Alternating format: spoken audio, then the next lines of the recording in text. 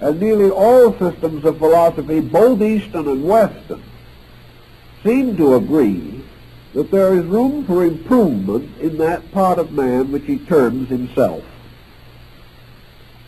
If, however, he assumes that this person, this self, is merely a long ray of divinity, then he is against a rather complicated situation, because a divinity under these conditions would seem to be the inevitable cause of absurdity in a great many cases. The individual, being full of errors and weak of spirit, would seem to bear witness to a divinity that was deficient in many things. Neither Eastern or Western philosophy will accept this. They will not accept that the God power in any organism is in itself inadequate. Rather, the attitude is that we are mistaken in attempting to determine what part of man's nature is essentially divine. That we have substituted in a subtle way mind for spirit. That we have assumed that intellect is the highest part of man, and that to the degree that he thinks, he is divine, even though his thoughts are not divine. If, however, the mind was the God in man, we could scarcely face the history of civilization and explain it rationally. For it is a continual record of trial and error, of absurdity and crime. It is a record of man's inability to govern his own affairs or the affairs of others. Thus we must begin to isolate in some way the personal self which we experience from this larger self which we do not experience. In the Gnostic system, the larger self was the over-self, Emerson's over-soul. That there was something in man that is superior to the self as we know it. And while lacking facilities for analysis, we can only assume that this is a plus kind of self. We must assume that inside of man there are also levels, and that the level of the mind is not identical with the level of consciousness itself.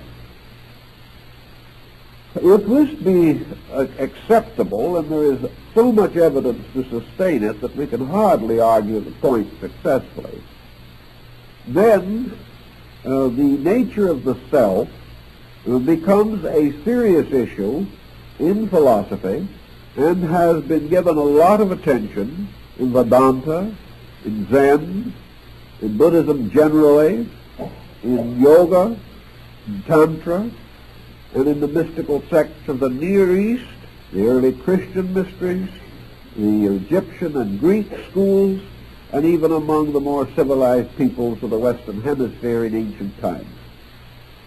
Every nation gradually ascending the cultural ladder has come to the point where it has had to face the source of right and wrong as social forces. And the only way in which this source could be found, apparently, was within man himself. Therefore, there has to be a fountain of right and wrong in man. Now, right and wrong do not necessarily become identical with good and evil. Right and wrong seem rather to be correctness or incorrectness of judgment. An individual does not always do wrong because he is evil. He makes mistakes because he is ignorant. We cannot necessarily convict the ignorant person of being evil, but he certainly is not in a condition of internal resource to achieve the greater good for all concerned. Therefore, rightness to our common thinking becomes a proof of sound judgment, wrongness of unsound judgment. And man is capable of both forms of judgment. and whatever part of man is therefore polarized between right and wrong judgment cannot be regarded as infallible. The Buddhist system, therefore, perhaps offers as clear a picture as we can find of the concept of selfness. Of course, Buddha did not originate the notion. He merely borrowed from certain of the earlier Brahmanic and Hindic teachings, and these in turn perhaps fuse with others in the remote past to form one vast and mysterious amalgam of ancient beliefs. In any event, however, he did clearly point out that we must assume that man is divisible into three essential levels or conditions of being. The highest of these may be considered to be reality itself. And with our present equipment, we seem to have no skill in determining the nature of this reality. Reality is more than a hypothesis, however. Reality is an essential according to the experience of consciousness itself, but it cannot be defined by the consciousness that accepts the need for it. Reality must in some way, therefore, remain always and forever the thing as it is. Of the nature of things as they are, we are notably deficient in knowledge. We hardly know what we are. We are unable to turn to another person and with a few quick remarks determine the nature of that person as he is. We are forced, therefore, to assume that reality is because everything that exists has to have an essential, factual nature of some kind. But the essential fact is, in the case of the creation of which we are a part, always hidden. It is hidden behind the veil of first cause or of eternal causation. Most philosophical systems favor eternal causation. Most religious systems favor first cause. Whether we consider, however, causation to be a beginning or an eternal process, its nature and substance is beyond definition. We have never in the history of human knowledge been able to create an ample and sufficient definition for the nature of absolute being. And there doesn't seem to be any probability that we will do so in the near future. This concept of essential or absolute being, however, is one that has to exist because there has to be some kind of a fact behind all appearances. For all appearances are themselves aspects of fact. All living things must therefore bear witness to life, even as all intellectual things must bear witness to intellect. All created things must bear witness to a creating force, pressure, or principle. Thus, the root of all things is inevitably in being itself. We have no proof whatever that this being has ever directly addressed a person. We have no proof whatever that this total being has ever been personalized in the sense of presenting a personal nature of any kind. Yet we are assured that this unpersonal or impersonal thing is the source and root of an infinite diversity of personalities. Yet all these personalities have one weakness in common. They are unable to adequately define their own source. Now this is the primary of the Buddhist concept.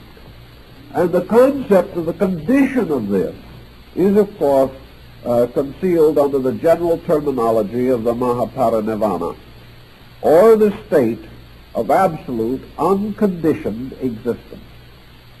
This is the goal of Southern Buddhism, with the monk attempting the complete elimination of all conditioned existence to restore identity with an utterly unconditioned existence. To do this, he must cease to be a being or person. He must no longer have any of the conditioning or qualifying attributes of mind, emotion, or sensation. Assuming that such a condition would be conceivable, Western scholars have generally taken the ground that to remove all of the attributes by which the individual can experience or interpret experience must leave this individual in a vacuum. Therefore, that actually parinirvana is extinction. Buddha says no, it is not, but admits frankly that the consideration of its essential nature is not only impractical but impossible. The second sphere or area of Buddhist contemplation, therefore, is what might be termed in modern psychology the subconscious nature of man. The subconscious nature of man is an area of subjective growth. This area of subjective growth surrounds the central core. It is made possible because the core exists. It is made possible because the essential root energies of the subconscious are derived from this thing which is not well described as superconscious, but is certainly extraconscious so far as we know. This so-called subconscious, therefore, is built up not from the conditioning influence of being, but from the conditioned influence of environment. The subconscious world, with its psychic pressures, its psychic problems, and all of the various records of psychic intensities, must therefore be held to be a subjective personality. The subconscious is not essentially different from the conscious external person. Rather, it is the submerged part of the objective consciousness, which, like the iceberg, has most of its mass submerged. Thus, the so-called objective personal consciousness of man is a fragment floating on the surface, and beneath this surface is the greater part of the mass of this nature, which we call the subconscious. The subconscious exercises the conditioning effect upon the personality. The subconscious is the depository of the records of the reaction of man to experience and conditions. Therefore, into the subconscious, as into a capacious memory, is gradually stored away all the experience phenomena that we know. Psychology today thinks of the subconscious as merely a one-life instrument. Eastern thinking considers the subconscious not as a one-life instrument alone, but as carrying within it the impulses and pressures of the entire cycle of rebirth. However, as the objective man is not aware of his relation to karmic indebtedness, so the subjective man may not be either. But as objective incidents are conditioned by karmic laws, so subjective reflexes and attitudes are conditioned by karmic laws. If then we are really looking for the so-called self or the ego, we are inclined to suspect that it lies in this subconscious nature. That the subconscious nature represents the manager or directional power over the objective personality. that the objective personality and the subjective personality are the hemispheres of one sphere, and that what we call experience moves back and forth between the visible and invisible hemispheres of the conscious and subconscious nature of man. Thus, perhaps, in our Eastern philosophy, we have a parallel to modern psychological thinking, that somewhere in this mystery of the subconscious lies the chemistry which produces the mystery of self. That self is this area of subconsciousness, that it represents the consequence of certain experience being continuously pressed back into a subconscious container, that this experience is in various degrees of maturity, that it is influenced constantly by the various levels by means of which man accepts or receives into himself the stimuli which produce knowledge, wisdom, understanding, growth, reflex, and reaction. Outside of this subconscious self, which is the second circle, of the like of this concentric bullseye target, is a third or objective circle. And this is the circle which really extends to the outer circumference of man's body, the skin. It is in this circle that the objective consciousness exists with its final relationship to the environmental world.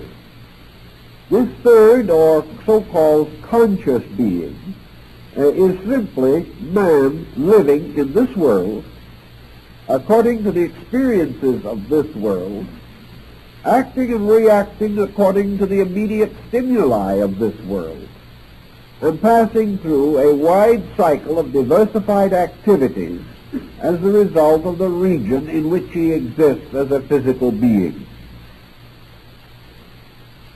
This objective body contains within itself, this physical personality contains within itself a series of sensitive areas which we call sensory perceptions. The purpose of these sensory perceptions is to sense, and that is to become aware of. And these sensory perceptions may also be regarded as perceptive, namely that they do sense, that they perceive, that they are continually taking in to themselves stimuli from the exterior or from the outer world. A continuous bombardment of phenomena and of physical sensations move in through the sensory perception and finally unite as a result of the common sense or the mental coordinator. And the mental coordinator is Buddha's sixth sense. It is this sense which must put together all of the fragments of external phenomena and make something out of them. And what it makes out of them causes the individual who possesses this instrument to suddenly declare, "This I believe," or "This now becomes evident to me." Or perhaps with a little greater gusto he will say, "This is so." It is so because it is testified to by a certain coordination of sensory perception. Yet we know from the beginning of existence that these sensory perceptions are not infallible. We know that under normal conditions they are usually adequate. We know that if the individual does not abuse them, or if they are not injured, or in some way lose their proper sensitivities, these sensory perceptions produce a constant stream of testimony. And that these testimonies are reasonably consistent with the phenomena over which they exercise sensory power. Thus, when the eyes say, "This is a tree," we have a right to assume that the tree is there. Although, of course, we must agree with Aristotle that the word tree gives us no clue as to the real nature of the thing we see. It only represents its shape and the species which we have associated with it. All the terms by means of which we make meaning out of perception are terms which we have applied to the various things that we receive by sensory impulse. But there is no denying that when we say there is a table, there is something that for all practical purposes resembles a table. There is no doubt that when we hear a sound, that what we hear is our own interpretation of a rate of vibration, that this rate of vibration has been recorded and is being carried into the mental coordinator within ourselves, where the nature of this vibration is more clearly differentiated, and we decide whether it is concordant or discordant. Thus we are constantly receiving these testimonies. But the next problem that we have to face is that all operations of sensory perception depend upon the condition of the organism through which they pass. Not only must we consider the nature of the thing seen, but we must also figure the nature of the thing seeing if the validity of the phenomena is to be determined. Now, there are certain common things about which this validity problem is comparatively unimportant. If a number of us at the same time seem to see that it is raining, it is probably raining. Our testimonies of sense perception will leave no great difficulty of understanding this. But no one yet in this world has ever been content to let it rain. Whenever rain is noted, something has to be done about it. Wherever we turn in our way of life, sensory reflexes are subject to continuous interpretation. And interpretation is nothing more or less than previous experience applied to new experience. The individual forever seeking to solve the mystery of the unknown by recourse to that which is already either known or believed. If it is already known, his new interpretation may be adequate. If it is only believed, his new interpretation may be inadequate. So constantly and continuously in our way of life, phenomena entering into the experience of man through the sensory perception is subject to modification in that most vital of all areas, the mental coordinator. We know outwardly, for example, that if a person goes to school who has no interest in the subject, he will not learn well. Now, one of our problems today is to try to determine what kind of education is suitable to various persons of various attainments and attitudes. It is quite obvious that what we cannot use in this world, we almost certainly abuse. What we cannot understand, we must inevitably misunderstand. We are so constituted that this is the way life operates. If this be true, then, this determination of the nature of phenomena is subject to the continual interpretive power of the mental coordinator. And this mental coordinator has in turn a very conditioned kind of existence. Because for the most part, this coordinator builds its philosophy of life from its environment.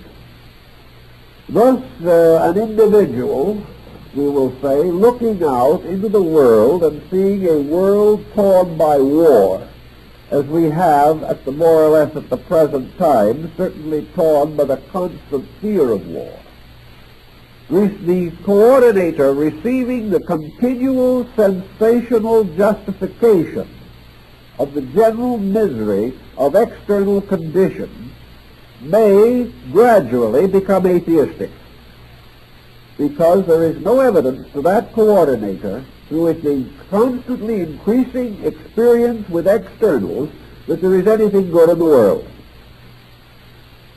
This coordinator, however, in the midst of all of the confusion and war, may experience personally the significance of affection, regard, or love. Suddenly the coordinator receives a new kind of testimony. But this testimony may be met with the gravest of suspicion as the result of other testimonies from society as to the present condition of human emotional and social relationships. So what we gradually have is a mental coordinator contaminated by its own external environment.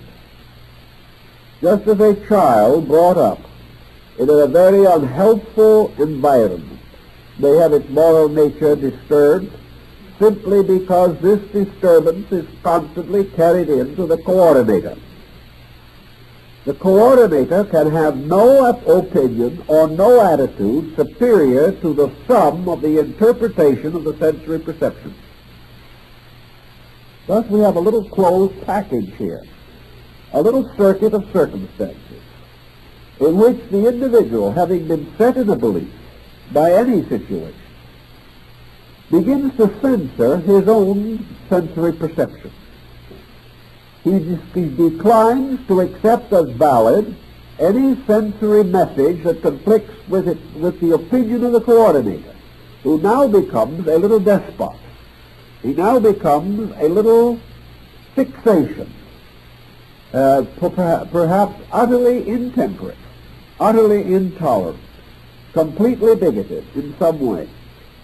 He may be the absolute skeptic, or he may, by some other interpretation, be the easy believer, so gullible that he falls for every notion that occurs. But in any event, this coordinator now develops the same kind of censorship tactics which we often observe as a misfortune in human society. It simply fails to register what it does not want to register, or it completely disproportions the values of what it does register. The small act of the friend becomes more important than the passing generosity of an adversary. The individual is more responsive to flattery than he is to criticism.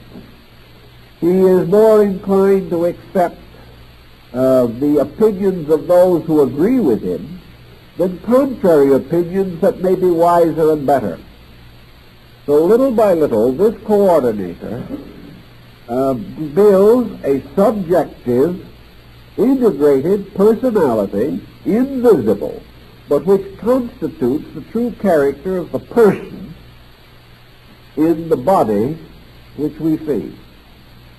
This character, with its weaknesses and its strengths, with its mistakes and its virtues, with its blind spots and its deaf spots, with its thoughtlessness and its thoughtfulness, with its inclinations to fear and to worry, with its uncontrolled jealousies and its unreasonable ambition. All this conglomeration simply represents this endless motion of external phenomena moving inward to a coordinator that is using it to continually build the dominant attitude which it wants.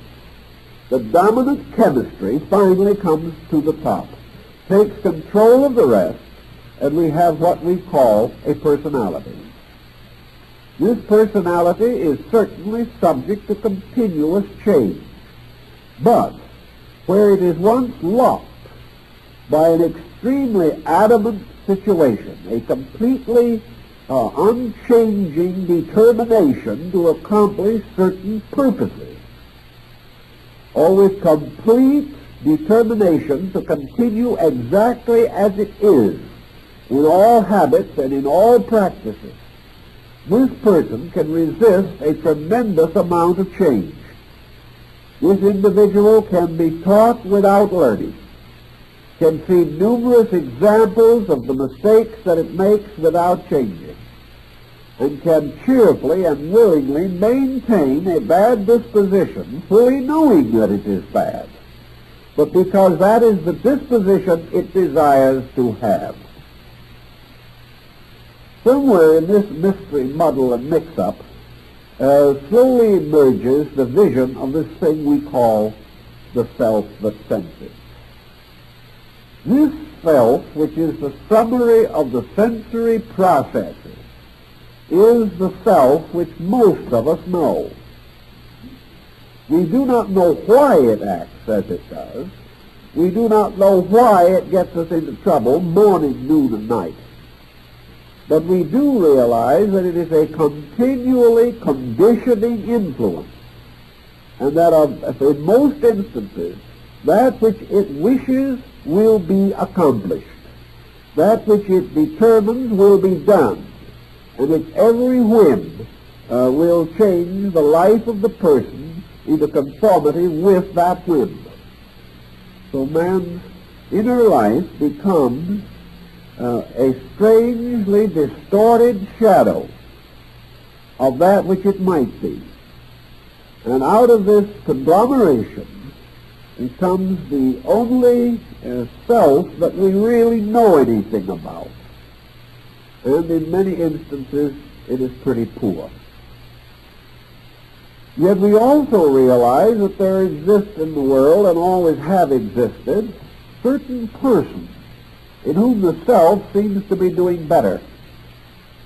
We realize that this self, with all its conglomerates and all its mysteries, does not produce only confusion. That out of this self also there emerges genius. That out of this peculiar subconscious mystery has come not only the Hitlers, but the Leonardos. Not only the Caesars and Napoleons, but the Beethovens and the Raphaels. We realize that out of this same compound must also have emerged through experience those persons who have suddenly sensed the need of a superior standard of living. That some way this self will and can testify against itself. That it can in some cases develop direct revulsions against its own limitations. And that out of the constant confusion comes finally the great lesson, namely that there will only be confusion. That either the entire pattern has to be reintegrated, or the individual will continue to be his own worst enemy till the end of time. So nature does not intend this to happen. Therefore, the very processes of error which arise within the subconscious become unendurable. They force us to correct in order to survive. And the principal instrument by means of which this corrective is induced, of course, is physical pain and mental suffering, or emotional suffering.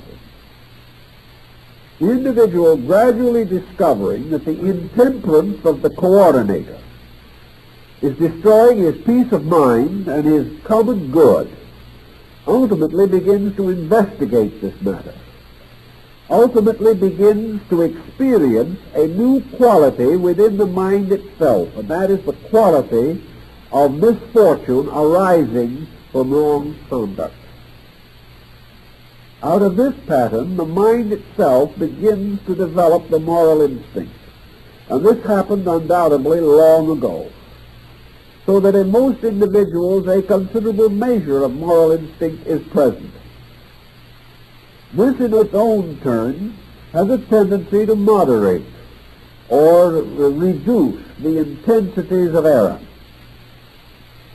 Actually, of course, all of these intensities within the individual have flowed out into society where they have produced what we call the common state of man. And these pressures moving out into society have required the building of police forces, fire departments, and numerous other protective mechanisms to save men from each other. Gradually it has become apparent in action that the subjective pressures of selfishness, self-centeredness, bigotry, and things of that nature produce dangerous consequences in society.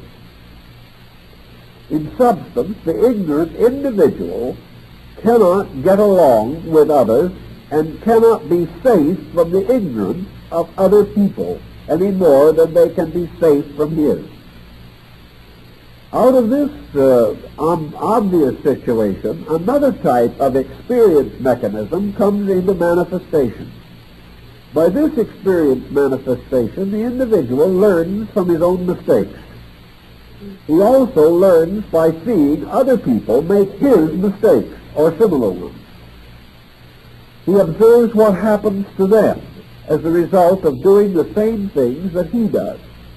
He observes a common disaster. He finds that others come to the same sorry end that he has. And from this comes the gradual building of the experience of a pattern of utilities, a pattern of things which must be done or must not be done if the general security of the group is to be preserved. As the general security of the group is essential to the comfort of the individual in an organized society, he must gradually take greater and greater cognizance of the group. He must gradually assume his part of the social responsibility for the group. He must cooperate with others. He must contribute to the common productiveness of his kind, or else the general situation deteriorates so rapidly that he himself is imperiled. This is another cycle of information moving in upon the person. So as man lives in a world in which just about anything imaginable can move in upon him, and some things he can't imagine, just as he can not only be moved in upon by realities, but by his own interpretations of realities, he is not only living in space, but he can populate this space with the extensions of his own imagination. And this population can also move in upon him. He is the victim of his own imaginings just as much as he is the victim of factual conditions. And his own imaginings differ from facts to the degree that his own common sense is distorted. Little by little, then, he finds a very interesting and intriguing situation. He is caught in a kind of a vice between an upper and lower millstone. He is unable to completely extricate himself from this constant process of interchange by which new phenomena is continually moving in upon the sensory coordinator. And the coordinator in turn is moving out certain impulses, certain instincts, appetites, and attitudes which set up new reactions outside, and these reactions in turn move in. It's out, in, out, constantly. This gets to be what might be termed a psychological rat race.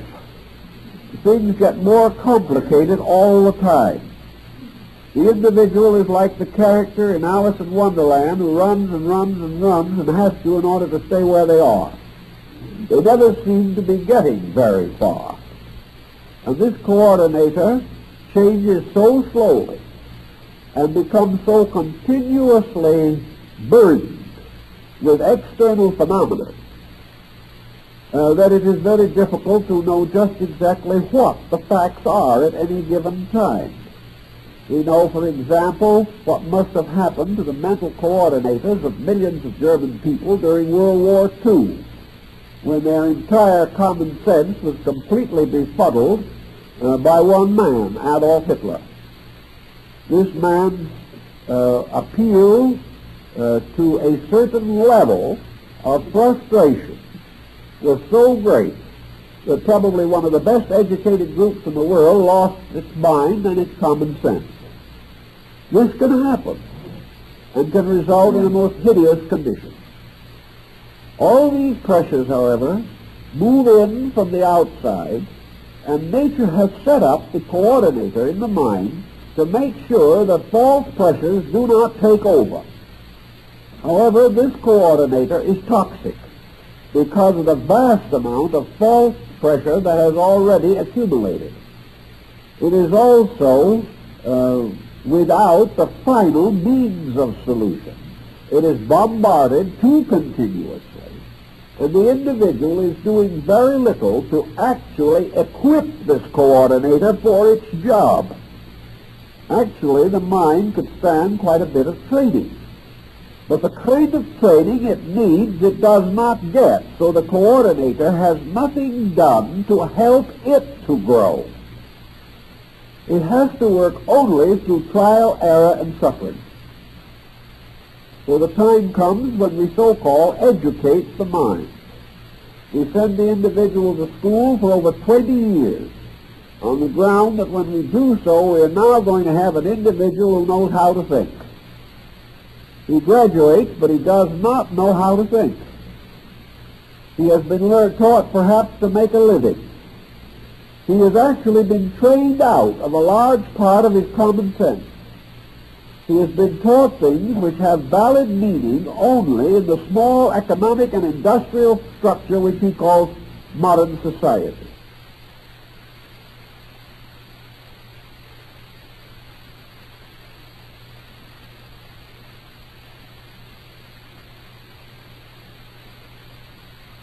Anything that might help him, save him, clear him, bring him into organization and integration is probably missing from his education. So the coordinator has no help. It can only continue to take in this tremendous amount of phenomena and try in some way to put it into reasonable order. Most of the reactions of the sensory perceptions have become toxic. The integration is no longer good, and this coordinator, therefore, becomes little better than a bookkeeping system for passing opinions, notions, and pressures. Having achieved so little with its own nature, it then becomes the basis of this thing which we call the self which is merely a symbol of what probably we will have to do next, of the only thought we could have at that particular moment, because it is the only thought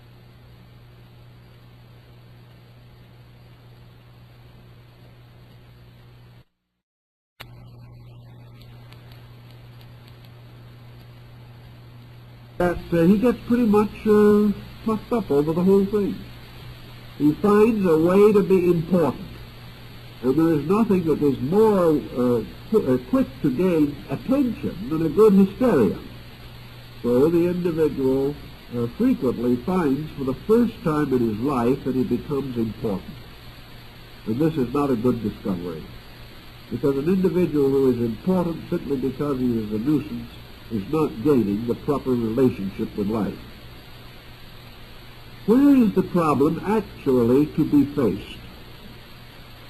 Is it possible for us to so polish and cleanse this internal coordinator that it becomes pristine, pure, and incapable of further error? Can we fumigate it? Can we do something with it to get rid of the unfortunate situation that exists there? I doubt it very much if this is the approach, and I believe this is the difference between Buddhistic psychology and Western psychology. Buddhistic psychology says that you can't do it this way, that the cause of the whole situation is the intensity of the sensory perceptions and the acceptance of phenomena, that the correction has to be made in connection with the intake of material, that the individual can only finally put his life in order when he provides through the sensory perceptions a reasonable and factual group of evidences. And only when the mental coordinator is relieved of the pressures contributed by the constant supporting of previous opinions. So that actually, if we are going to get rid of this deluge that is accumulating and rising like Noah's oblivion within ourselves, we must turn off the water. And in this case, the flood originates in this tremendous openness to an infinite diversity of meaningful and meaningless phenomena. The individual has no power of discrimination. He accepts usually that phenomena which creates the greatest intensity of reaction. Quality is not the consideration. He hears the loud noise much better than he hears the soft sound. He hears the loud despot much louder than he hears the quiet sage. Everything is in terms of the quantity of impact, the broad general acceptance of ideas, and very little is concerned with their quality, their value, or their integrity. So the individual has a self now that is pretty much a tyrant, that is in a sense befuddled, that if this self is to a measure also bewitched by the conditions under which it exists, it can be so confused and so completely disoriented that it collapses in mental illness. But all it really is an overburdened mental interpreter. It is a comparatively low level of employee who is given the job of handling the whole business, which he cannot do, and then is constantly pestered by suggestions, advice, criticism, and opinion by other people. Under such condition, even an able mind is not able to function properly. The self being, in a sense, therefore, the product of all this process. The Eastern philosopher prefers to think of this sensory self as the victim of sensory pressure, brought into existence by the intimate and infinitely complicated chemistry of sensory testimony, mental interpretation, conduct moved by this interpretation, which sets up new situations in society, which again are picked up by the sensory perceptions, taken back and reinterpreted. Around this cycle again and again and again, which is almost like the mysterious wheel of the law, which goes around and around while individuals cling desperately to the spokes of their own opinions. Going through this sensory self-process, then, the first step, according to Eastern philosophy, is to realize that it isn't very important. That what we think about things is not very important. That whether we ever gratify certain pressures in our own natures is not important. What we feel about this and that is not important. Because actually the only person that can have important ideas is a person who has a better than average integration of all these factors. For the most part, therefore, we are punishing ourselves, whipping ourselves, in a desperate effort to prove something we cannot prove, and that is that we are always right. This is the hardest thing in the world to prove, and many individuals have battered themselves into oblivion trying to do it. The relaxation of this pressure into the Eastern way of thinking is simply this detachment process. The process of the individual releasing the power of his own attitudes by gradually lowering the vitality or libido which he expends on the assimilation of phenomena. Suppose we have here 5 sensory perceptions, which are carrying tremendously intense records. A tremendous amount of energy is being used to convey messages along these sensory channels. These messages are a wild diversity of things, all of which, by the way, pertain to the outside anyway. We can examine the outside to the end of time, and we'll never solve the mystery of the inside, but that doesn't concern us.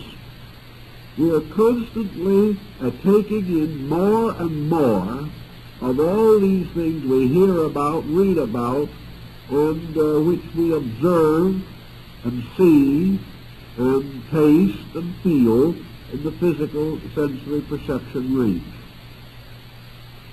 If, for example, this is all carried on a kind of an electric circuit, a certain energy carrying these messages continuously, the intensity of the messages, the continuous transmission of them, depends upon this energy.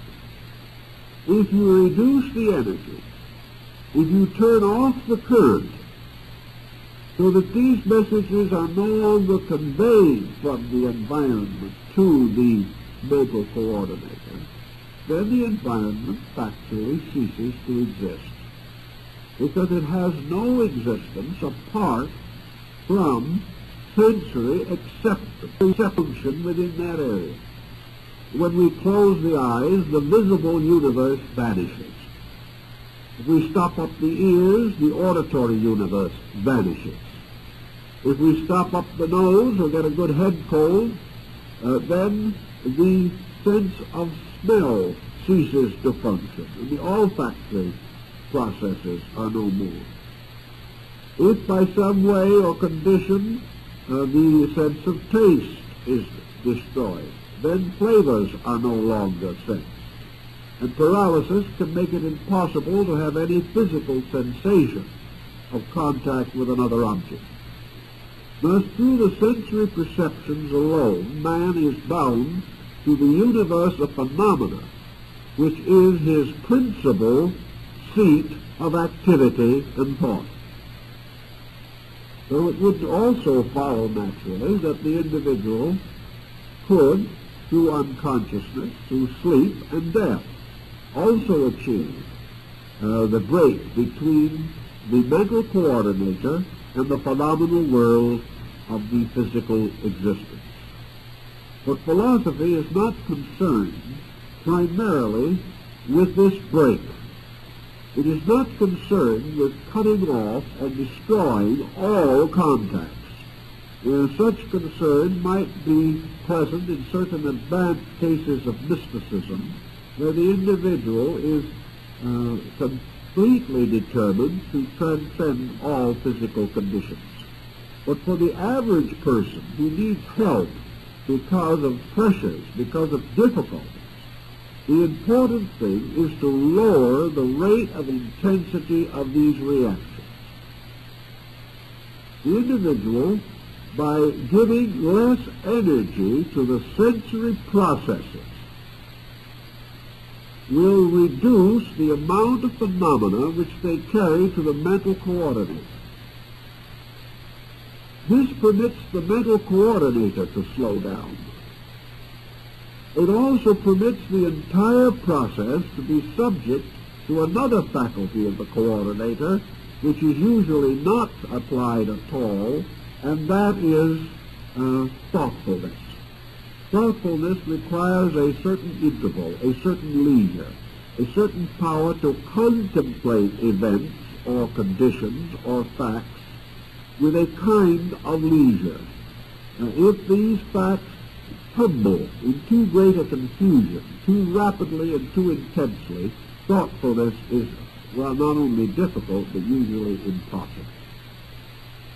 So the problem comes of slowing this entire machinery down until it becomes controllable and directable. It is necessary to slow the traffic on this psychic freeway before everyone trying to drive the freeway is killed. And these freeways or channels of communication between phenomena and the phenomenal interpreting center in man must be clarified, simplified, made orderly and direct. And the person who wishes to have greater clarity in any area must simplify. Clarity is not the result of constant struggle. Clarity is the result of releasing the consciousness from the most dominant of those pressures which deny or make clarity impossible. To do this, in the Eastern philosophy, the individual is taught certain meditative disciplines, the tendency of them being to bring internal reaction, not to paralyze the sensory perception, but to direct it, to condition it, so that its testimonies will be more comfortable, more pleasant, and more meaningful. That gradually these sensory perceptions are trained away from recording that which is worthless, recording that which is essentially untrue. Also, having reduced pressure, the mental coordinator can achieve that which is its peculiar symbol in the level of mentality, and that is righteous thinking, a state of righteousness, or of being right. This rightness is the basis of true virtue, and therefore righteousness is rightness in the estimation of value, about which we hear a little but do not see or experience too much in daily life. As this process of sensory reaction is slowed down, we then learn another lesson. We learn that the affairs of the outer life do not plunge through the subconscious into this mysterious, intangible core that we have mentioned in the beginning. In other words, the subconscious is not an open road into the eternal being behind man.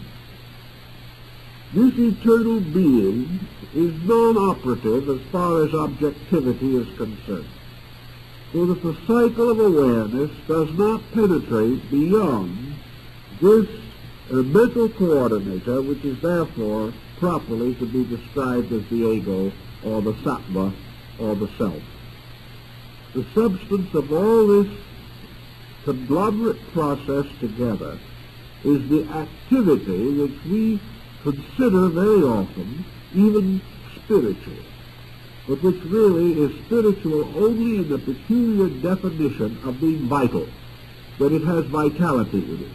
It is not spiritual in the sense of having any virtue in it, any particular real or essential meaning. It is animate, but not truly living, because it is a series of intensities which are constantly pushing each other and themselves, moved on by the mysterious power of the human will. The sensory gamut, or the sensory perception, might well be likened, therefore, to gates leading in to the subconscious. They are also the same gates which in another way have to be used to reduce the internal pressure.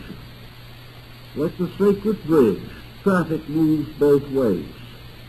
And on this problem, there should be this constant release or relief of that which is accumulated inside as pressure.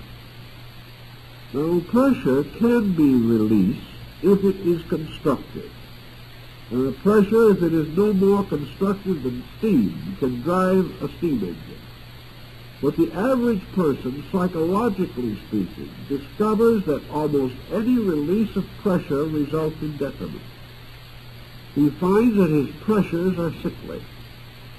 He finds that when he permits them to break through, they damage it. They damage his outer life. But this can only mean that they are already damaging his inner life. So the release of these pressures through the outer life as a primary means of clarification is merely to throw confusion from the subjective to the objective. Now we may say this helps. It might help if the process could be caused to terminate there. If we could accept this subconscious pressure into the consciousness, rationalize it, organize it, survive it, and finally cast it away as unnecessary refuse, if we could free the body of it, as we might free the body of toxins by catharsis, we might be all right. But the unfortunate problem is that as we are working with this load, a new load is developing. The very processes of eliminating set up situations which create a new load. The individual trying to extrovert some frustration breaks the law and goes to jail. A new group of pressures set in, moving back into a psychic integration with all the discontent and unadjustment of what he may well consider to be an unjust sentence. Everything continues to build up pressure. The only point in your Oriental philosophy where this pressure can stop is when we no longer feed it. We must get at its fuel source. We must get at the cause of the pressure itself. And the cause of the pressure is the continuous acceptance into an organism of certain dangerous stimuli from the outside. This, then, is the beginning of your concept of mysticism, both in the East and in the West. We have in Christian mysticism the great sense of asceticism, which has been as strong in the West as it has been in Asia. We have the individual who renounces the world, who enters holy orders, who gives up all worldliness, who goes away into the mountains to become a hermit, who renounces most of the pleasures and wealth and advantages of life. He turns from fortune to the black robe and goes alone into the wilderness, perhaps, or to become a servant of those in need or suffering. Humility, self-abnegation, the individual gradually bringing his own nature into harmony with a contrition of spirit in which he accepts himself suddenly as being a very humble person, as being someone who must seek spiritual strength, who must turn to God and not his own opinion or security, and who can only find truth by the continual systematic renunciation of error. So we have it as the same principle in both the East and West. We have the individual sensing that the tremendous attachments of his consciousness to worldliness are the cause of his difficulty. So in the West we also live in another century.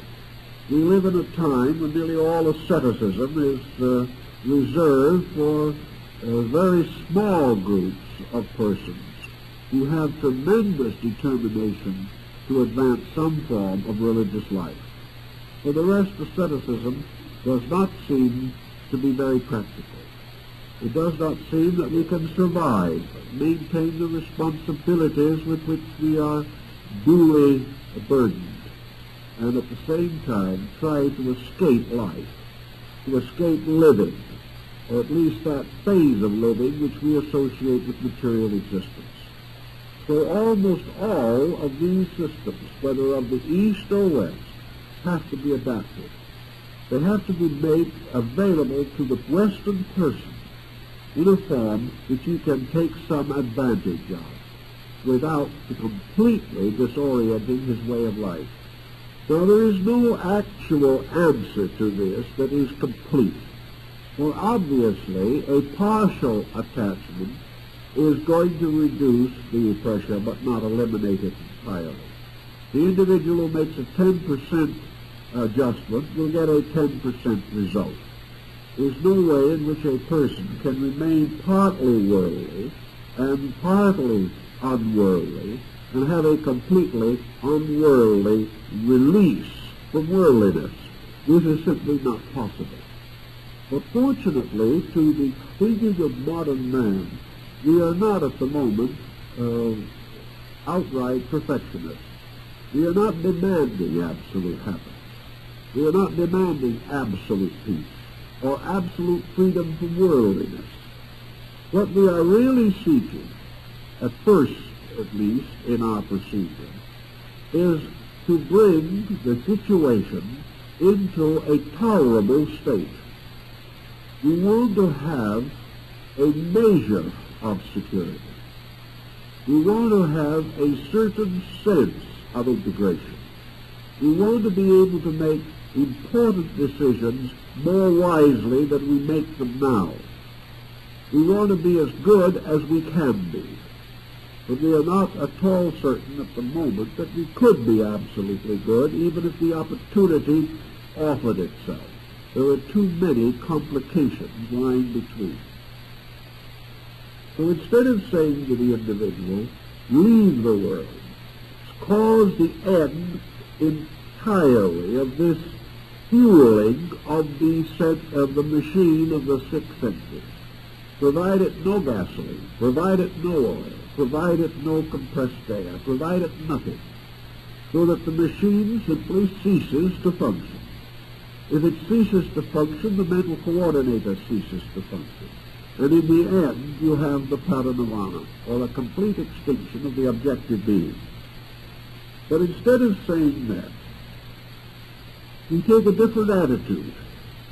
We say that it is perfectly conceivable that between a miserable state of subjective existence, such as we know now, and the ultimate in which we have no existence, there is the possibility of a middle ground.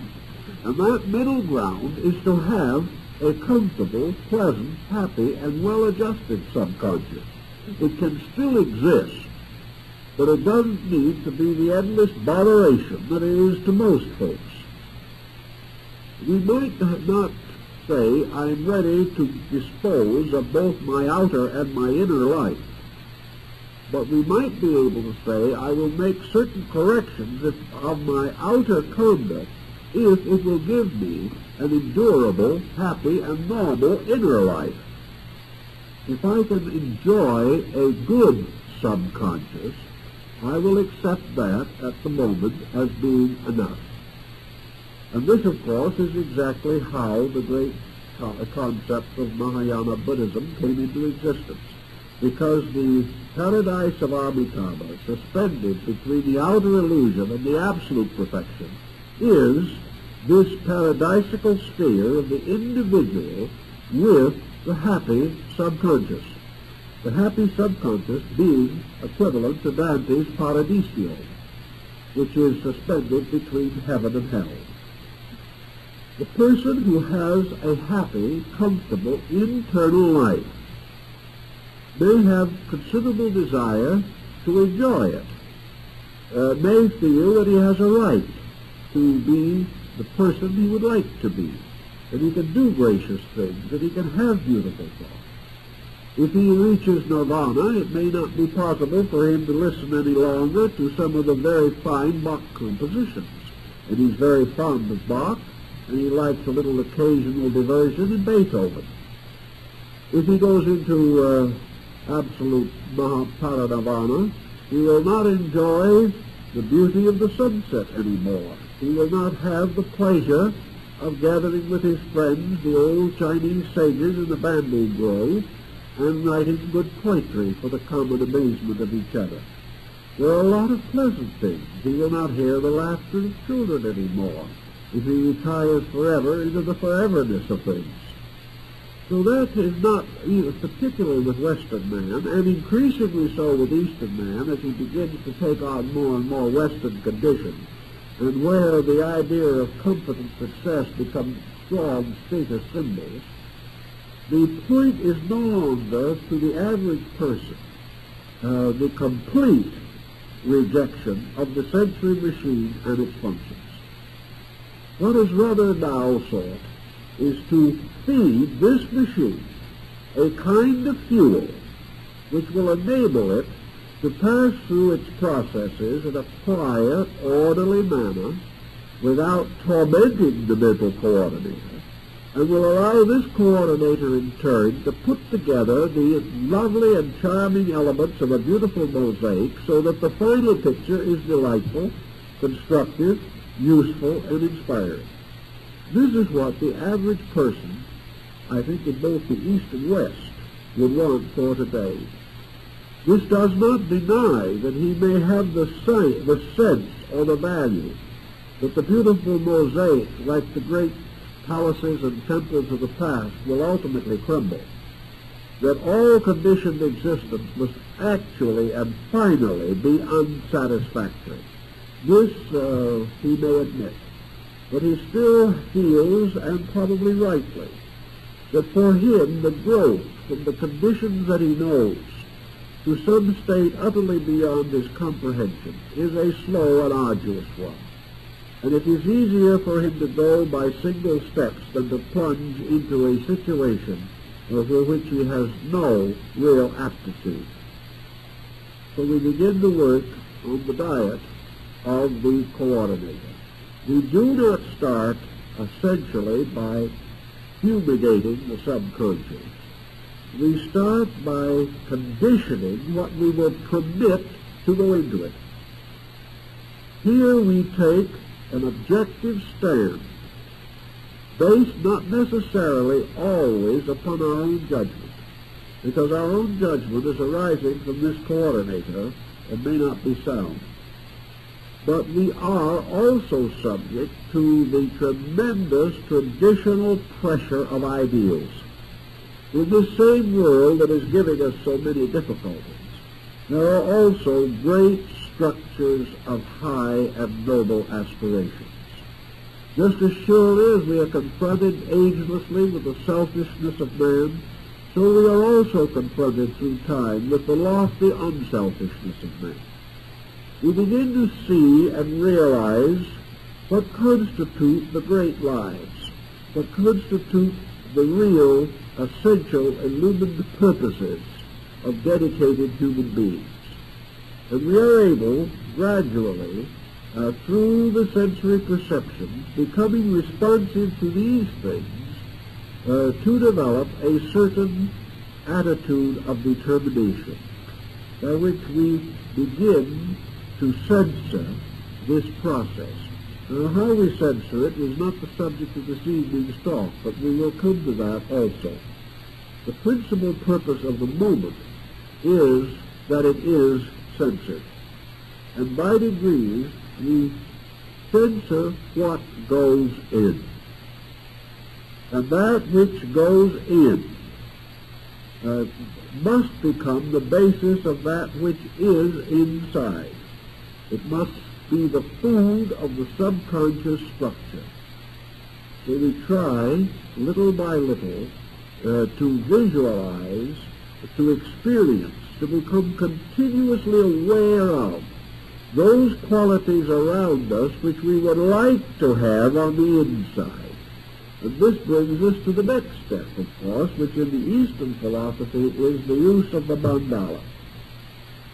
In the Western philosophy of psychology, the mandala is usually the drawing of an aberrated person, by means of which we attempt to estimate the nature of the aberration.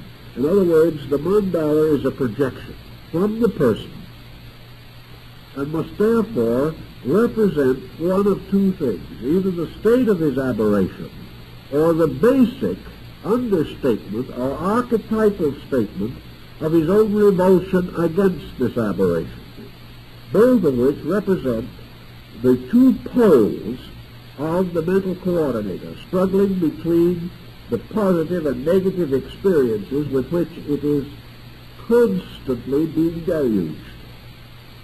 Thus, the theory of it is, in the West, that the mandala is a revelation by means of which the individual is releasing diagnostically, autodiagnostically, the situation in which he is in.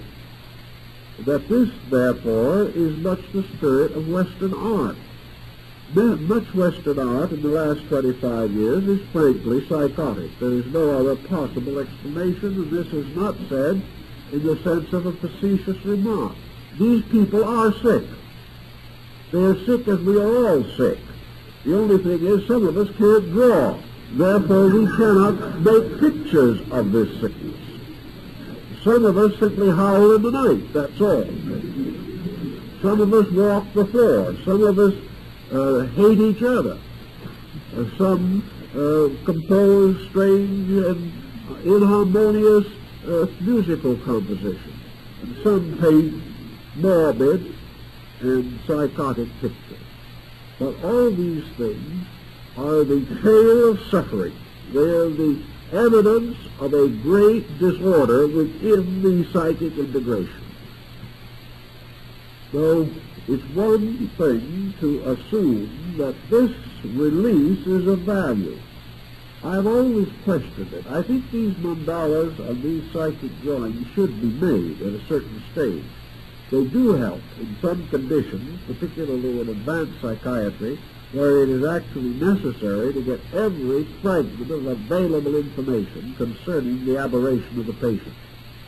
But that these things should be hung in galleries for the edification of people, or that they should be placed over the mantel in someone's home, is like placing there a particularly choice fragment of dissection, or something of that nature, and considering it artistic.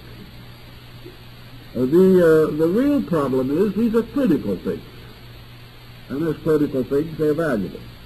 As art, they are not valuable.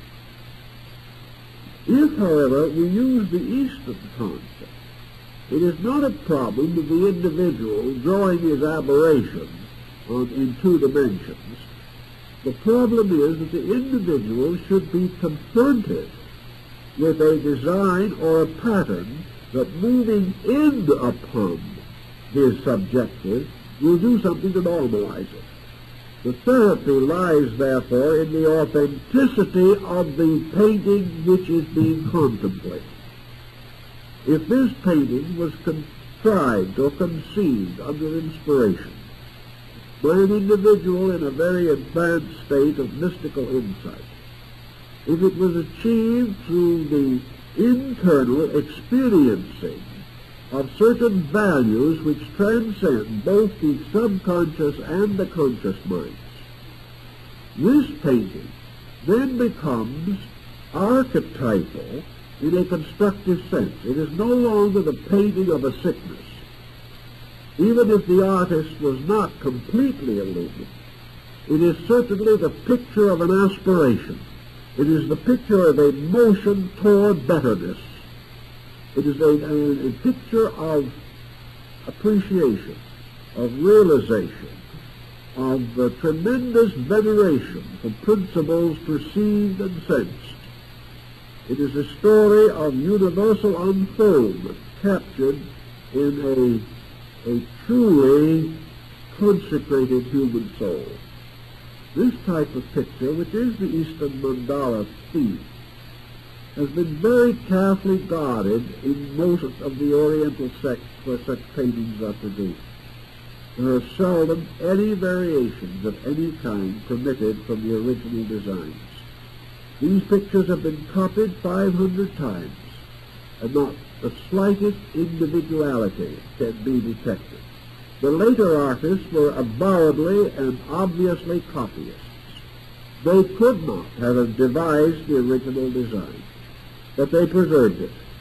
They preserved it for the benefit of those who came after, who would find in these designs a meditation, a conditioning phenomenon, which could go into the consciousness and begin the process of therapy on the inside.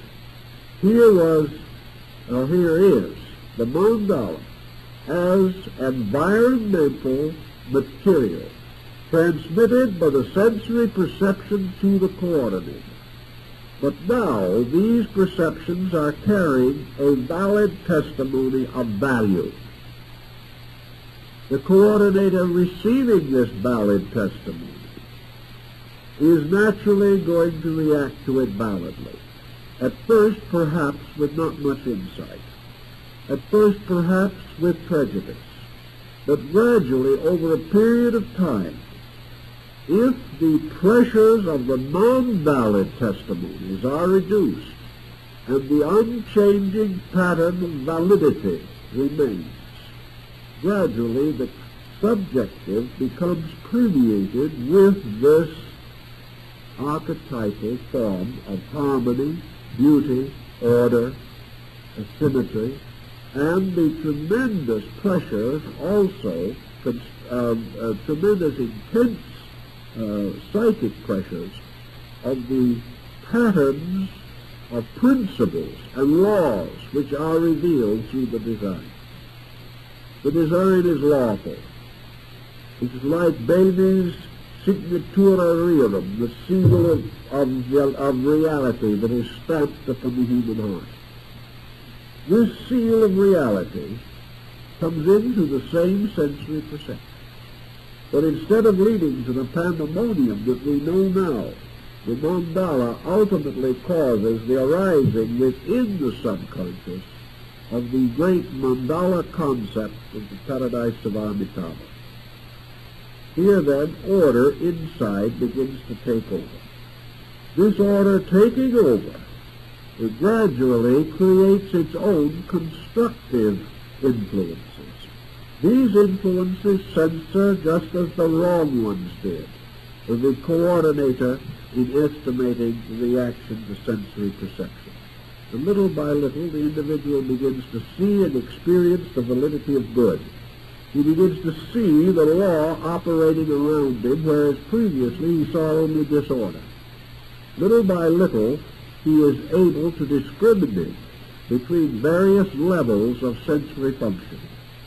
And he becomes more and more aware of the eternal presence of that which is essentially true. Thus, quieting down, releasing, he finds greater tendency to use these perceptions to increase beauty, wisdom, and insight within himself. He turns to the arts not for a livelihood, but because they give warmth and peace to his soul. He begins to appreciate things that once he thought were foolish, because suddenly simple, gentle, kindly things have great meaning. Little by little, this results in a relaxing, a letting down of the unreasonable and false pressures. The nature still lives in this world, it still functions here, it still does its daily work here, just as it always did. But it is in this world, but not of it. It continues to meet every responsibility, but it cannot be hurt by the illusion of worldliness. Because in order to be hurt, there must be this self, this ego that is always right, and must therefore always suffer from the actions of others. The moment this ego principle relaxes, the moment we have no longer the great determination to be right or wrong, as soon as we have no vice to defend and no virtue to defend, we simply relax. And in the relaxation we become right. We take away the pressures, and normalcy is that which remains when pressure is gone. In all these mystical systems, good is not something to be cultivated as a separate thing. You cannot water it and fertilize it and expect it to bear fruit. Good is normalcy. It is the reasonable. It is the right. It is the thing as it must be and as it should be and as it really is. Therefore, you do not create good. No one can. No one can declare that there is more good in existence because he has done something. Good is that which is ever there, but is obscured by that which is not good. If, therefore, the individual ceases to do that which is not good, he is good. And in ceasing to do that which is not good, he does not become negative. He is not inactive.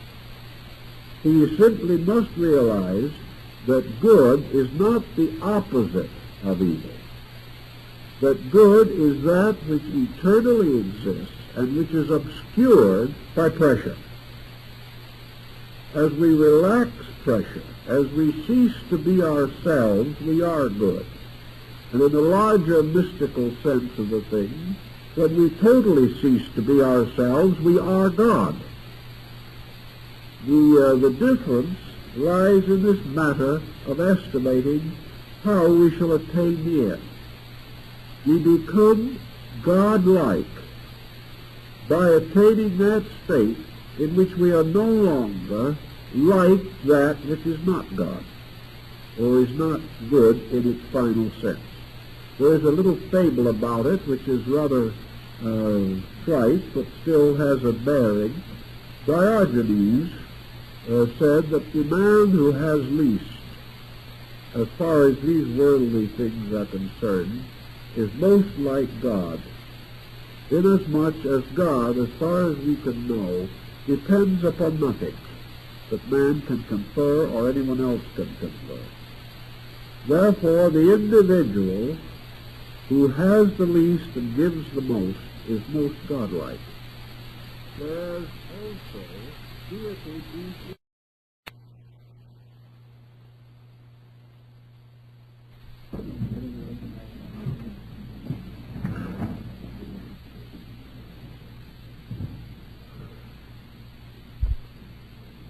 Last week we considered the mysterious chemistries of sensory perception, and now we must try to examine the nature of the self that thinks. When we use this term, the self that thinks, we say it this way because most persons are convinced that the thinker in themselves is themselves.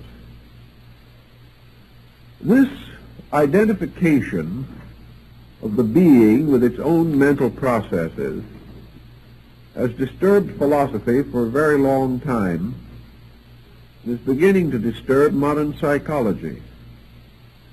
In the modern point of view, the future of man is rather dismal if his salvation depends entirely on his own mind.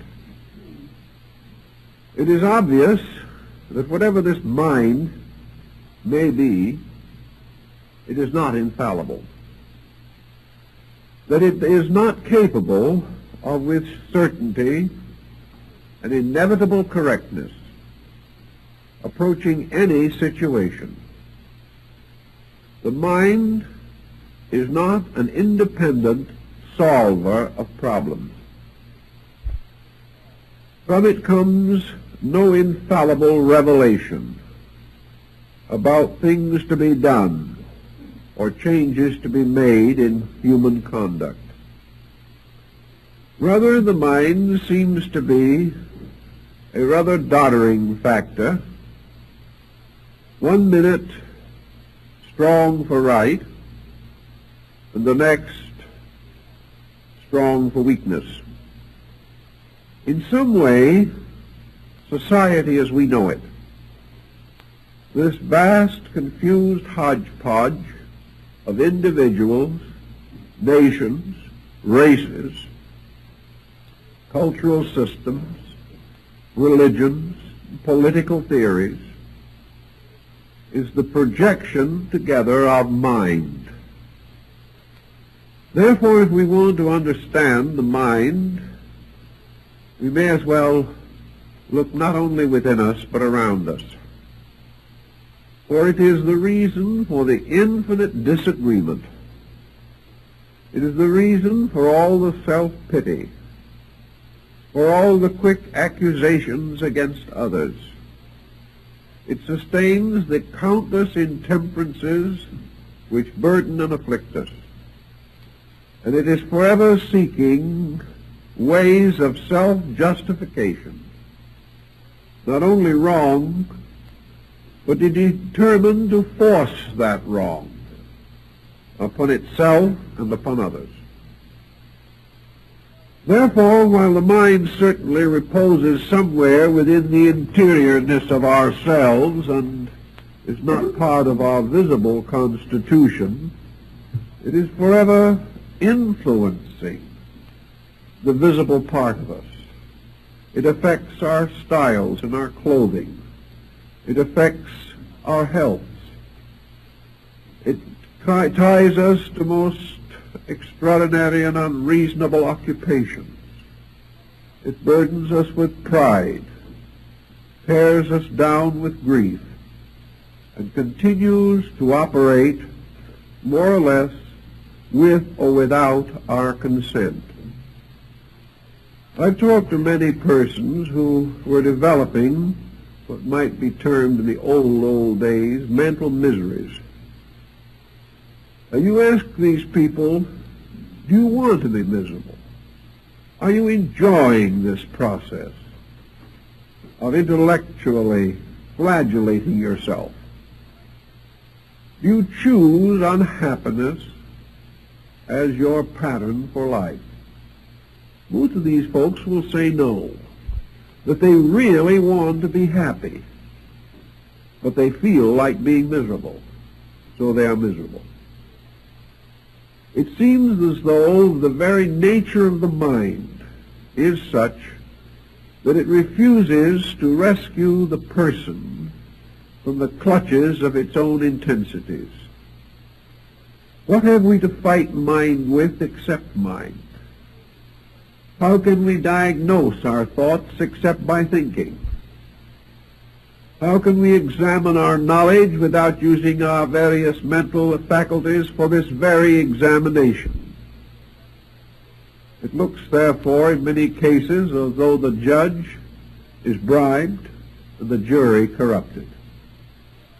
There seems to be no sense of escape from the tyranny of a faculty which occupies all the important seats in the cabinet of our executive government. We find everywhere notions carried along with splendid fervor and principles perishing from disregard. Our philosophic friends, therefore, tried to think through the problem of how the mind operates and why it is such an unmitigated nuisance in so many careers. We can only assume that the mind, like almost any other part of the personality, is an instrument incomplete, imperfect, unfinished. That to expect maturity of the mind is to expect maturity of a child. Simply because the body has reached what might be considered an age of discretion, we expect the person to be discreet, but he may very well lack the ability to meet these expectations. We have to recognize that the mind itself is a structure that does not automatically accomplish any good thing, automatically does not accomplish any evil thing. The mind is an instrument, a tool, like a workman's hammer, or his plane, or his saw, or his chisel. It depends upon the workman and how he uses these instruments, whether his work is well done or not well done. The skill is not in the instrument, but in the master who uses it. And in man, the power of the mind is not merely in the faculties themselves, but in some restraint over and above those faculties, some means of bringing this mental instrument into harmony and order. Last week we were discussing the mental coordinator, and I had a letter a few days ago asking me who he was. Now, I probably was a little lax in not giving a clearer definition of the usage in that particular case, but we have discussed it so much in recent years, I overlooked this need. But the mental coordinator is simply this sixth instrument of the machine of the senses. The mental coordinator is the power which brings phenomena together, organizes it, and sets up relationships between things which in their unrelated state contribute no insight or understanding to the individual. This mental coordinator is consequently the power to estimate the findings of various sensory perceptions, reconcile them, discover their consistencies and their inconsistencies, and if necessary, make up for the deficiencies of some faculty which may be impaired. In various ways, this coordinator, therefore, merely summarizes the immediate reflexes of man's perceptions to the stimuli of environment. The coordinator, however, seemingly exercises this additional power. It gradually takes on the appearance of being a thinker. Now, this might not be so dangerous if we understood the true meaning of the word thinker. But we like to assume that this is some kind of a superior mental genius, a person with a vast reputation for erudition is referred to as a thinker. This should imply that he is sober, deep in his consideration of things, adequate in his experience to weigh, estimate, and measure the validity of report. It is also assumed that the thinker is moved by some deep principles within himself to think nobly, and to gradually recover from the phenomena of nature some concept of the universal plan to which this phenomena bears witness. The thinker, therefore, is a person who can answer the question, what does the universe mean to me? At least even reach out toward the opposing concept. What do I mean to the universe? Actually, however, we are not quite sure in practice just what this thinking process accomplishes. For example, what do we think? What is the process by which we stimulate ideas in the mind? Experiments have indicated that this coordinator, this thinker within ourselves, largely thinks in terms of words. In the German, the mental coordinator is a German, speaking the German language, perhaps High German or Low German, or one of the dialects, according to the district from which it comes. This same mental coordinator may be Spanish, if the body is Spanish. It will think in the Spanish language. And one of the tests that comes to one who is studying a foreign language is when, after considerable effort and time, and perhaps a great deal of patience, the student of language suddenly discovers that he is able to think in the terms of the new language he is seeking to understand. The moment he can think in that language, he possesses it. The moment he can think in it, he can bring the various necessary words of conversation into the forepart of his consciousness at will. But until he thinks in the language, he hesitates, he falters, and he has none of that assurance or insight into the psychological values that accompany the different languages of the world. So when we think of God, what do we really think about? Do we have any clear insight as to the nature of divine being? Or are we thinking God? When we think in terms of a tree, and we ask ourselves what is a tree, almost certainly this coordinator produces a series of words, synonyms or neo-synonyms, numerous or scant according to our own possession of vocabulary. When we ask a person what color is this tree, he says green. Now this is simply because green is available to him. He knows no more about the tree than he did before. So what we call thinking very largely is a transmission of certain common observations by means of a common language. We have no assurance at all that the thinking process instinctively seeks any real solution to anything. It merely substitutes one group of words for another. And when we are confronted with problems, we meet them with words. We meet them with words that are not solutional of anything in themselves. We go for help to someone else. He gives us good advice. This advice is given in words.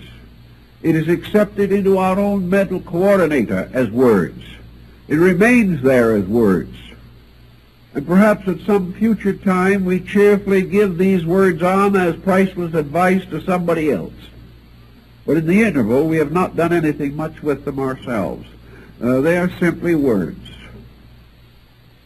Whether these words be written or spoken, they would imply that the word concept, the language concept, actually is rooted in the mental life of the individual.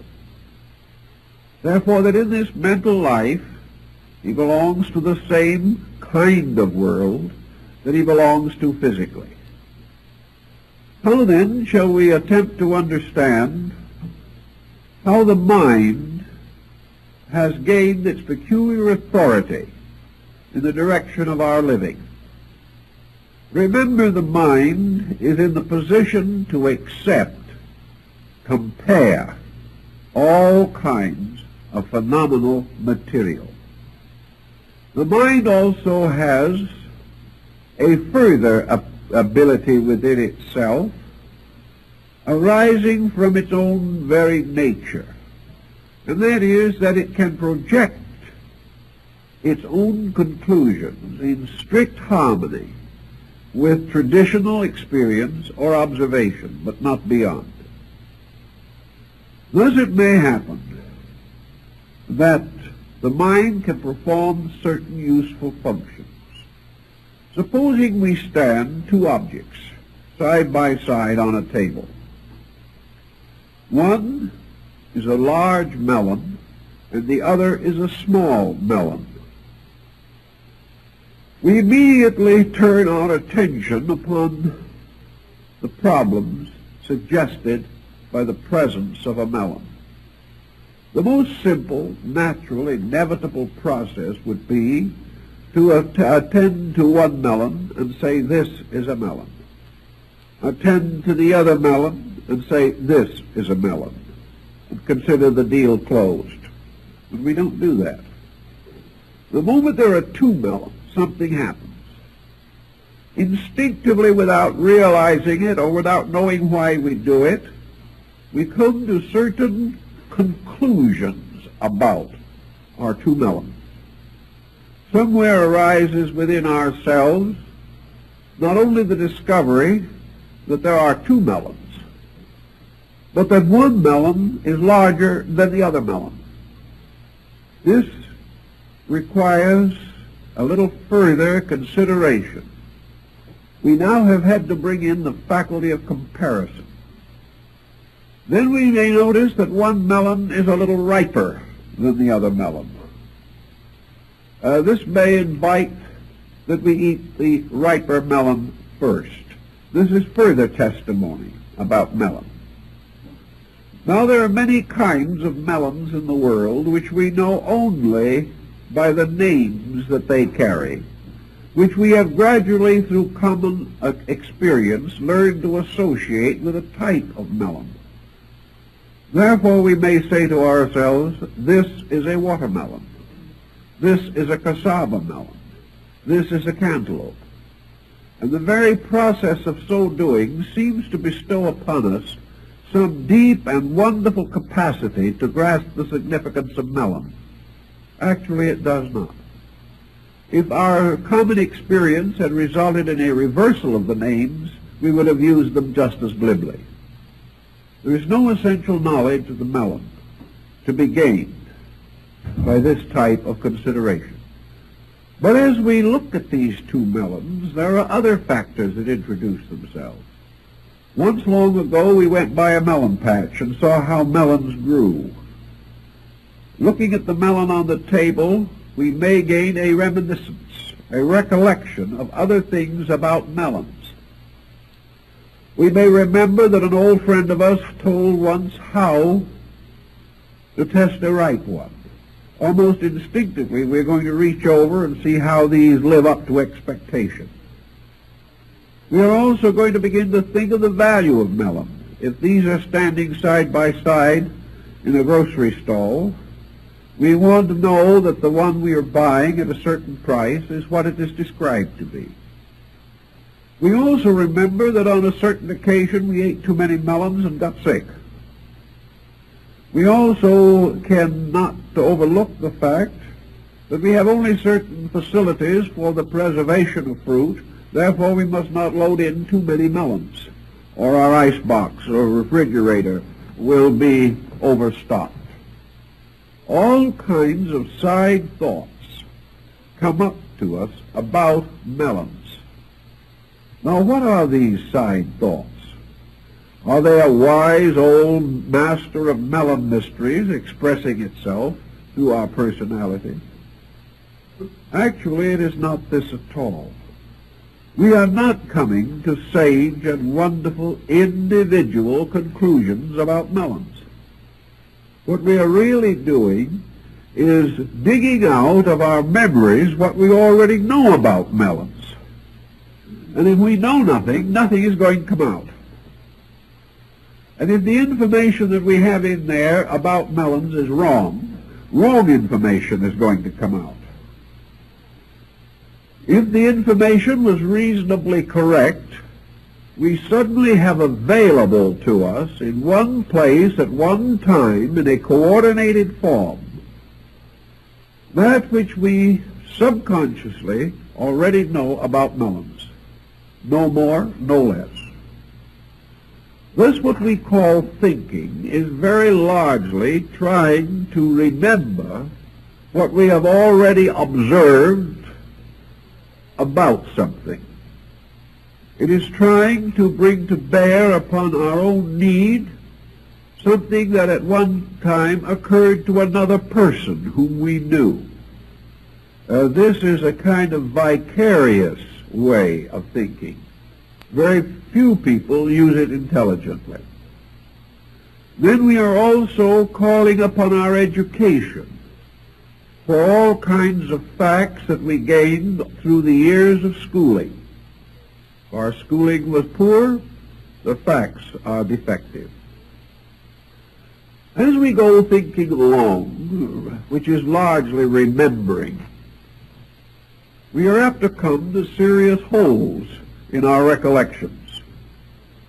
During the week when we were home with the chicken pox, things happened in the schoolroom that we were not there to attend. So somewhere along the way, some fragment of information that might normally have been available to us is just not available. Therefore, in the midst of a seeming knowledge about something, we find ourselves in an immediate state of ignorance. This immediately recommends some consideration or some procedure, especially if the need is immediate and urgent.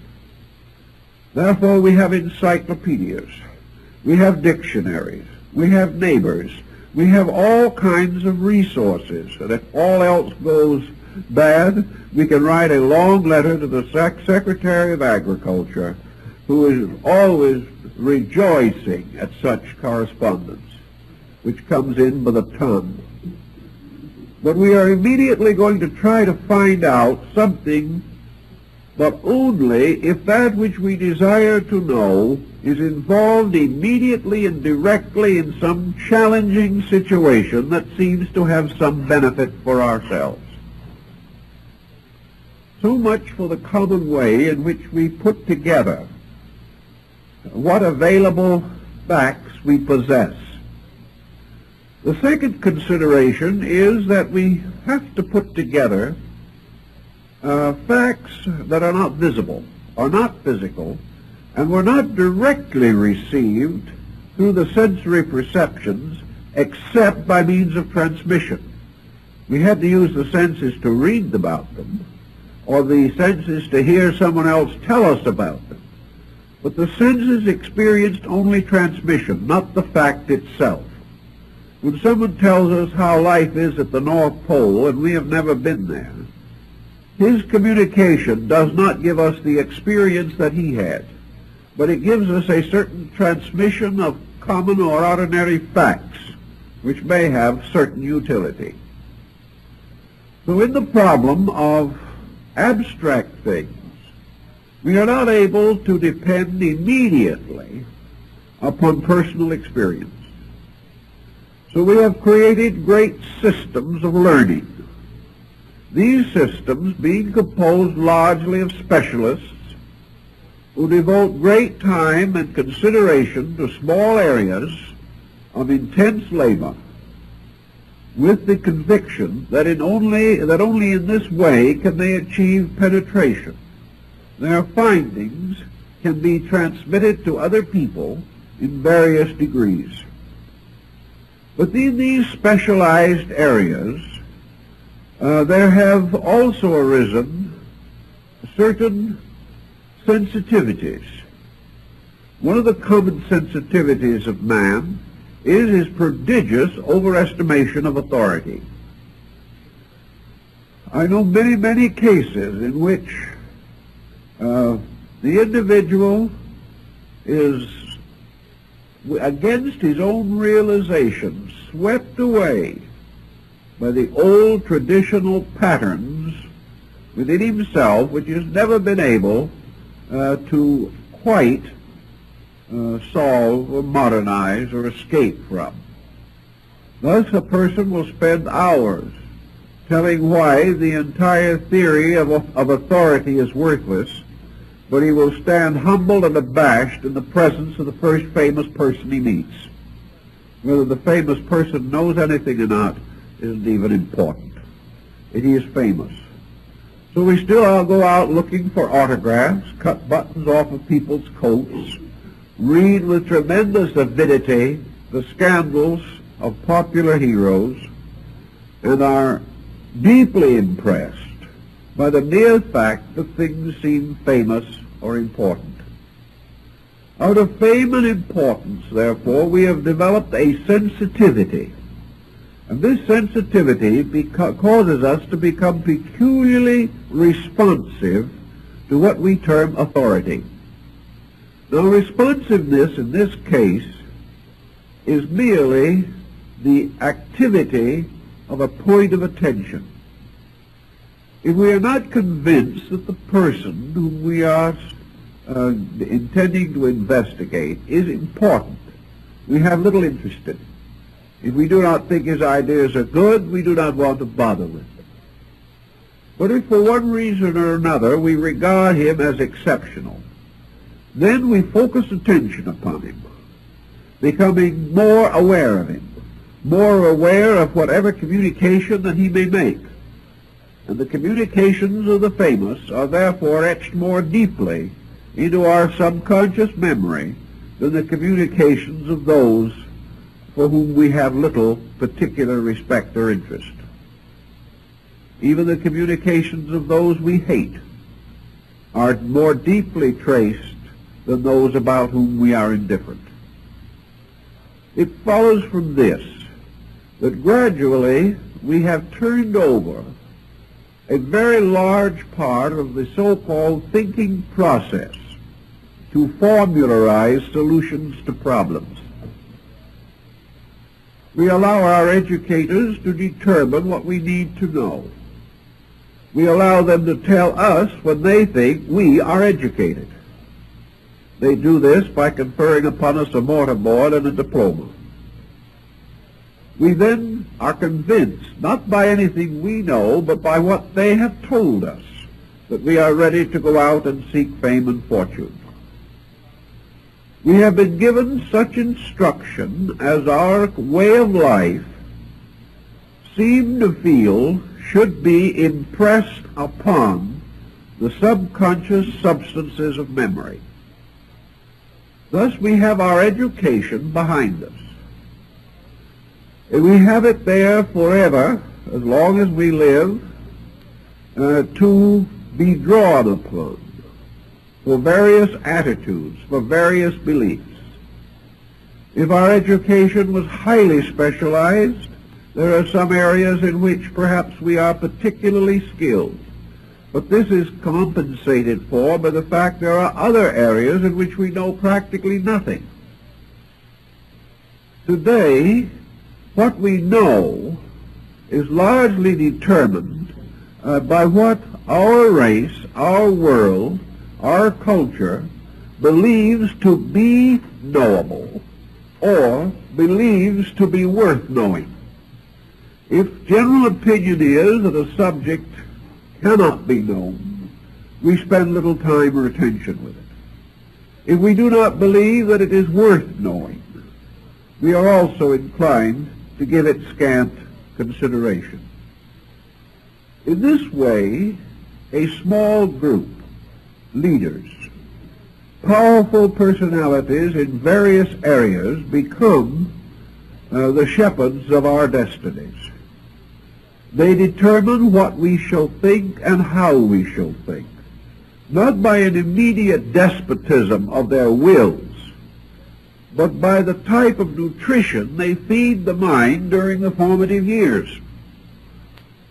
All the time also that this information is being fed into us in various ways, we are also subject to another series of pressures which might be termed the response of the senses to the observed phenomena of life.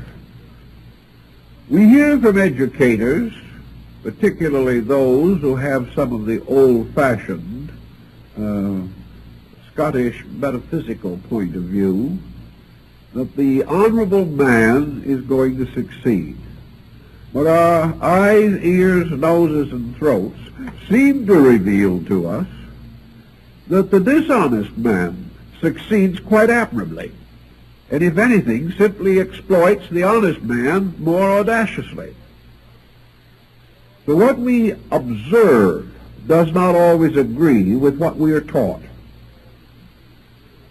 We are assured that our religion is a source of great spiritual consolation, so we receive a certain amount of it.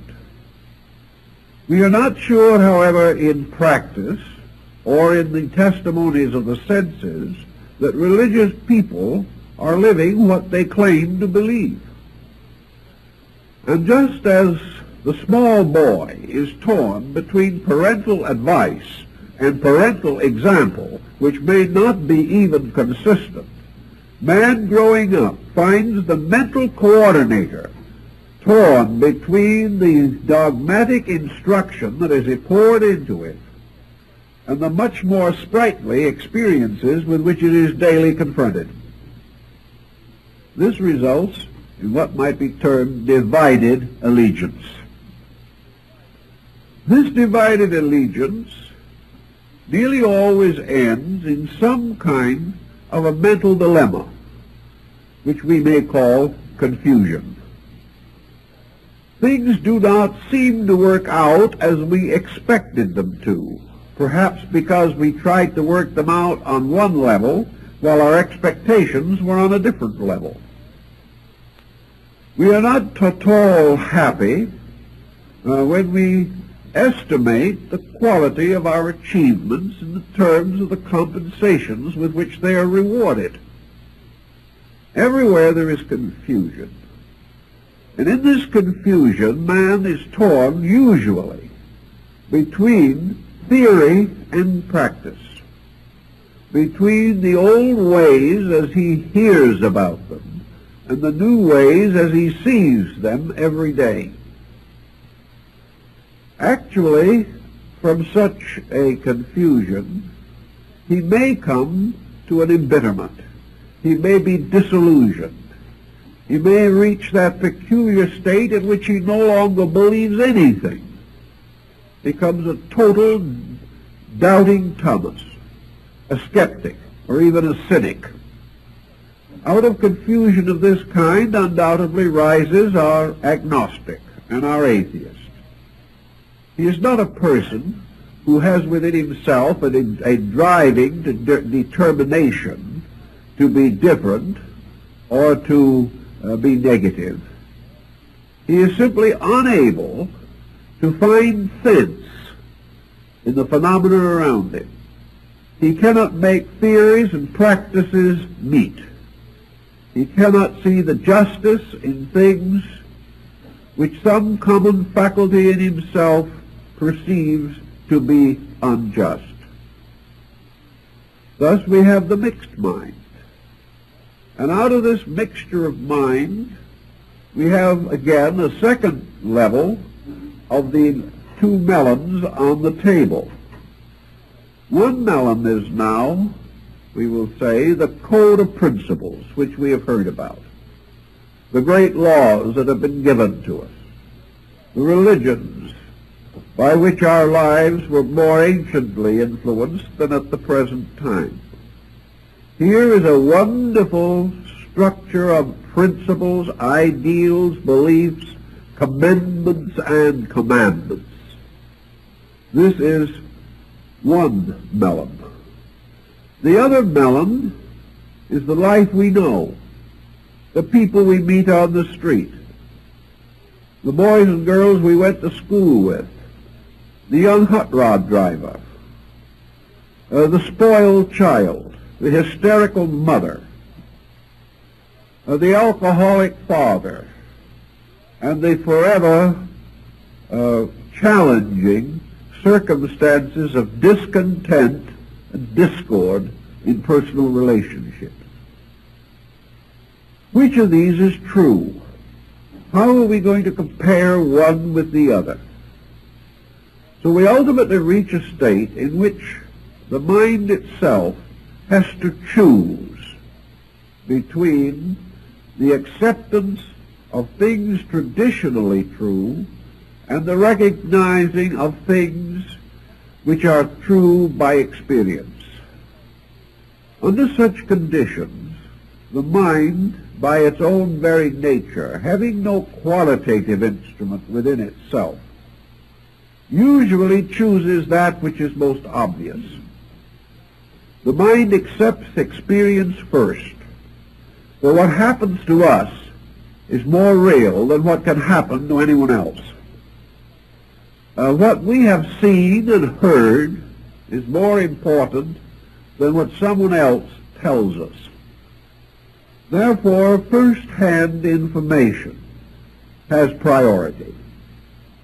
This is one of the reasons why civilizations decline when the conducts of their people decline, and that no matter how great a minority of creative people there may be, civilization cannot survive the disintegration of the moral values of average persons.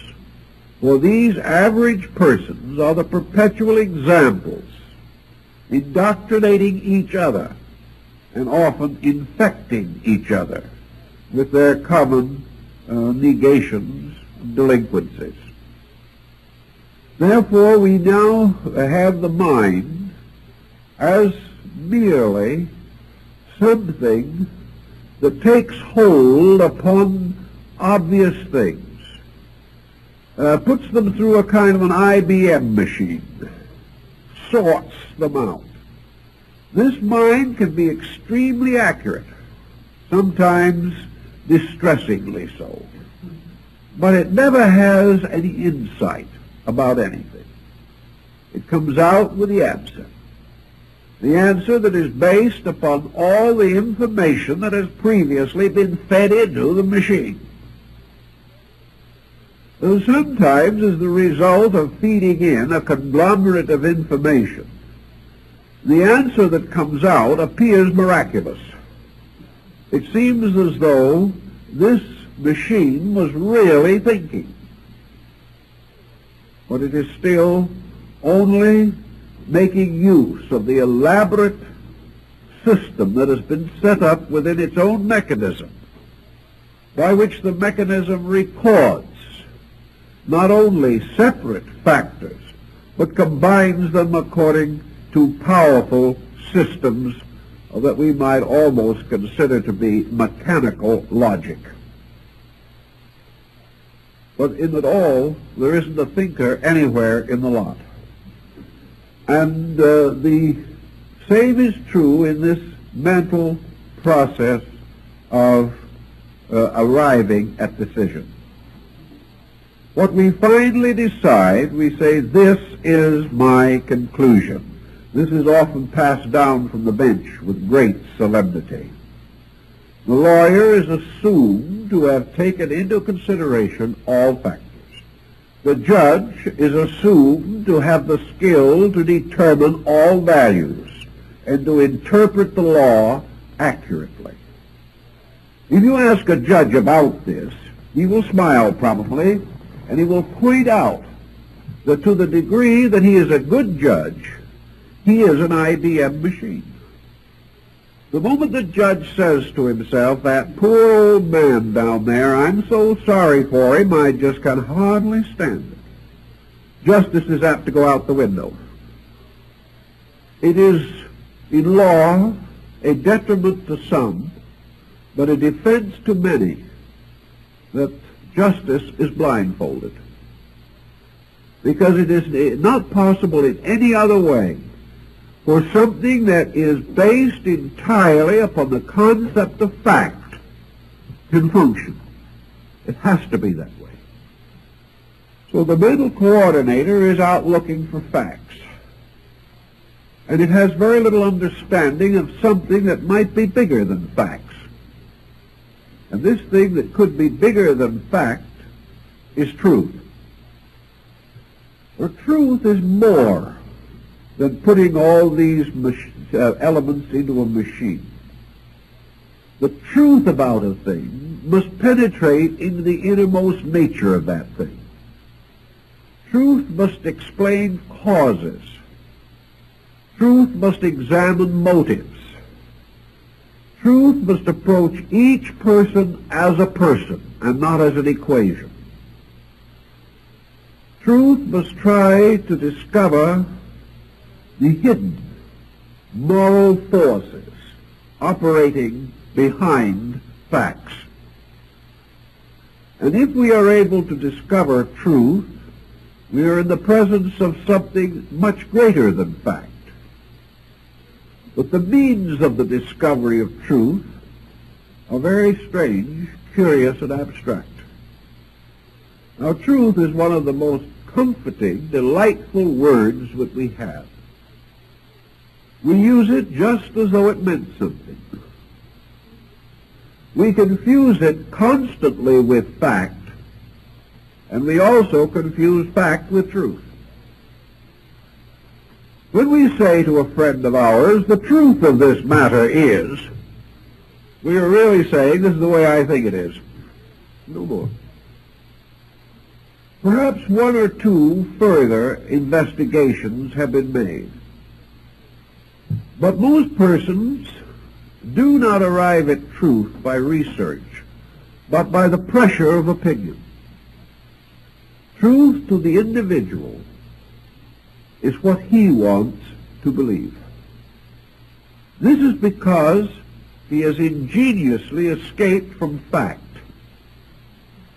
Now, facts are important, but truths have to be built upon facts. You do not eliminate the fact to find the truth. You press through the fact to discover the more part of itself, that which is greater. And without the fact, the truth will be hard to discover. So in this mental process of coordination, truth becomes a kind of overtone. Truth is something that seems to emerge from certain other sources within ourselves, sources beside those which we most commonly use. Suppose we should now exchange our two melons for two very beautiful bowls, one of white porcelain and the other perhaps of glorious green celadon. These are exquisite bowls. They're standing side by side on the table. Both are works of art. So you say to a man, which is the more beautiful of the two? You say, that one. Why? Is it really better? No. You will say to another man, which do you like the best? And he will point out the other one. And you might tell these two men that they are not in agreement. The man who likes the white bowl will say that the man who likes the celadon is just simply inexperienced, childish, hasn't any real taste at all. The other chap, if he is not very charitable, will say the same thing. Each will be convinced that his own taste is impeccable, and the other person's highly nondescript. You can't alter this. But why does it occur?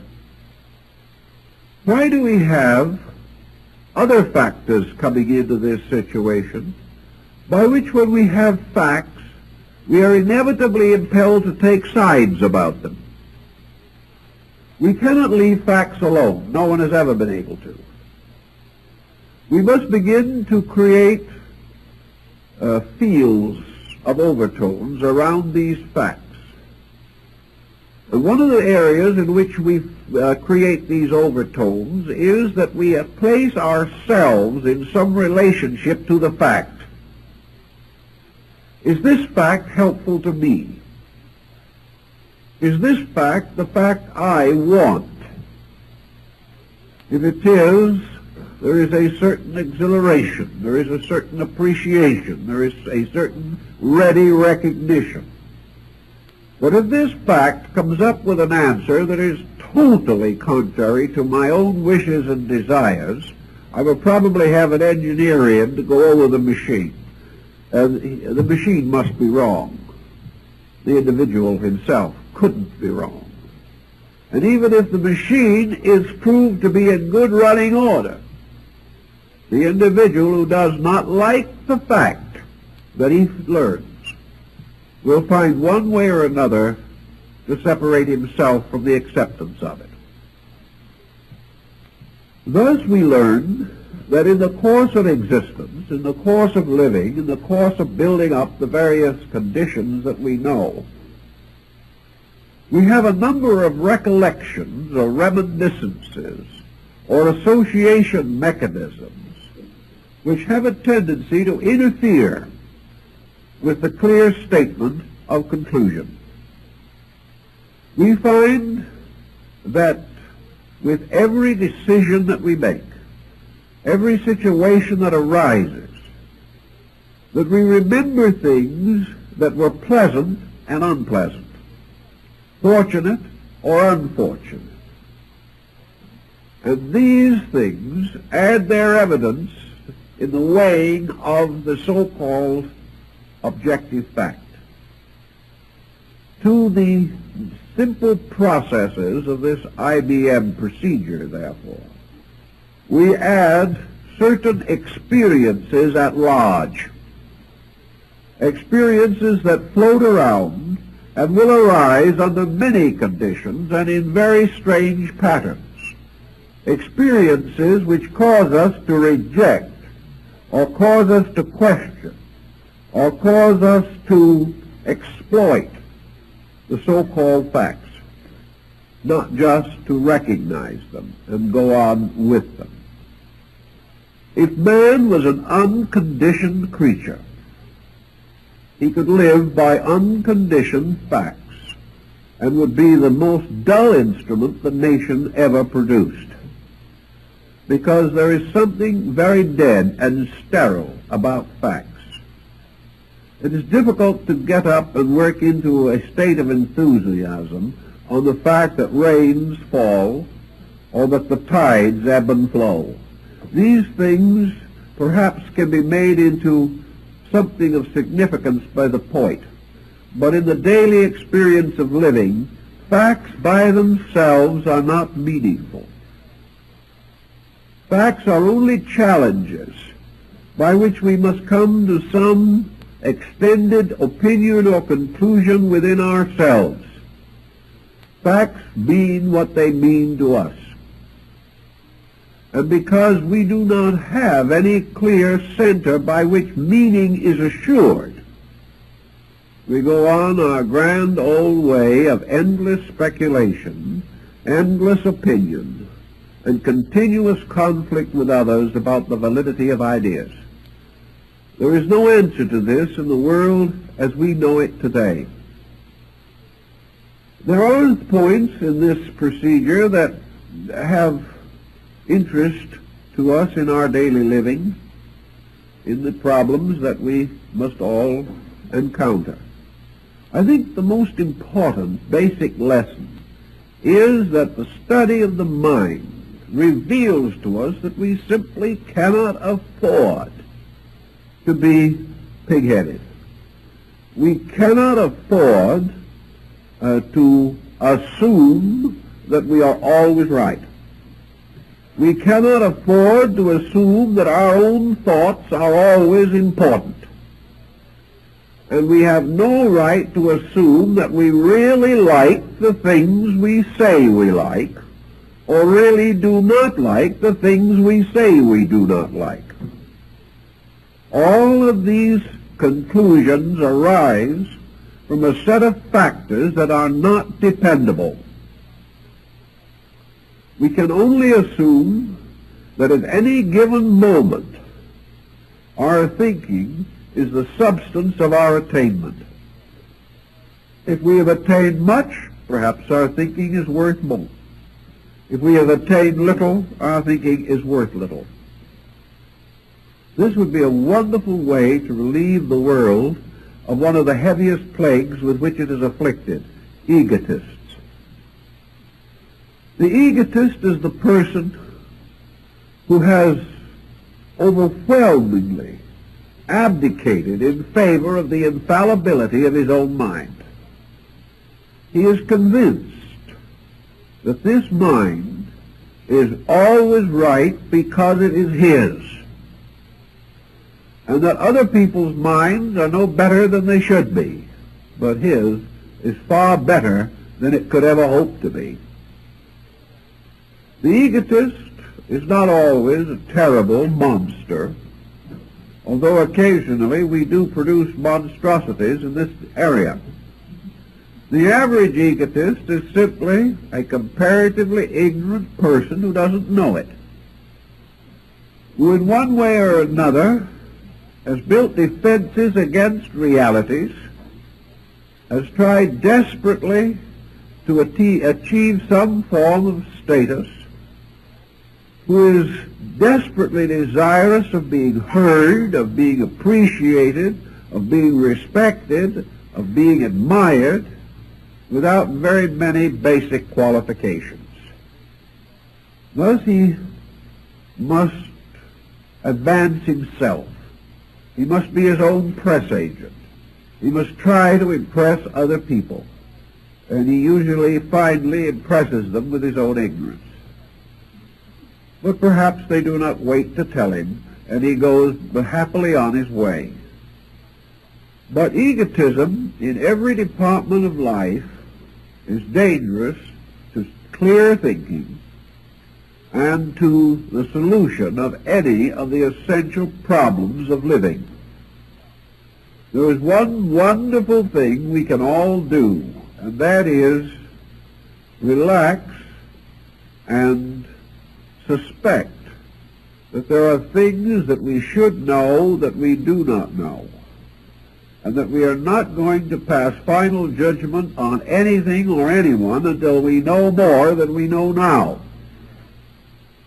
This is tremendously helpful in arbitrating what might otherwise be violent head-on collisions.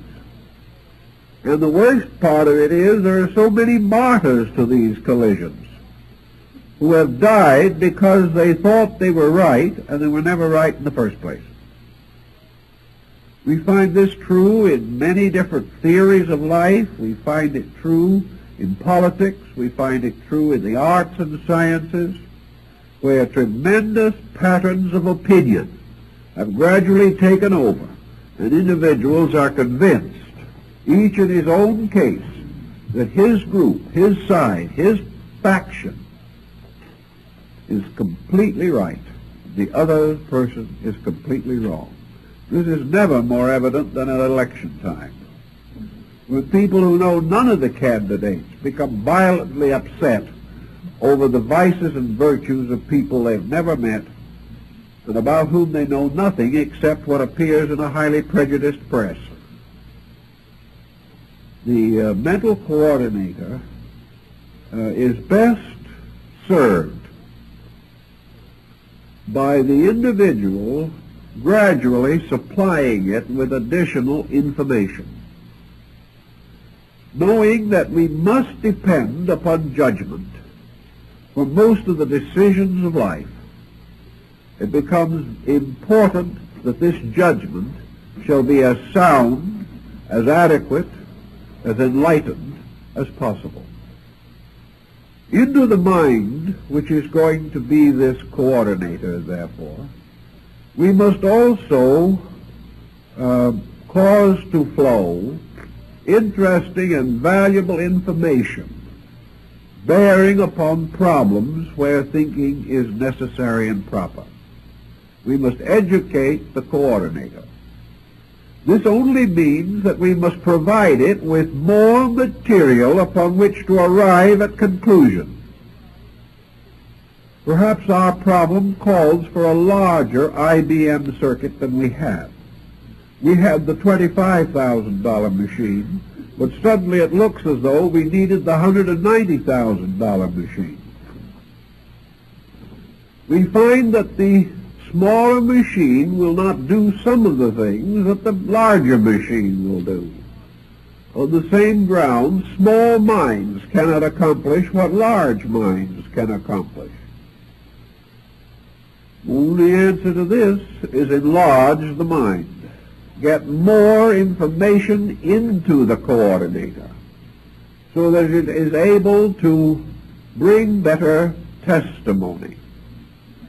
Now, the coordinator is able to react to a number of different levels of information. The idealist contributes something to the coordinator.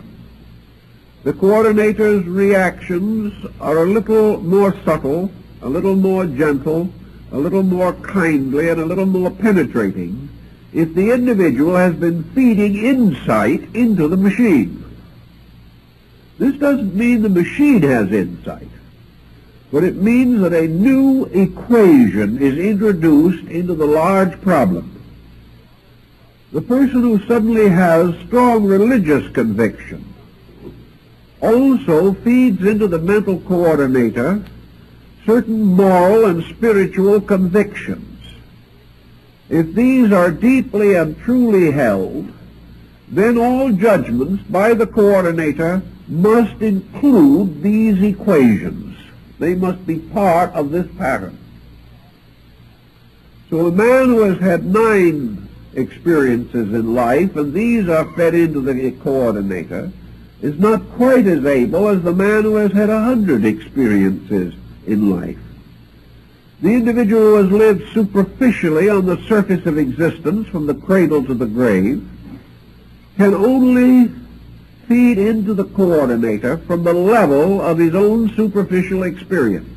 It is useless to think that the individual is shallow on the outside and deep on the inside. This is just not true. He will never be any shallower on the inside than we observe. He will never be any deeper on the outside than the inside can provide. And when he is deeper inside, the outside automatically changes and meets this new situation. So there cannot be a great interval in which an individual is a physical failure in everything, but a great spiritual success at the same time. The individual cannot be always right and always miserable, nor can he be always wrong and always happy. The coordinator must be adjusted.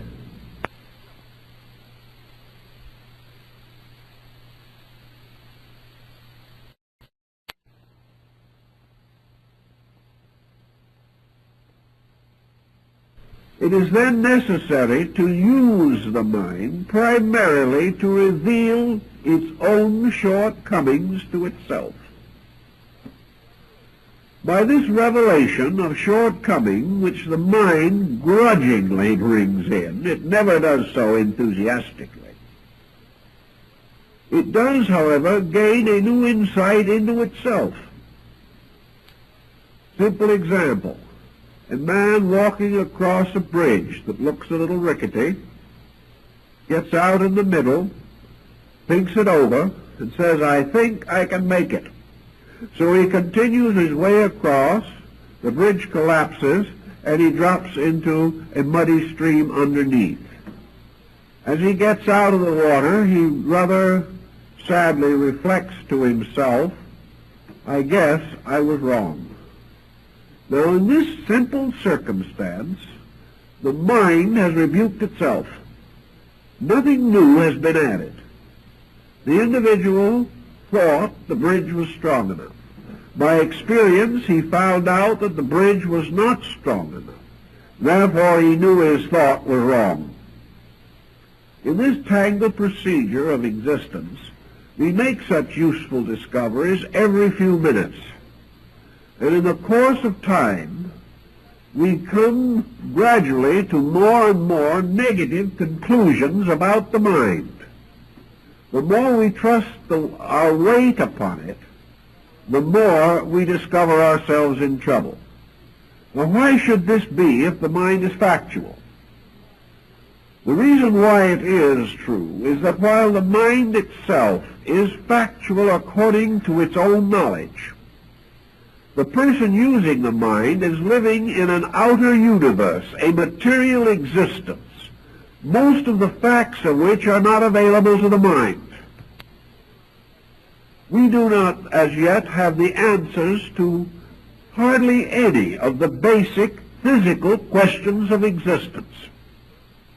We have some kind of explanation, but almost every year science overthrows one of its own conclusions.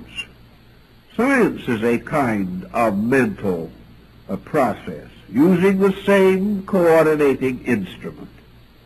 And science is supposedly able to teach itself because it is theoretically willing to admit its own mistakes.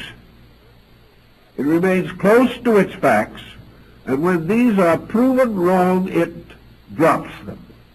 Man, however, in the same position, when proven wrong, clings to his error and dies with it.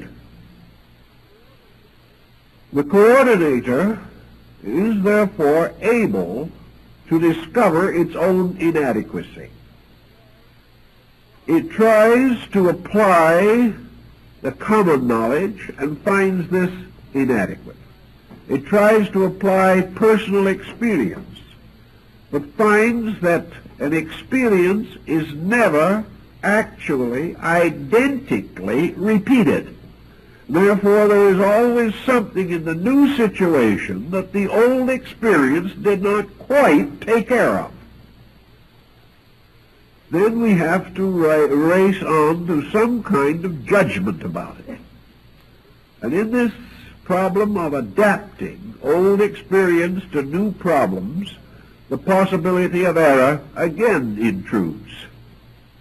We cannot, with absolute certainty, say that the mind of man is capable of making him happy here and now in this world. If it is not able to do this, then man must either accept misery or must find some way to remedy the situation within his own mind. Nearly all of the ancients agreed that ignorance was the common cause of all disaster. And ignorance is simply a mental coordinating machine with no cards being fed in. And as a result of that, the wheels are going around desperately and nothing comes out. The reason nothing comes out is that nothing went in.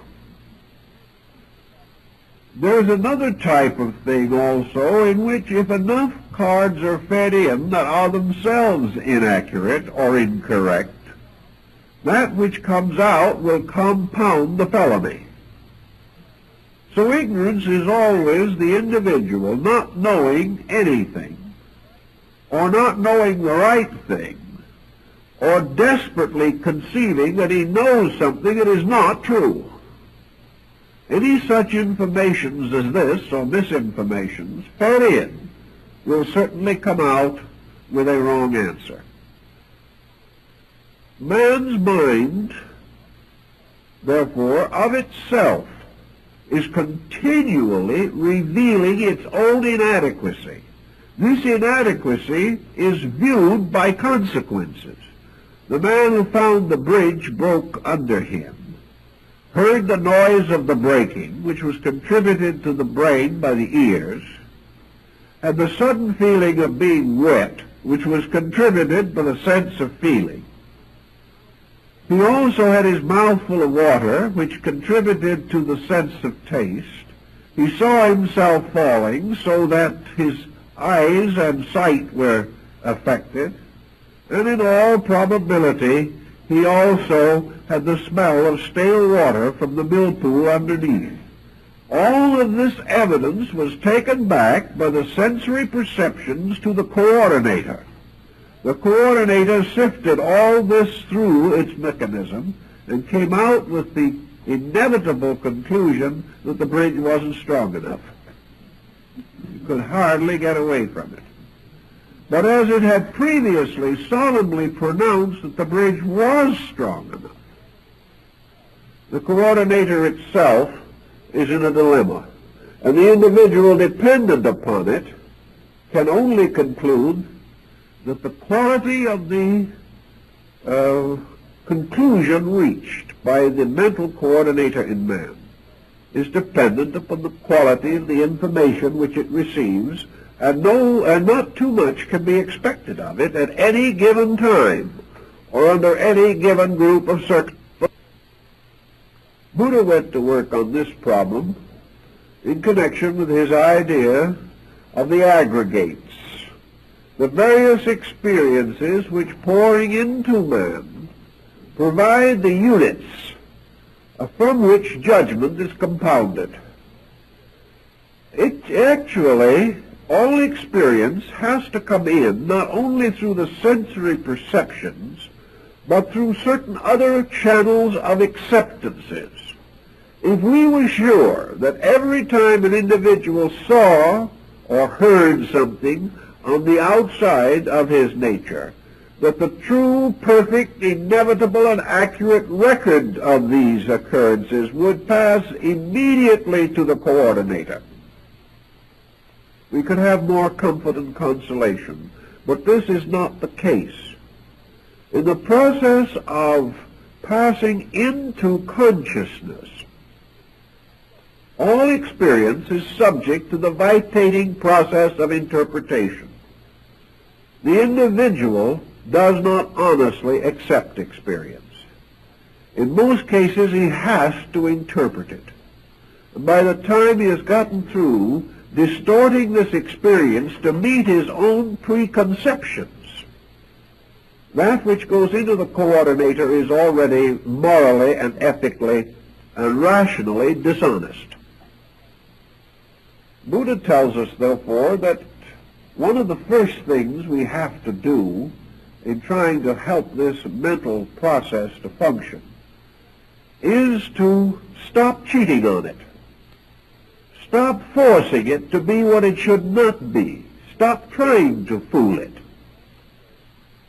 And also, stop feeding it attitudes and opinions and notions that are not valid. Because if you feed in things which are not true, conclusions that are not true must come out. And when they come out, they will be much more impressive than when they went in, but they will be no truer. To achieve this correction of basic ignorance, there are certain disciplines which antiquity set up. Not for the redemption of a God in man. The ancient didn't believe that you had to educate a God in the human soul. What you had to educate was the inside of man himself. For it was not from any God that his trouble sprang, but from himself. Buddha then took the attitude that we must decide in ourselves values. What are we going to ask of this coordinator? What are we going to demand of it? Are we going to demand that every man be a Socrates? Are we going to insist that every one of our children will be a genius? Are we going to stand by and overeducate young people who need to know how to work much more immediately than they need to know Latin verbs? What are we going to do with these factors in our own natures? Buddha recommended very strongly that the human machine, this coordinator, is able to take over a common, reasonable task and perform it in a reasonably efficient manner if we will just stop overloading it and expecting it to perform miracles. Thus we seem to see something that we don't really appreciate much these days, and that is the strange and wonderful dignity of the commonplace. All of the opinions of our world are made by minorities, and the great majority of mankind goes on unheeded. And yet there may well be more genius in the commonplace than there is in the exceptional. For ages we have recognized the strange integrity of the folk. How wonderful honesties rest in simple people. How the world's securities have for centuries been maintained by what we commonly call the middle class of people. The people who were sound within themselves, who had principles, who lived within their means, who made no pretenses to virtues they did not possess. They lived simply, and they lived naturally, and they expressed themselves in the simple words they understood, and they were truly the salt of the earth. Every civilization that has ever collapsed has collapsed because of the corruption of its middle class. And this middle class, therefore, may be likened to a moderate-sized machine, a coordinator that is probably all man really needs. Certainly a coordinator which ages of evolution have made available to him. if he doesn't crowd it, if he doesn't pack it, if he doesn't try to run it too fast, if he doesn't attempt to cheat on it, this coordinator will serve reasonably well. It must, however, be given proper care, proper guidance. The machine must be kept in good order. And most of all, it must be operated by a trained operator. If you don't have that tossed into the situation, your repair bills are going to greatly exceed your original investment. So we have the operator that has to run this machine. Now, in this particular case, the operator himself seems to be almost part of the machine. But the operator is a level of intelligence originating from the machine, but strangely separated from it by a certain overall experience, which the machine itself cannot completely convey. So the operator is the testimony of the machine, plus insight, plus understanding, plus intuition, plus imagination, from which most of the others came, plus the power to sense in some way that the information provided by the machine is not intended to be thrown away afterwards. This marvelous machine is not intended merely to amaze us. It is intended to provide us with information that we intend to use. And it is only when we begin to bring all these factors together that the information begins to operate as it should. So Buddha, taking this problem of the mental coordinator, began by pointing out that we have to get the rust out of it, perhaps replace a few badly worn or damaged parts, make sure that it is adequately greased, make sure that it is adjusted properly, and having done these things which are necessary to every machine, then proceed to use it wisely.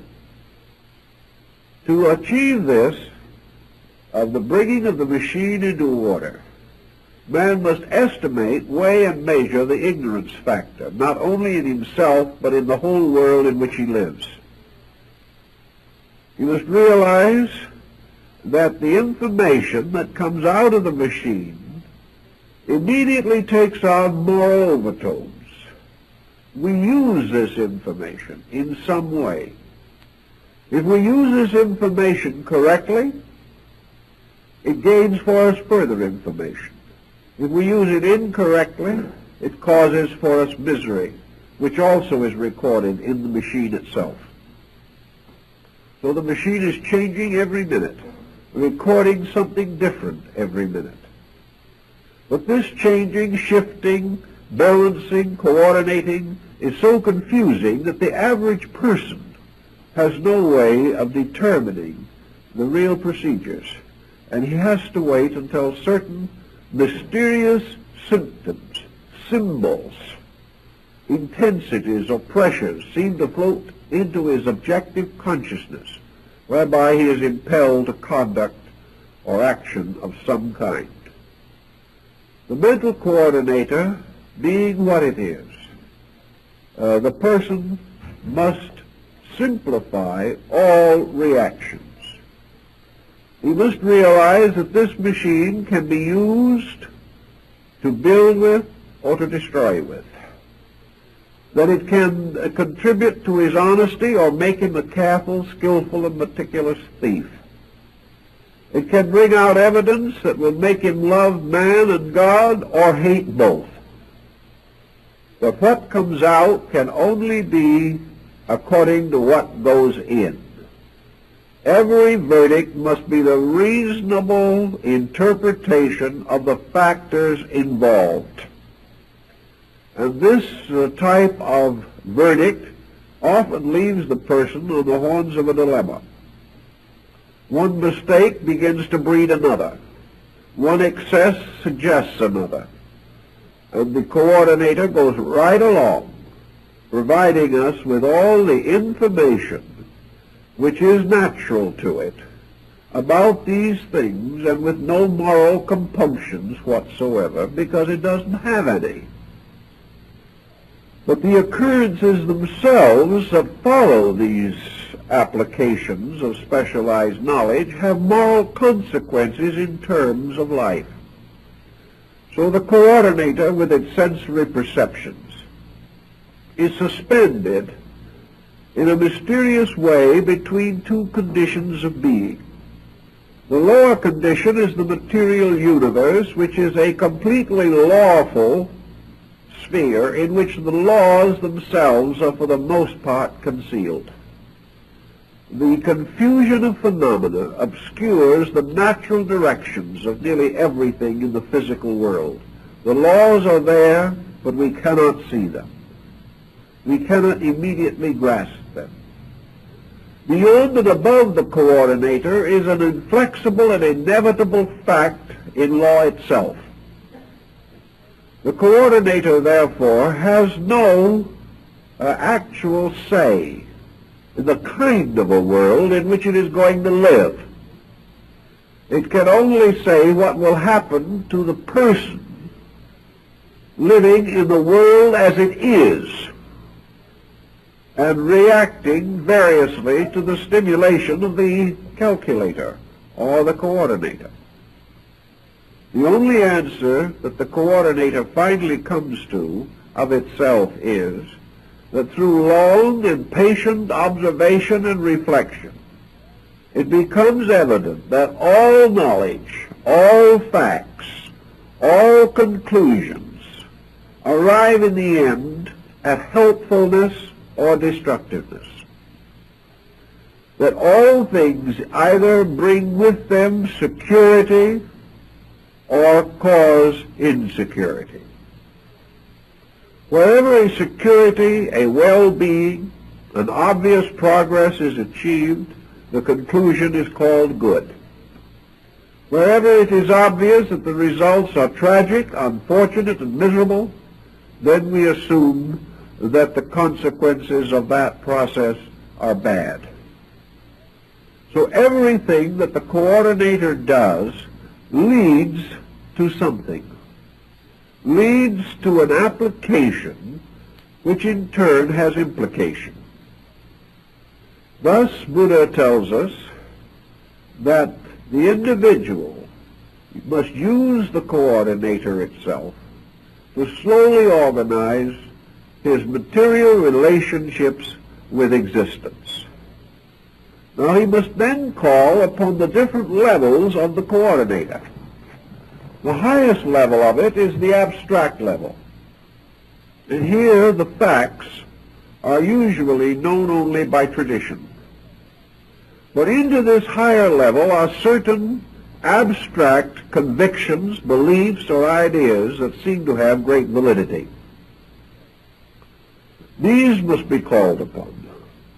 Also, there is a middle level in the coordinator, in which it is obvious that growth or change moves things upward or downward, towards the better or toward the worse. And there is the lower level of the coordinator, which simply concerns itself with creature comforts, which concerns itself with immediacies, in which the immediate takes precedent over the real, and the instant dominates eternity. These different levels, each has experience according to itself. And the individual has to work through these levels through the patient guidance of the machine by which he thinks. Having realized that he can do things for this machine and to it, that in his rage he can break it, or that because he is a good operator it will last longer in his keeping, whereas if he is a callous operator, defects appear much sooner in the mechanisms. He has much to do with maintaining the efficiency of the instrument. And for him, in his daily living, efficiency means the increase of the factual and the truthful content, and the gradual building into the coordinator of things which, when they come out, will be pleasant, happy, constructive, and useful.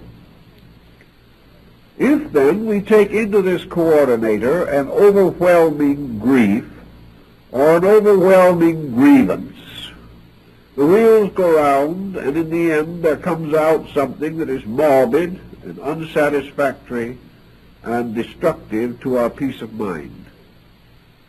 There's only one way in Buddhism to prevent this, and that was to stop the inflow of it, to gradually reduce the intensities of the things which bombard the calculator. Thus, Buddha holds out for fact, but not for the exaggeration and the distortion of fact. He points out, for example, that there is no reason why men should not be comfortable. There is no virtue in misery, even for great causes, unless it's absolutely necessary. But the individual cannot afford to make comfort his total purpose for life. When he is willing to sacrifice honor for comfort, he's in a bad way. Therefore, he has to determine the amount of intensity that he can afford to bestow upon any one of these factors or coordinating elements. If he is able to gradually reduce his own illusions about things, illusions which arise not only because the coordinator is organizing existing information, but because it is carrying the karmic load of previous information.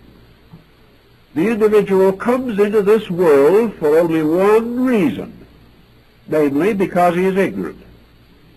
So this is a disillusioning thought. Yet very few people in their right mind can ultimately come to the conclusion that they are here in reward for something. There seems to be only one excuse for being here, and that is that there's something the matter with us.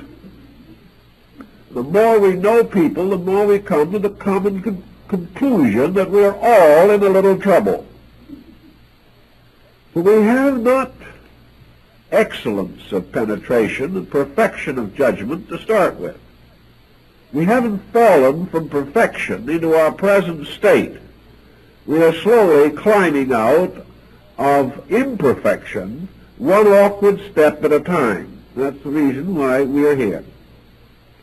Because we are here, we can improve. And the individual who can no longer find any grounds for improvement is dead already. Having decided that we can improve, we must discover how, in what way, and by what means. Buddha says that we can improve definitely by getting emotion and pressure out of our relationships with life. As long as every relationship between the coordinator and the outer life is pressured by the inordinate intensities of the sense perceptions, we will never get a faithful judgment or an honest report on anything. The only way we can really feed the coordinator useful knowledge is by making a program out of finding this knowledge, doing something with it, and providing it in an attractive, usable form to the coordinating factor. If we wish to study botany, we can, in 8 or 10 years of specialized study, feed into this coordinator enough specialized botanical knowledge so that we can make this field our profession, can gain some reputation in it, and can, upon demand or upon our own interest, identify countless forms of plant life, understand at least the outer forms of their processes, and gradually we'll gain some insight of other things from our great familiarity with plant life. Burbank discovered many wonderful fragments of universal philosophy from his love of plants. But Burbank worked with plants. He learned the facts. He fed these facts into the coordinator. And as a result, he came out with judgment, understanding, and security so far as those facts were concerned. But when he was asked to come down to San Francisco and take a pulpit and preach in a church, Mr. Burbank didn't have his facts anymore. It wasn't his world. Somebody took it for granted that because Burbank was a good man in horticulture, he should make an excellent preacher. That is the burden of being famous. You're expected to know many things you can't possibly know. As a result, Burbank said things which were totally inconsistent with his own convictions.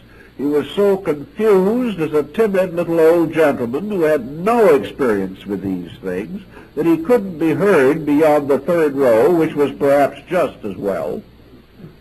And he went home heartbroken and misunderstood, and an unkindly press made a miserable situation for him, simply because he was totally out of his field. Now, this happens to everyone. We are all totally out of our fields if we go beyond that which is the common knowledge which we have attained. But we can specialize various areas in the effort to become more proficient in those things most needed at this time for our growth and integration. If we are willing to spend 12 to 14 years learning engineering or astronomy or biology, we should certainly realize that we must spend similar effort and similar time in the process of actually creating an adequate mental coordinator. This will not be handed to us on a silver platter. We are not assured of it because our parents were brilliant people. We are not in any way safe as far as our mental equipment is concerned until experience itself proves that we have a large measure of common sense. The problem then is to cultivate it, to develop it, to feed into this integrator, this coordinator, the type of information which will result in a well-ordered life. That by the constant procedure of physically experiencing contact with other things, we come to valid conclusions about the meaning of this type of contact. We are not deceived by appearances.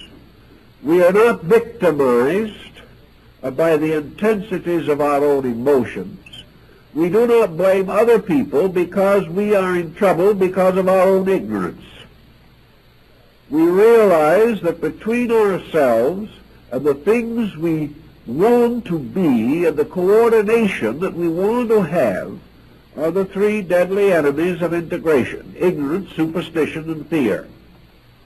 As long as these dominate conduct, and as long as ulterior motive dominates practice, the coordinator is going to be corrupted.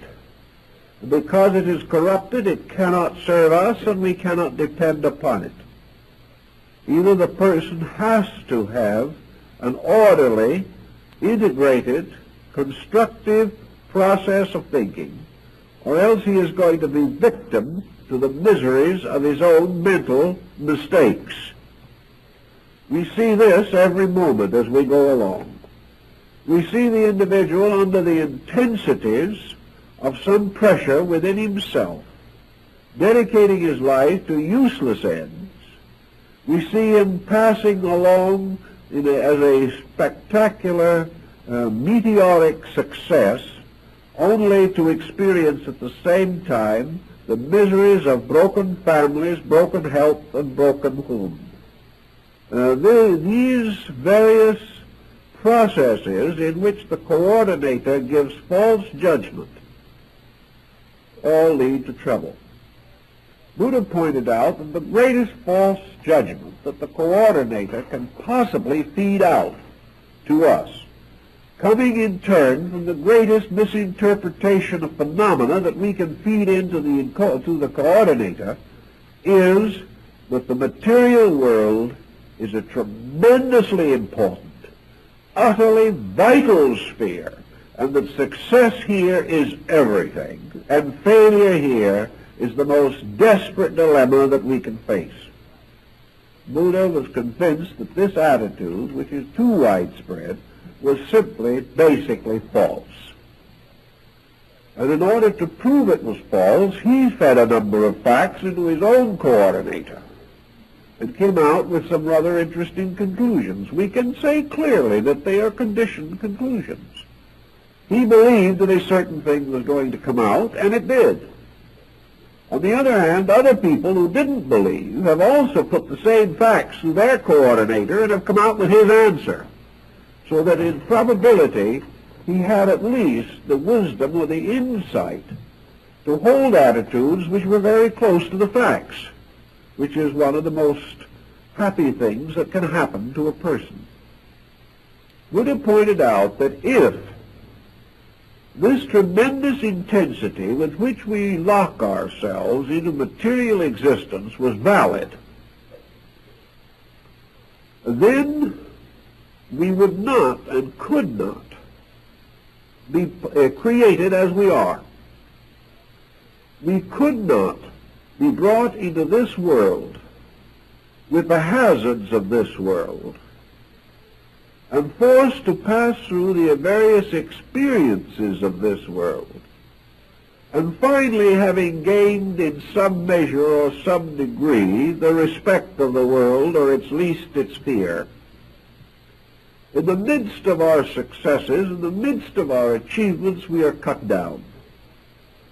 Actually, as Buddha pointed out, the whole pageantry of this world is summed up in a simple statement: man is born, man suffers, and man dies. You can add some garnish here and there. You can wrap it in tin foil. You can tie ribbons around it, but these are the facts. And they're the facts that most people desperately, relentlessly reject. They reject them by ignoring them. They reject them by living in complete nonconformity with them. They continue every strategy that they have as though they were going to be able to go on with it forever. And as I've mentioned once before, I know a case where a man foreclosed his mortgage on his deathbed. He could get a few more dollars that way. And strange as it may seem, this man had no heirs. He just realized that he could sit up once more and make another dollar, and then drop back into oblivion. Why? What is the purpose?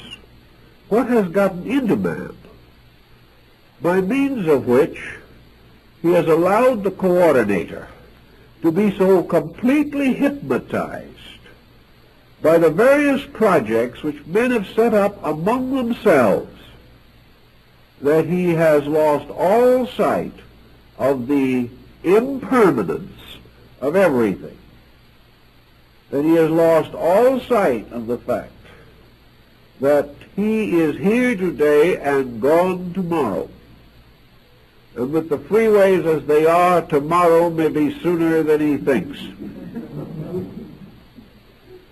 With a philosophy of life that can only mean anything if he lives forever, he also cheerfully kills himself and others, trying to save a few seconds in rapid transit. 40,000 persons are killed every year in automobile accidents alone, most of which are preventable. But nobody cares. Here we have a world in which we do not know where we came from, most people. We do not know why we are here, and we haven't the slightest idea of where we are going, if anywhere. And yet we build in this little oasis a completely nonsensical system of existence, a system that makes sense to no one, but is sanctified by the veneration of ages. Buddha said this acceptance of this system, this belief that it has to be right because it has always been that way, the fact that we have to be in style because otherwise we are ridiculous, causes us to overlook the fact that the style itself is ridiculous, and that by following it we can only look worse than we did before. Everything is according to a pattern based upon the approval of other foolish people for the foolish things that we do. On one occasion in the forum, Socrates was discoursing when the audience broke into violent applause. He turned quickly to one of his disciples and said, "What foolish thing have I said? They are all applauding me," taking it for granted that they would only applaud error. Actually, we have to face a very interesting fact, that we can make the mistakes that everyone makes. We can share in the foolishness of whole generations, but the payment we must face alone. Whatever we do wrong, no matter how many other people slap us on the back and say how wonderful we are, if we have broken a law, we must pay the penalty of that law alone. In those hours, all the backslappers can do us no good. And if we have neglected facts and truths and are stricken down with some helpless or hopeless ailment, the fact that other people applauded what we previously did is of no importance whatsoever. We have to keep the rules if we want to escape from the solitary suffering that follows all broken law. Buddha then suggested we get these things down to size where we can see them, where we can work with them, where we can do something about them in the daily existence of our own needs and the daily experience of our own problems.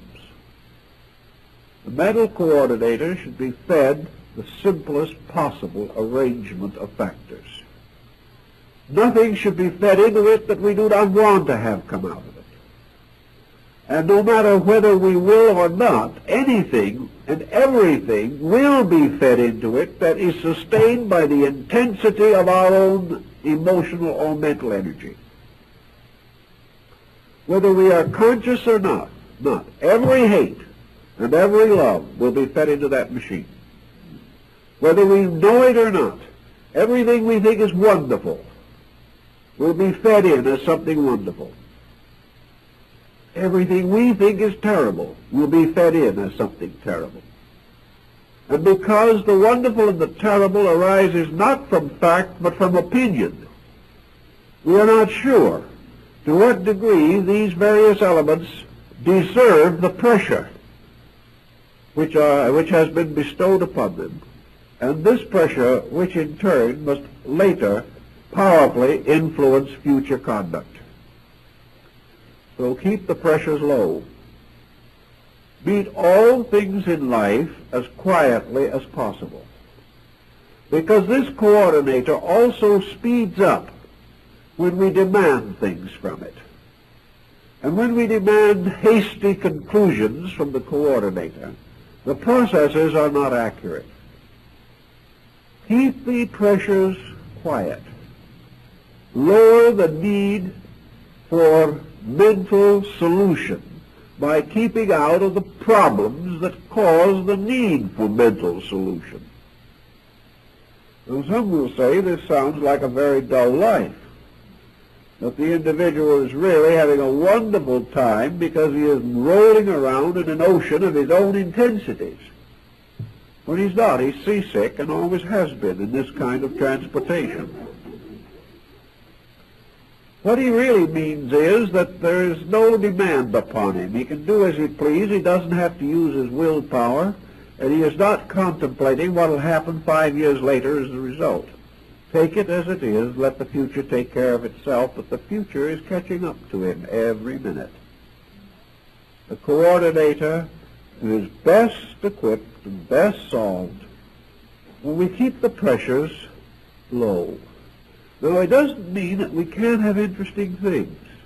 Psychology is discovering today, for instance, that pressure is not at all a synonym of real depth of feeling. Very often the deepest and most wonderful experiences of our lives are very quiet, very simple experiences. We get much more excited over trivia than we do over real issues.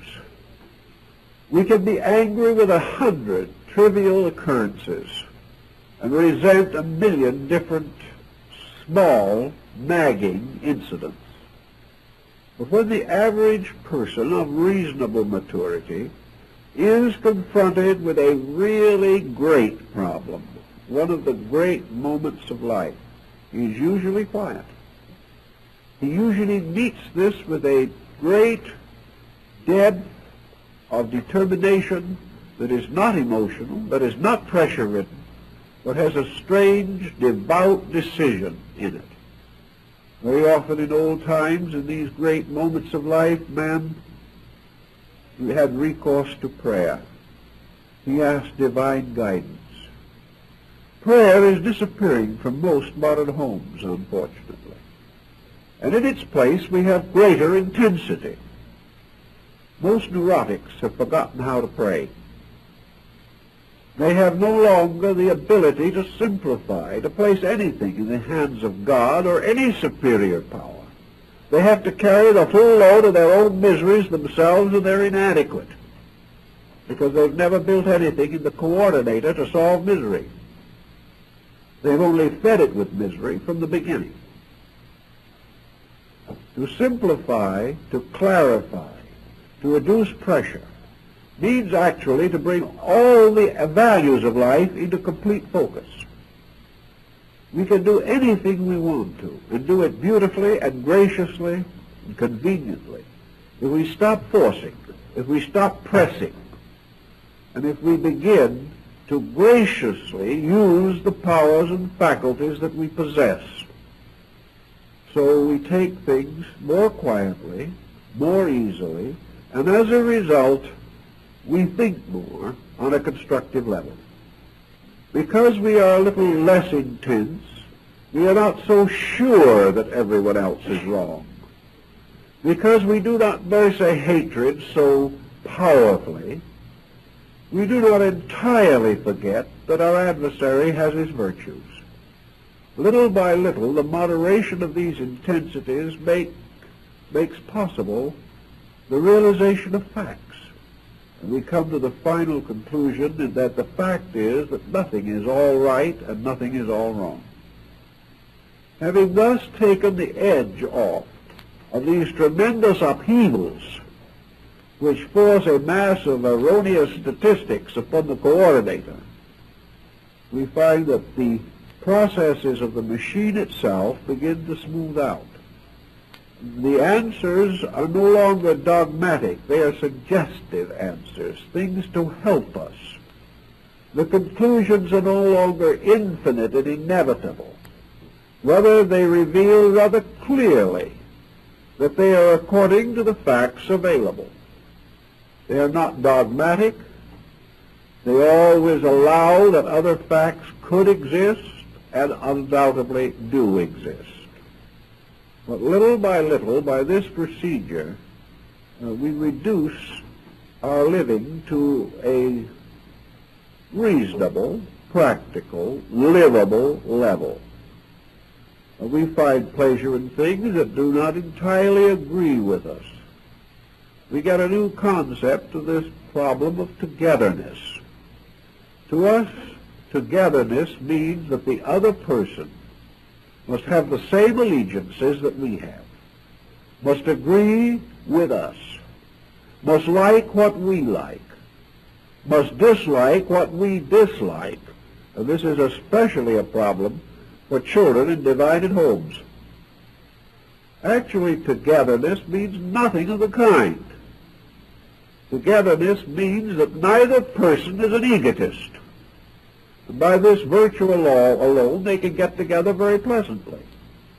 It is never a problem of somebody being always right and somebody being always wrong.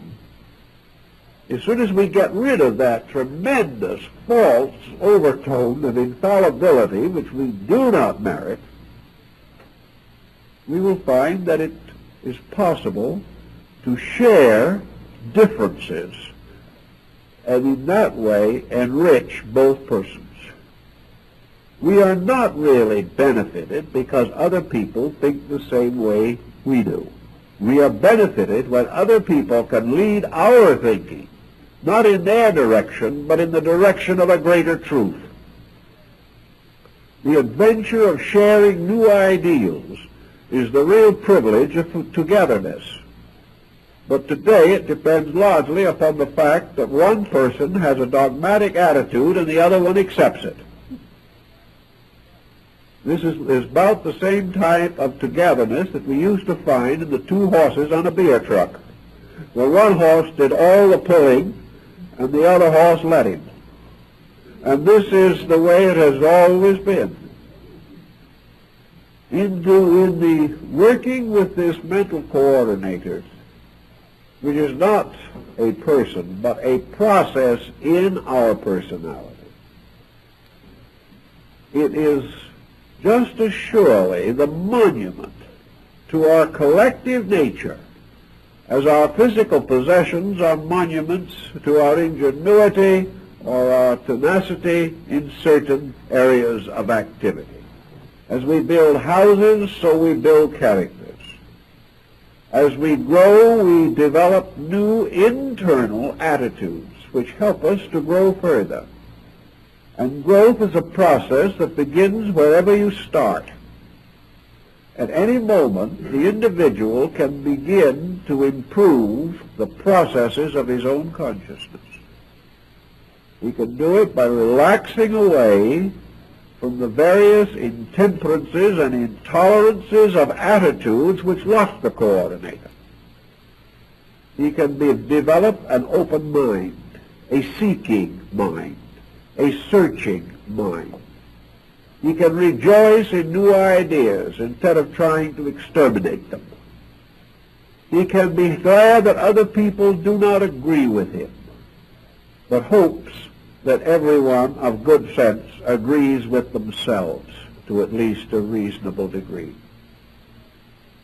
If we had this type of thing, we would have no religious intolerances. We would have none of the race intolerances that burden us. For all intolerances represent some defect in the proper attitudes of the mind. And where the mind is so perversely affected that it cannot find solutions, it then begins to create antagonisms and discords. If man had devoted half the energy to the solution of his problems that he now expends in objecting to other people, the race would be in the golden age long ago. But we cannot break through these patterns. And unless we do, we live and die with them. And the person who says that this mind is himself is correct to the degree that it represents the sum of his present attainment. But if he says, in speaking of his mind, that it is an infallible, sacred, spiritual self within him, upon which he can have absolute dependence, this is not true.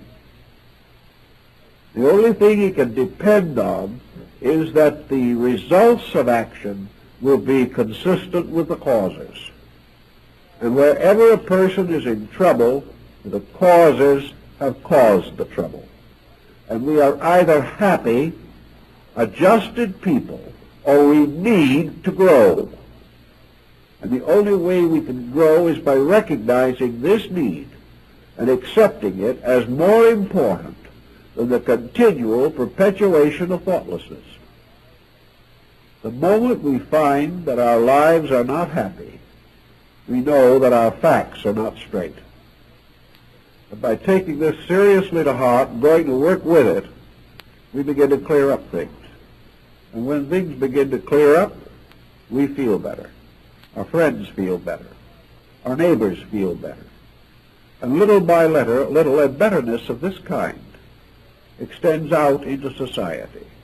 Society is changed not by mass motions, but by the improvement of the internal coordination of the individual. When enough people are right, the world is right. And when we are right, essentially right, we are in agreement. Therefore, the fact that the world is in agreement on very little indicates that the world is not right about very much. But because we are inconsistent in our own dedications, we are not very sure. So we have to look with a suspicious eye at that machine and begin to wonder whether we can afford the extravagance of letting it go along without leadership, without guidance, without purpose, and without capitalizing on its product. We therefore seriously feel that each individual should think through, with the coordinator itself, the consequences of this expensive and luxurious piece of equipment, and make sure that in practical terms it is paying for itself. If it isn't, it's up to him to see that it does. Well, we'll now go home and examine our coordinators. Thank you very kindly, and see you next week.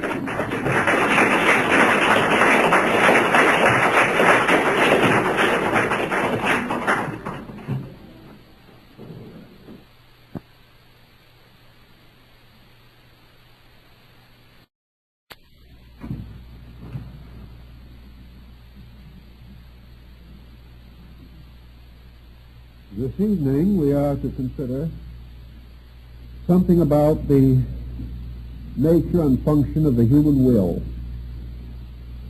This subject has fascinated human beings since they first discovered that they could determine something and almost irresistibly continue in this determination until they attained their goal or destroyed themselves in the attempt. In early times, men thought of the will as a special faculty or power. Some held that it was derived from deity. Others that it represented the power of evil in man. It seemed that in the human will rested the power of disobedience. The person could will against the common good. He could shake his fist like the fabled Persian emperor against heaven. And he could relentlessly pursue his own objectives, regardless of consequences or cost to those around him. The power of the will frightened most members of primitive society, and they attempted to discipline it, control it, work with it as though it was actually an independent organ of power.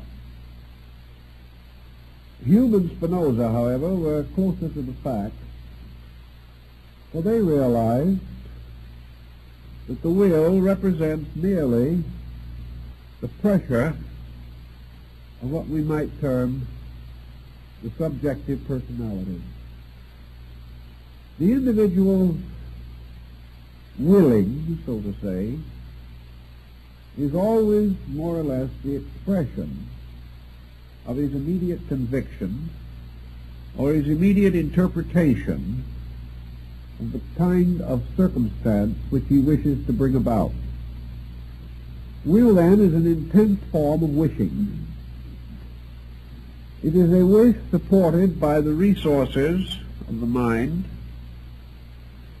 and in exploring the nature of will function, we are impressed with the fact that it usually represents a faculty of selection or of choice. Will usually means that the individual selects from several possible courses of action, one which he relentlessly pursues. Thus, in will itself, there is a certain selectivity, or appears to be.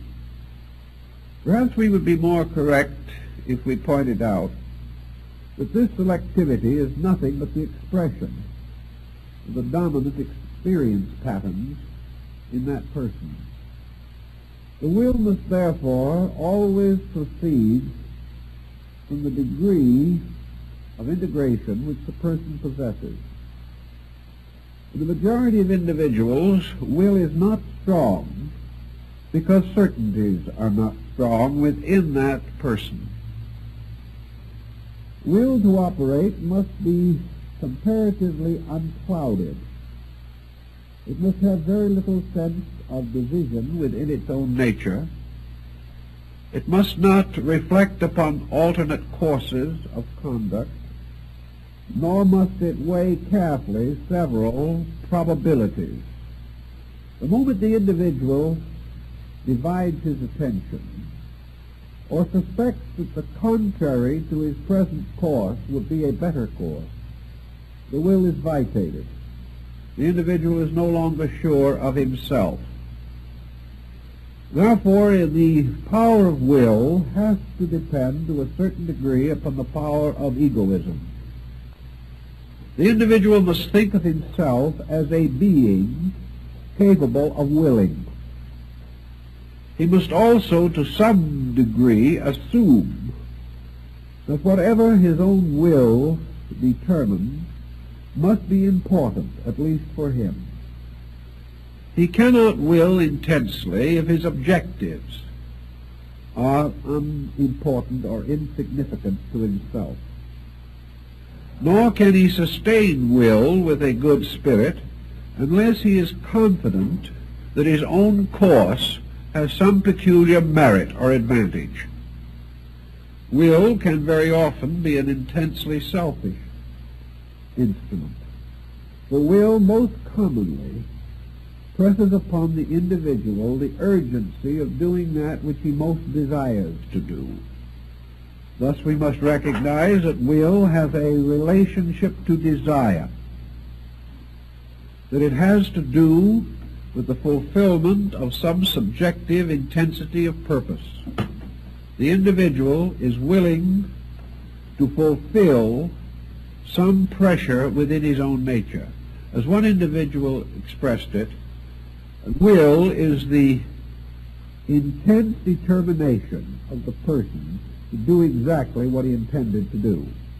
This is not far from the fact, because without this intensity of intention, we would not find the operation of the will nearly as effective. In working with the human being, we are also inclined to notice that intensive willfulness is often associated with adolescence. The mature person is less likely to be willful than the immature person. The reason being that the mature person, confronted with a wide area of experiences, is less certain of his own intention. The longer we live, the less certain we are of most things. The more experienced we are, the less confident we are in our own judgment in all matters. And as we proceed along the course of intelligence, we begin to recognize that there are many different contributing factors which we do not fully understand. A person who has only one idea is therefore most likely to be highly willful in the matter of that idea. If, however, he has a wide area of interest, his intensity will be decreased. Most strong-willed persons in history have been individuals comparatively uninformed. They have been certain because they did not know. Certainty is easiest where man's experience of life is least adequate.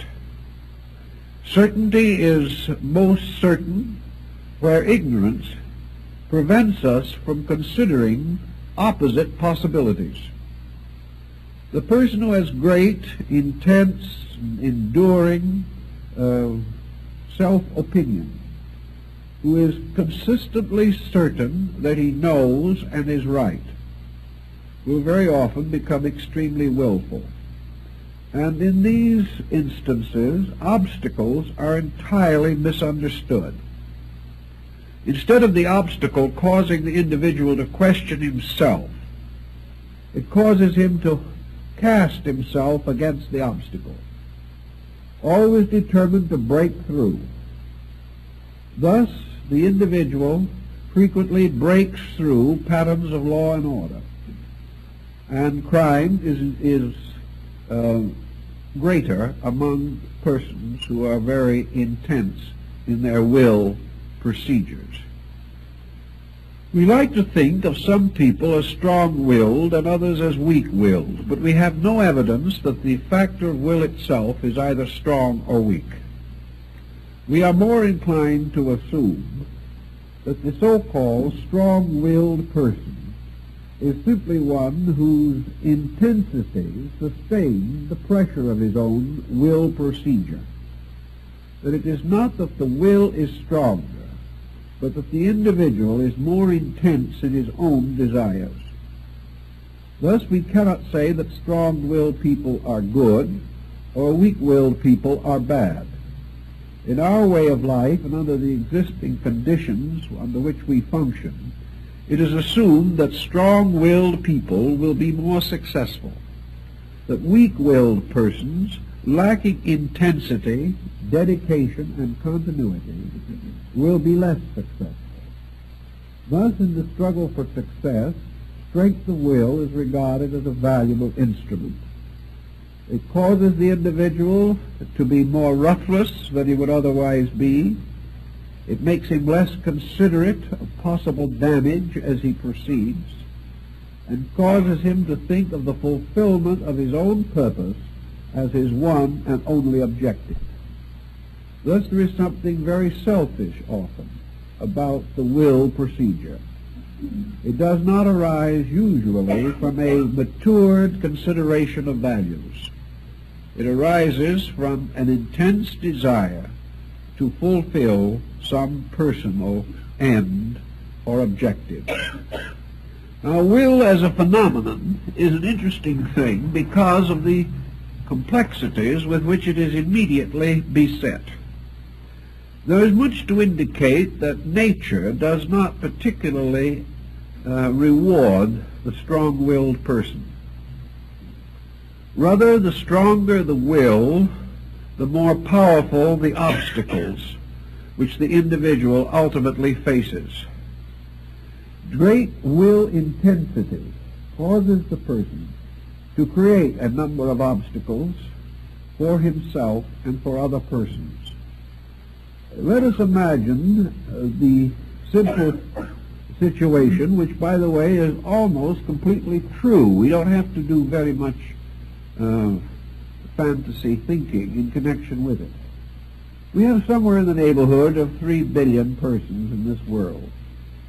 This does not account for non-human beings that also have wills, because we know that many animals are exceedingly stubborn, many insects exceedingly tenacious.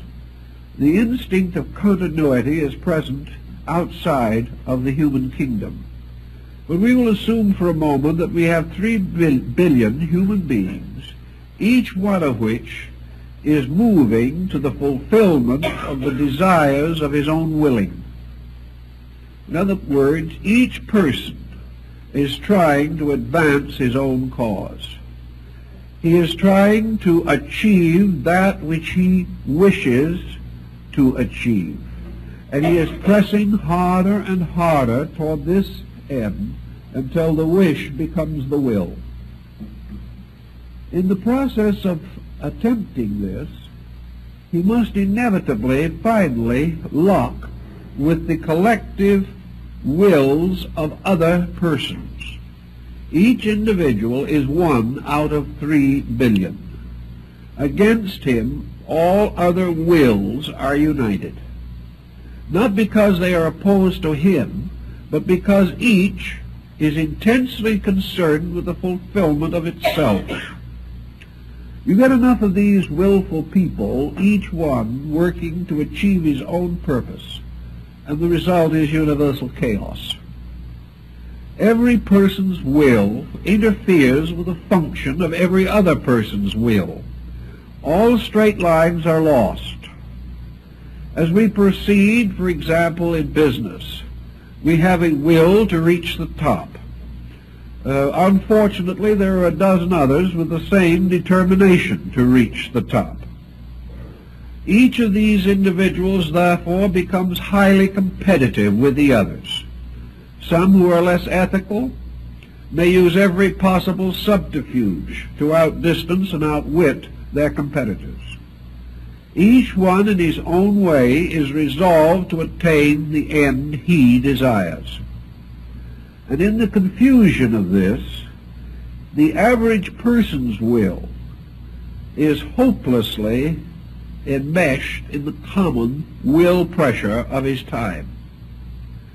There is no evidence whatever that this impulse of the will arises from any peculiar, particular, or separate level of mentation. There is no identity or uniformity in will patterns.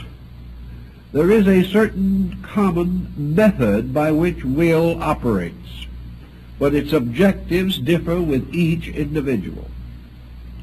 The objectives are also further qualified by various attainments or lack of attainments, which distinguish the individual who is willing.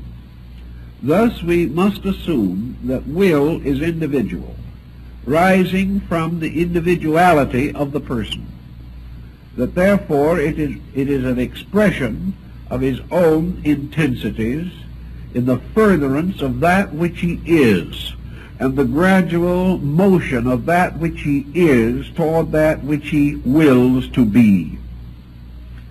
Over the power of the will, therefore, there has to be some regulating factor. We cannot all do exactly as we will to do.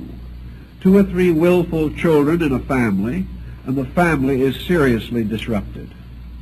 All will has to be in some way civilized and socialized. It has to be made suitable for a being living in what we term a socialized system, a society, one in which each person is to a measure dependent upon others, and also must to a degree sacrifice his own ends for the advancement of some larger collective purpose. And one of the most difficult things for a will to do is to sacrifice any part of its own purpose. Therefore, even under a so-called civilized system, willfulness is still one of the prevailing phenomena, and also usually one of the most distressing. For in this case of will intensity, the person cheerfully attempts to defraud others of their rightful will participation in some project or activity. If we go back now to our concept of the machine of the sensory perception, we must finally come to the conclusion that the personality, being composed of the sum of its own parts, and these parts variously developed and variously unfolded, working together to form a kind of compound, the personality syndrome. The personality syndrome is ourselves at any given moment. It is the result of exactly what we know and exactly what we do not know. It is not only the result of this general knowing, it is the result of our particular knowing in various areas of activity. Theoretically, this syndrome can only be the sum of the various attainments of the sensory perceptions plus the mental coordinating factor. Brought together by the mental coordinating factor, these elements which constitute the personality syndrome make a final chemical compound. This is a psychochemical compound. It is a compound of attributes, qualities, a compound of abilities and debilities, of likes and dislikes, of refinements and lack of refinements. It represents in its compound all of the mysterious, unequal development which makes the individual the strange being that he is. If, for example, we could see the diagrammatic structure of human beings, we might be considerably astonished. What appears to be a well-organized person, rather tastily attired in a well-fitting draped coat, might be, when considered from the pure standpoint of his inner integration, a rather deformed, lopsided, and asymmetrical creature. We would discover that the various elements of his personality are not harmoniously adjusted. We would also realize that his knowledge is, to use an expression used by Hindus in referring to music, full of holes. That there are strong points where he makes a fair showing and weak points where he makes a miserable showing. Also that in the various possible patterns into which the personality can develop, the individual may have a definitely unbalanced arrangement of his own personality factors. In most cases, in the development of the average person, the personality represents the intensive progression of a small group of dominant faculties. The subdominants have very little opportunity. Therefore, in any one embodiment, the individual, having selected a dominant, proceeds to more or less take this as a horse takes a bit between its teeth and start to race with this dominant. This dominant seems to offer a number of advantages. First, it offers economic advantage. If the dominant has been fairly well developed, the individual has a particular skill. This particular skill, whether it is in profession or trade, therefore signifies an achievement in which one part of the nature is much more adequately unfolded, developed, or informed than some other part of the nature.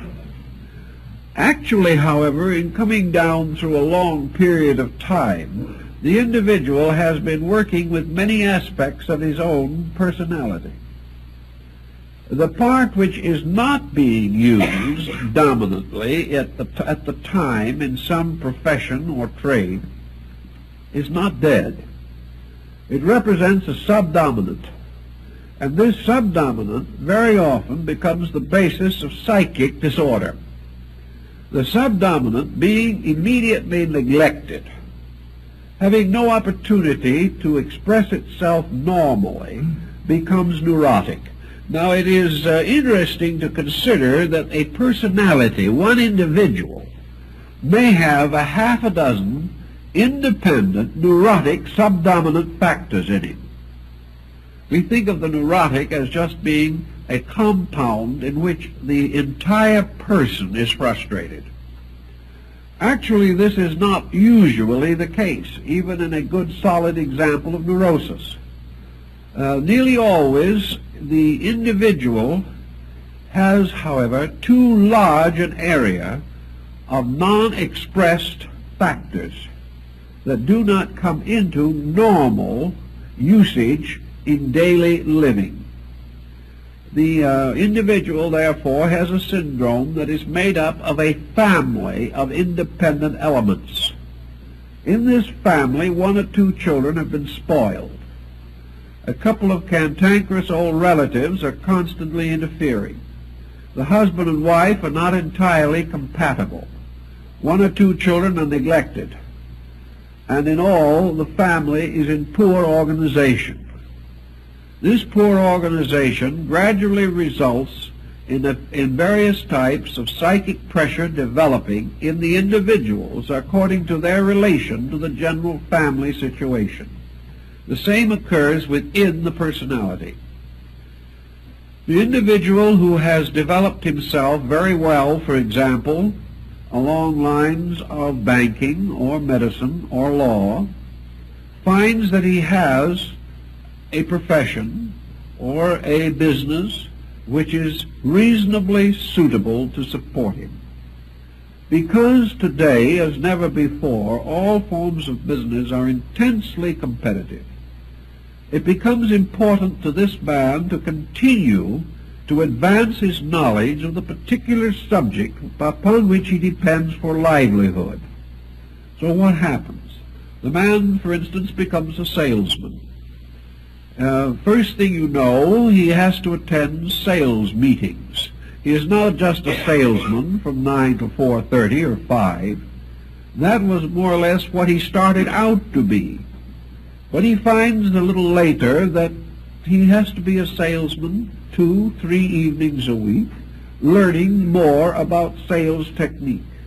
He then discovers that someone is liable to outstrip him completely. Therefore, perhaps he has to go back to school and take a course in salesmanship or a refresher, just as the doctor attends frequent conferences and symposia and things of that nature to keep up with the details of his own profession. Little by little, his job takes over his life. By the time he gets through, the dominant factors have completely eclipsed or vampirized all the lesser areas within his nature. And because nature itself is not interested in whether he's a successful banker or not, having no concern over such matters, nature does not support and abet this intense specialization. Man rewards it and nature punishes it. And the individual has to decide who he's going to be with. Now, for most persons have decided that they would rather take a chance and break faith with nature, whose processes are wonderful and mysterious and not very obvious, rather than to take a chance and break with tradition and with present prevailing policy and immediately endanger themselves as to loss and demotion or failure for advancement. So the average person, in making his decisions, has a tendency to sacrifice what he does not understand in favor of that which is immediately useful in some way. He therefore sacrifices the greater for the nearer. He sacrifices what might be termed by him an idealism for an immediate realism. Nature has very little patience with this procedure, however. Nature is interested in the person becoming an adequate human being. Now, as a result of developing very intensely certain aspects of the personality, the individual gradually draws into these selected aspects the greater part of the sustaining power, force, or energy of life. In other words, he supports these dominants with the greatest amount of the available libido. He gets behind these faculties, these processes which are making him rich and sick, and gives them everything he's got. As he proceeds to do this, he finds he also has to withdraw energy from other areas. He may have to withdraw so much energy that after what might be considered a reasonably busy day, he may come home, collapse, and go to sleep, and have no further interest in life until the next day. He is simply tired out. he has no longer the energy to develop the various aspects of his nature. Now, this might not be quite so tragic if it was not true that in this procedure he is cheating this thing which we call the mental coordinator. The mental coordinator is now confronted with a situation in which, like a highly specialized machine, the human brain, the mechanical brain, so to say, that this machine is no longer fed authentic data. You expect the IBM machine to produce certain answers, but it cannot produce these answers if the necessary data is not fed into the machine. And when you get an individual who is hobbling along through life on one great specialty and a broken crutch for the rest of his life, he is not able to supply the coordinator with the information necessary to produce a reasonable judgment. All of the elements of perception and reflection which should contribute to judgment have been outwitted, except one or two. Throughout being outwitted and neglected, vast areas of human consciousness are underprivileged, undernourished, and lack any sustaining will or libido to energize them. These other areas, these neglected areas, proceed to bring in inadequate testimony. The individual has no interest, no appreciation in various qualities which are important. When he selects a friend, he selects a man who talks his language. But because in his own nature he has never developed insight, he is unable to cope with the problem of his so-called friend's character. He has no power to read that character.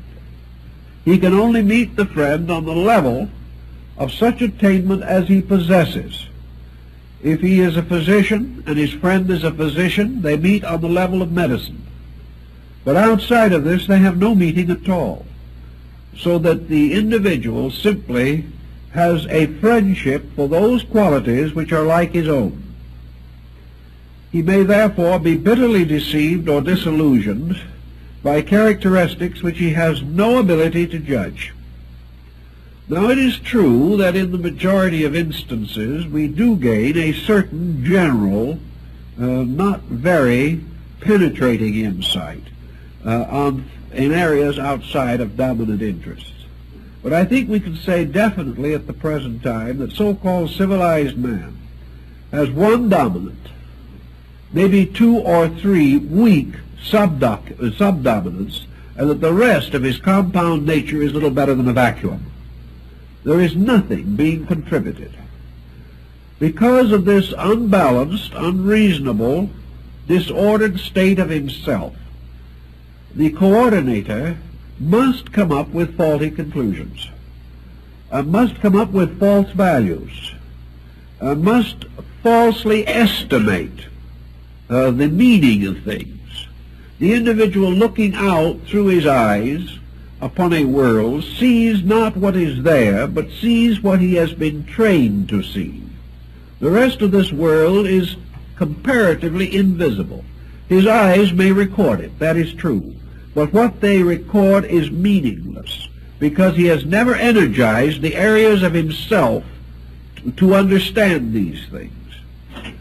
Thus, one man going out and standing on the side of a mountain overlooking a great scene will be deeply moved by the magnificence of the spectacle. Another man who has climbed to the same height and stands there puffing, without any appreciation of the scene whatever, turns to a friend and says, "If I had been paid to do this, it would have cost $10,000. The person simply had no concern or no consideration for those areas of value which are peculiar to the nature lover. Nature itself, however, doesn't like this. Nature doesn't like to see individuals working from the beginning to the end of life without ever having the experience of a well-balanced attitude. So nature is continuously trying to break down this excessive specialization. One way it tries to break down specialization is its oldest and most basic biological trick, and that is through marriage.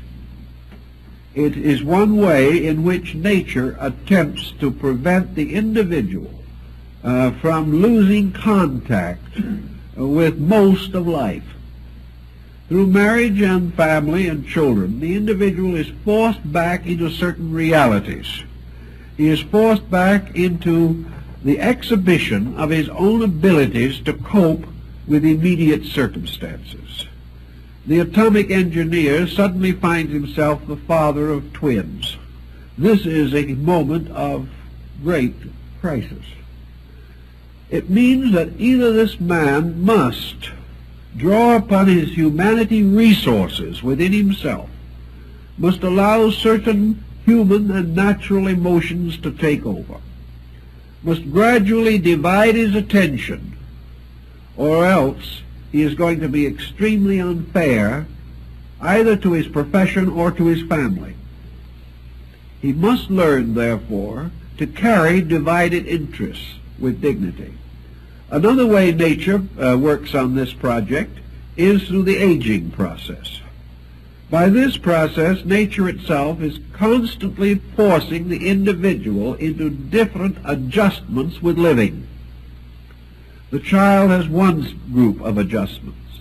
The adolescent has another. The mature person has still another. The aged still another. Nature is constantly trying to force us to diversify, force us to take various areas of life and enrich them, take various levels of our own intensities and bring these levels into objectivity. If nature succeeds, a certain maturity is thrust upon us by circumstances. If, however, we are too set in our ways, too unchanging in our determination, and too self-centered, we will resent and reject all natural conditions and go headlong into some extraordinary intensity which will ultimately bring us to disaster, because the human nature is not equipped for this kind of monorail existence. We have to diversify in order to live. In this process of diversifying, we begin to break down the intensities of isolated autocratic powers within ourselves.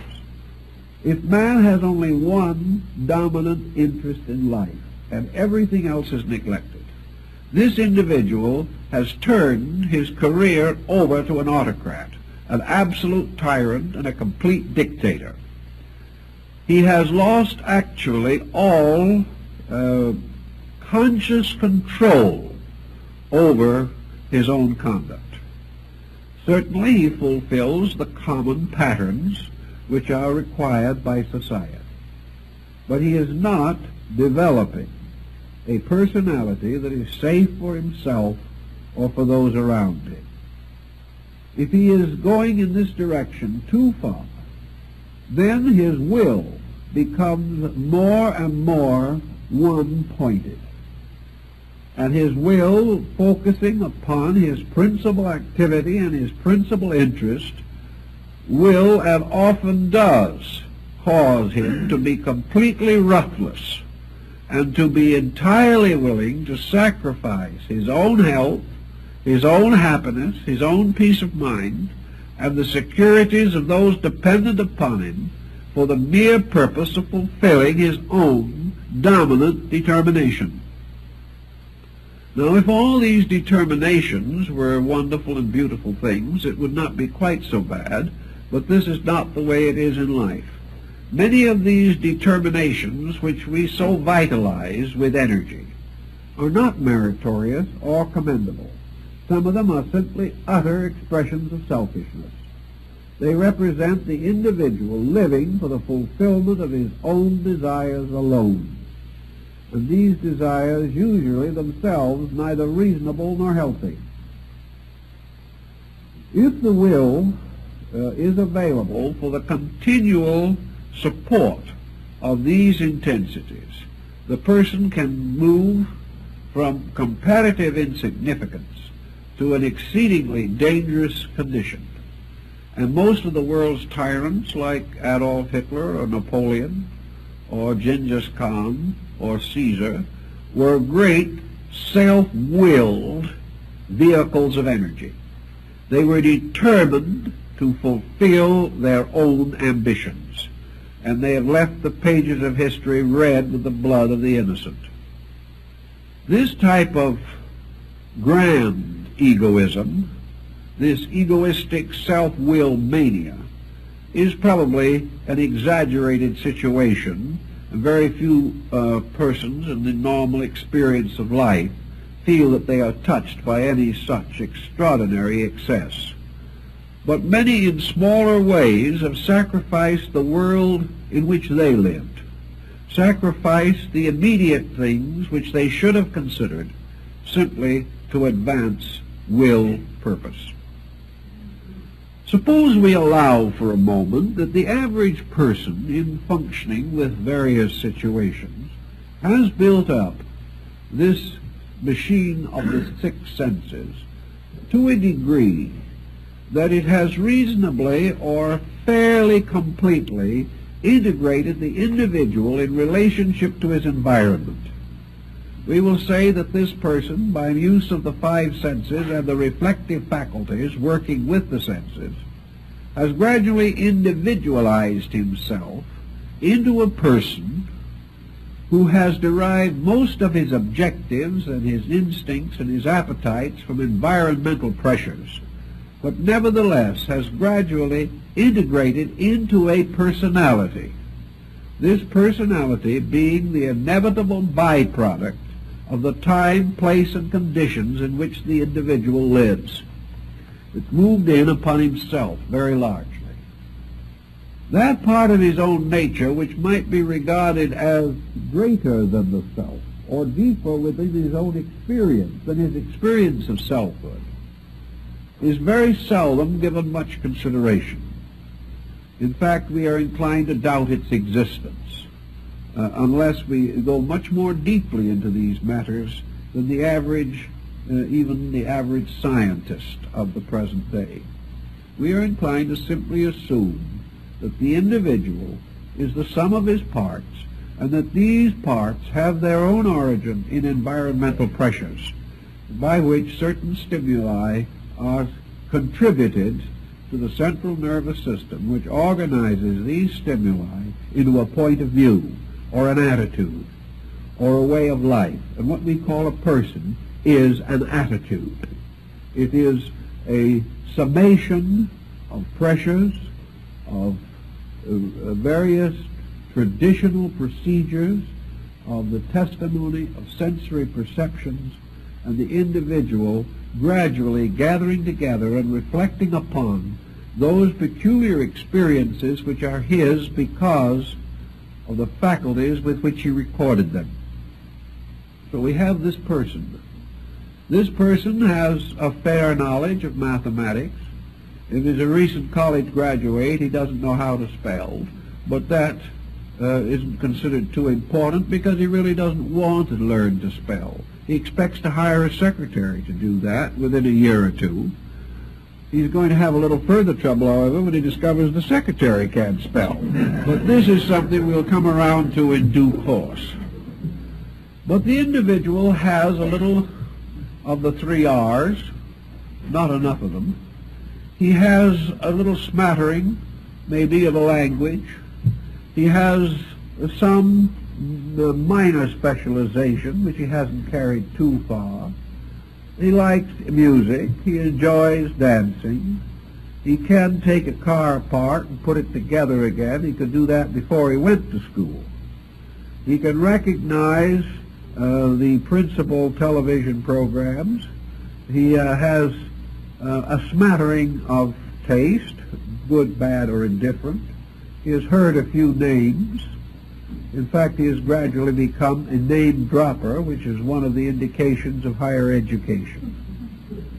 But he has now reached the point where, out of the fragments and elements of his education, in which he has studied too long and learned too little, he has to form a personality. This personality is further influenced by his family condition, what kind of relatives he had, whether his parents were well suited to each other, all kinds of different phenomenal situations add together to form this thing we call a personality. But having put it together the best way he could, depending upon the coordinator to always bring a state of synthesis, even if there's not too much to synthesize, the person now emerges as a person.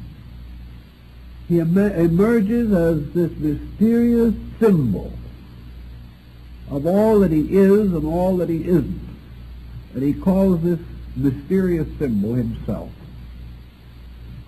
This self he cannot really explore. He knows in a measure how it was put together. He will never probably know why it was put together. He recognizes that it is composed of separate elements which in various ways can be partly separated but never completely so. He realizes that if some part of this sensory or coordinating structure is disordered, that he is disoriented and may definitely lose his mental coordination. But here he is as a self. Whatever he has, whatever he is, all these together, good and bad, strong and weak, have made him into a person. And there's one thing that he is inordinately proud of, and that is the fact that he is a person. Being a person means that he feels somewhere within himself a center of life. This center of life he dignifies with the term I. And he thinks that whenever he speaks for this center of life, he is speaking in an oracular manner equal to that of the Oracle of Delphi in Greece. Anything that comes out of this self is sacred. If it is not sacred in the theological sense, it is sacred in a psychological sense. This self, some way, is the last recourse. There's nothing beyond it. When an individual says, "This I believe," he is making a statement of small worth but great importance. To have the feeling, to have the sense of selfness, means to have uniqueness. The individual is unique because he has experienced the only self he can experience, and that is a unique experience. If he could experience a dozen other people's selves, he wouldn't be nearly so unique or so awe-stricken with the importance of his own nature. But he can never know any other self than his own. He can talk about other selves. He can observe other people with selves. But he never can have the intimate and immediate experience of being anyone but himself. Thus to live in a very close association with a mystery for which we have no adequate explanation nearly always leads to a certain hero worship. The individual overestimates the importance of himself. He overestimates the integrity of his own nature. And he overestimates the sphere of influence in which he has a right to occupy. To him, this self is a sovereignty. He has a perfect right under the sun to be lord of all he can get hold of. He has perfect right to push other selves aside, because other selves are not himself. And he in himself is the important thing. Many, many years ago, when I took over the Church of the People around 1921 here in Los Angeles, I inherited it indirectly from its founder, Dr. Benjamin Fay Mills, who was a well-known evangelist. Dr. Mills used to get up in the pulpit quite frequently and make a statement of overwhelming modesty. He said, "If I can't do it, my wife can't do it, and our children can't do it, it can't be done."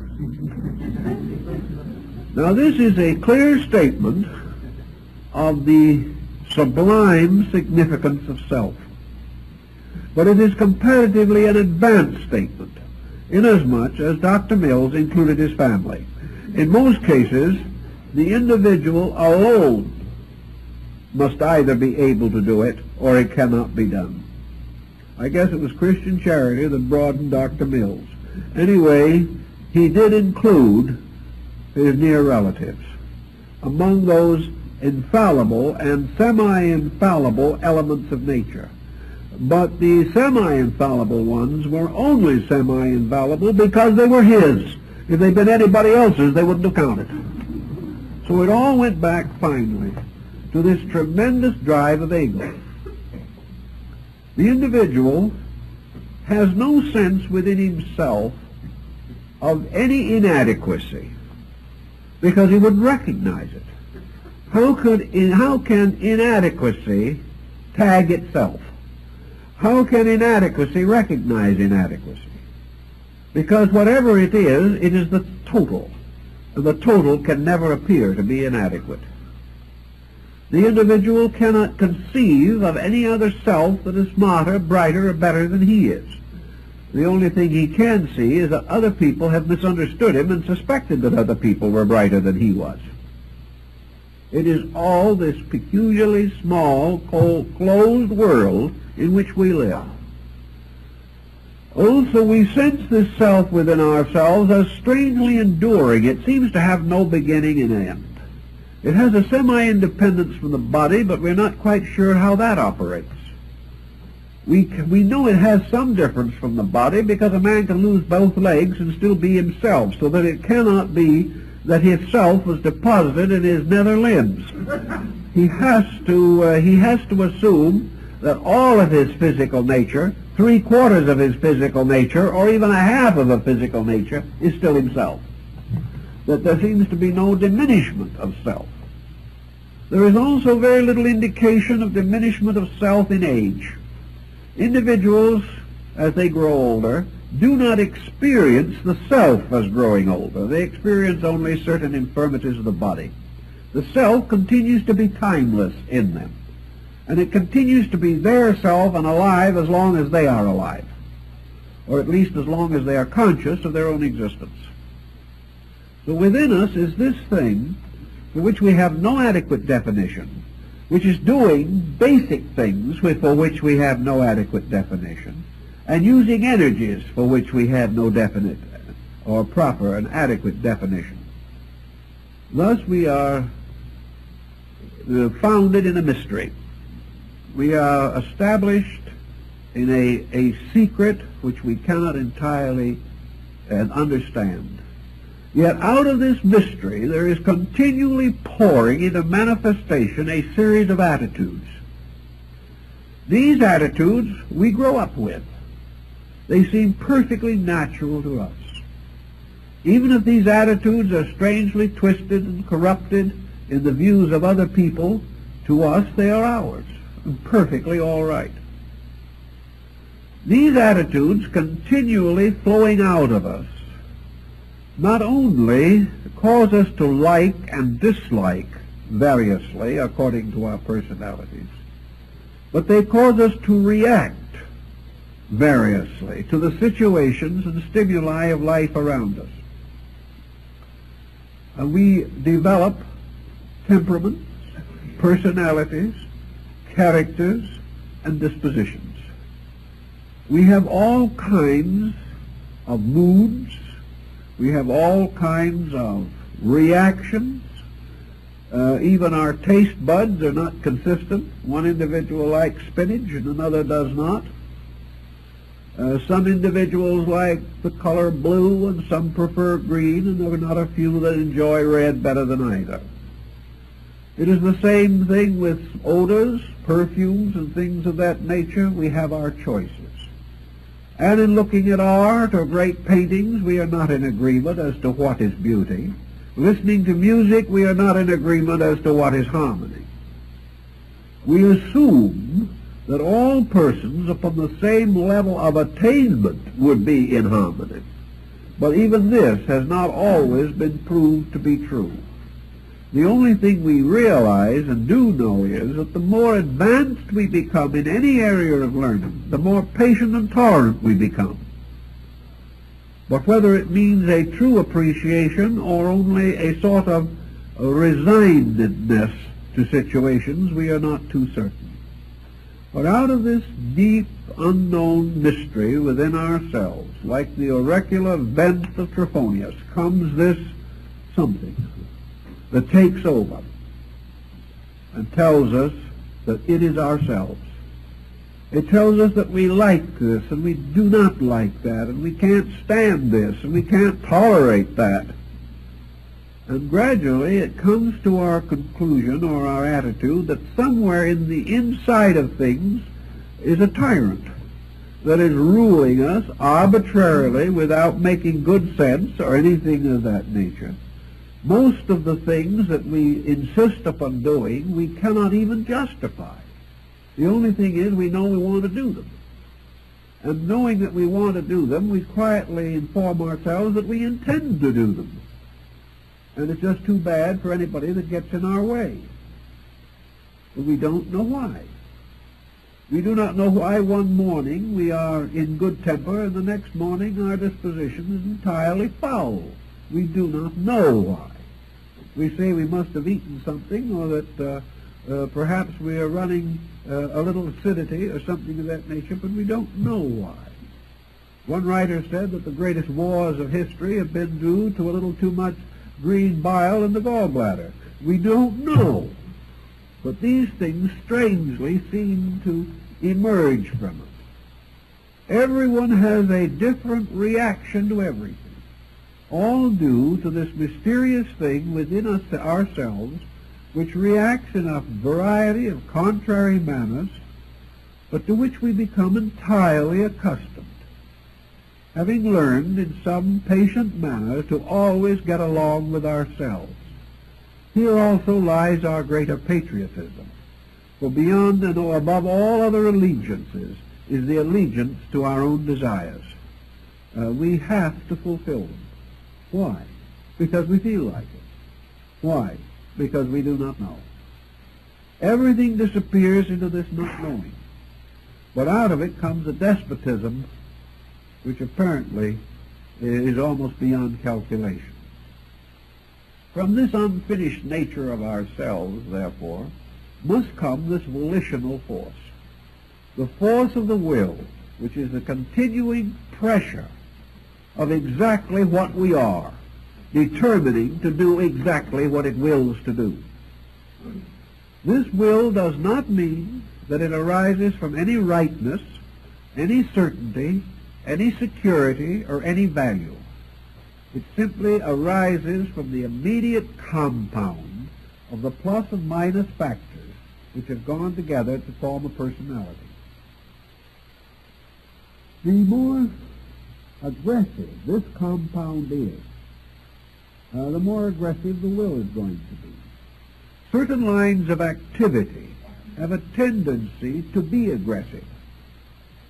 The individual who chooses out of the compound of his personality adjustments to be a soldier, a test pilot, an adventurer, choosing hazardous and difficult occupations, certainly has a disposition entirely different from a person who by nature will choose some quiet, peaceful, unobtrusive line of activity. There has to be work for all kinds of people, and there are certainly all kinds of people for the work at hand. And out of the diversity of these different activities, the intricate pattern, much of it charming and delightful, some of it terrifying, the intricate pattern of society has been built up. So we have this rather obvious certainty that not only do these faculties which we possess incline us to professions or trades or arts, but these professions in their own turn are only symbolical of the peculiar intensities of our nature.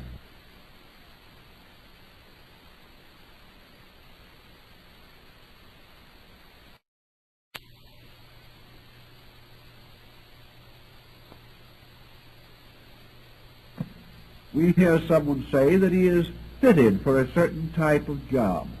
That means that his own peculiar pattern of internal processes makes it likely and suitable that he would fit into this particular type of vocation.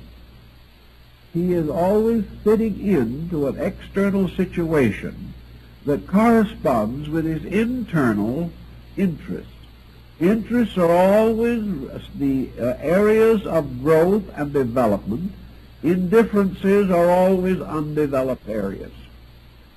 When it became obvious that General Grant did not know at the time he was President of the United States whether the local band was playing Hail to the Chief or Yankee Doodle, it was assumed, and the General himself admitted, that he had little ear for music. It was one of his deficiencies. He had no interest in music, whatever. He didn't know a tune, he couldn't carry one. Now, this indifference does not necessarily mean that the General had outgrown music. It didn't mean, as some hold. I met a very impatient man one day, and he was really the impatient spiritual type.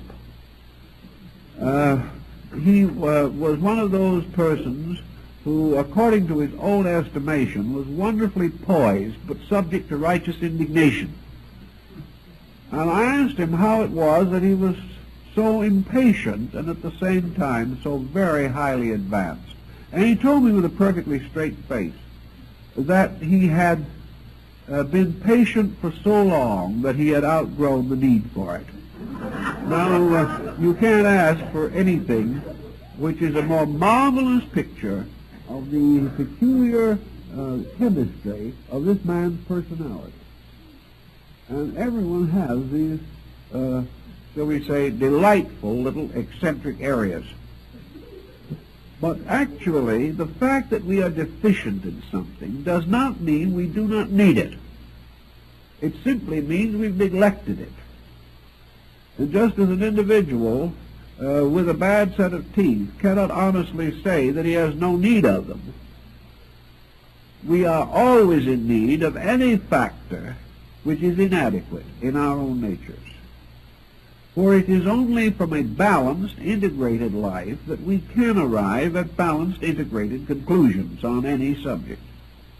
So the weak spots are not things that we can neglect and forget about and say, oh, well, we really don't need them, we're getting by without them. We're getting by without them, but we're getting by with a limp. We're getting by lacking something that we should have to make life richer and more valuable. We are also getting by with blind spots in our own consciousness, which will in time prevent us from recognizing valuable decisions and thereby limiting our success and advancement in almost any field of activity. Out of this imbalanced situation, with some faculties rather strong and others getting by and some not getting by at all, we also engender or generate this power which we call the will. And the will is not simply a single energy. Here I differ from Spinoza and Locke in their definition. I don't think that the human will is just one thing. Actually, when Locke goes into the description of the will, he doesn't either. He cannot but assume that the will is made up of parts. For into the structure of the will must go energies which are in themselves partile, that is, that have an individual or separate nature of their own. The will, therefore, is again the chemical product of the mingling of a number of streams of plus and minus factors. Now, we can speak of wills in various ways. The individual whose will is to us obnoxious we term merely stubborn. We say this individual never knows when he's wrong, is never willing to acknowledge an error, and is never willing to accept instruction from anyone. When we sum all this up, we also rather regretfully decide that he is probably the man most likely to succeed because of these various characteristics that he possesses. He will succeed in a way, but he will succeed in a way in which his life will fall to pieces more rapidly than he can put it together. He may achieve that $1 million or the $10 million or become president of a great corporation, but he will certainly end with ulcers, and he will certainly have a miserable personal life, and will probably reach a state in life that was once reached by John D. Rockefeller Sr., in which he candidly admitted that he would give most of his fortune if he could eat a square meal. This situation arises from these pressured types of human nature, human development. Individuals who simply lose the power to be people, and often do not really realize any longer that they have lost that power, except they have a gnawing misery in themselves. They're not happy. They're sad, hurt, disappointed, disillusioned people who are friendless and who are lacking in the simple things which make life pleasant and enjoyable. But the will, being conditioned out of this more or less gallimaufry of parts, a sort of a stew or soup, as it was called by some of the medieval Arab thinkers, of what we are and what we are not. This will does then become a drive. Now we think of the will as a blind drive. It is not actually a blind drive. It is a very highly calculated drive.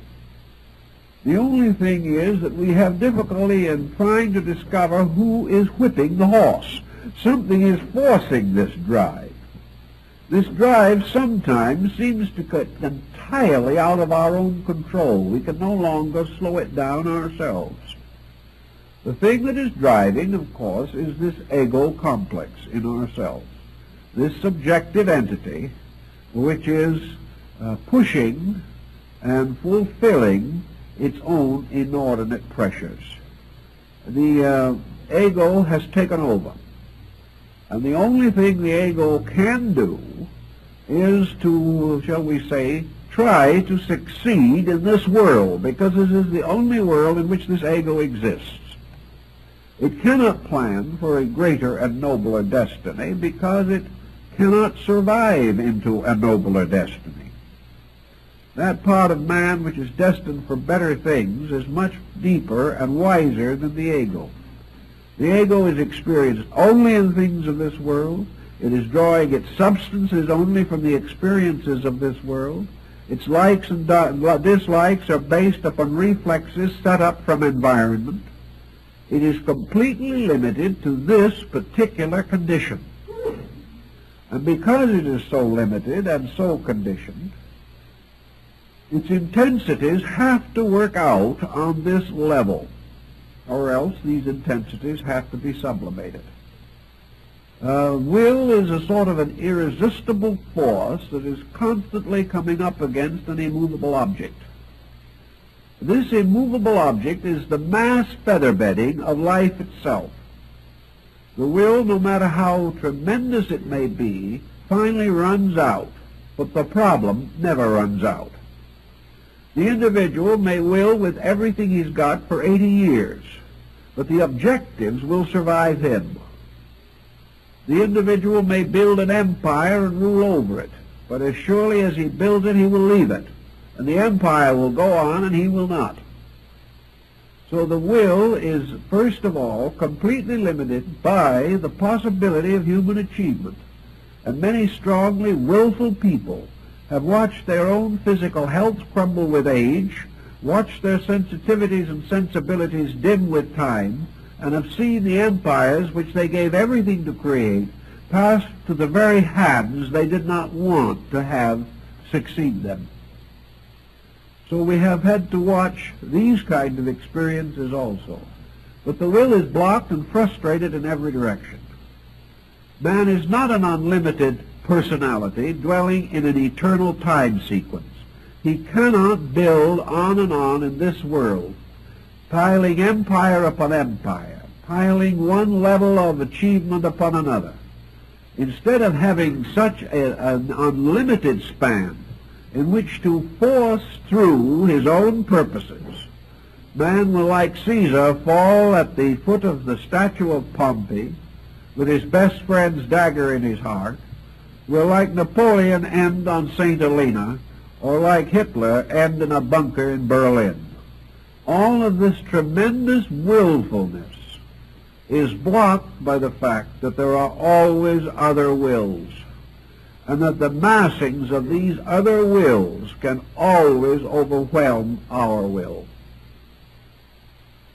This thought should cause us to relax a little. It should point out that wise people do not attempt the impossible. And even if they should achieve what they consider to be their goal, they have achieved nothing, because the goal will have to pass from them to someone else anyway. If Castro achieves his ends in Cuba, a microbe so small we cannot see it can achieve its ends in Castro, nothing will go on. The will to do all these things will be ultimately dissipated and drowned in the common sea of will that will go on forever. So in Eastern philosophy, the question simply arises, what are we doing with all this strange and rather purposeless expenditure of vital resources? Is the will worth the price? Actually, is the will the secret of achievement? Do we really get somewhere by knocking our heads against stone walls until something gives, often our heads? Is it actually true that man was created for the purpose of fighting his way to the top with brass knuckles? It seems doubtful. When we observe those who have been willful in the extreme, we see examples we really would not like to emulate. So in the Eastern concepts of philosophy, and in Western mysticism and philosophy also, the whole subject of the will has been given a lot of thought.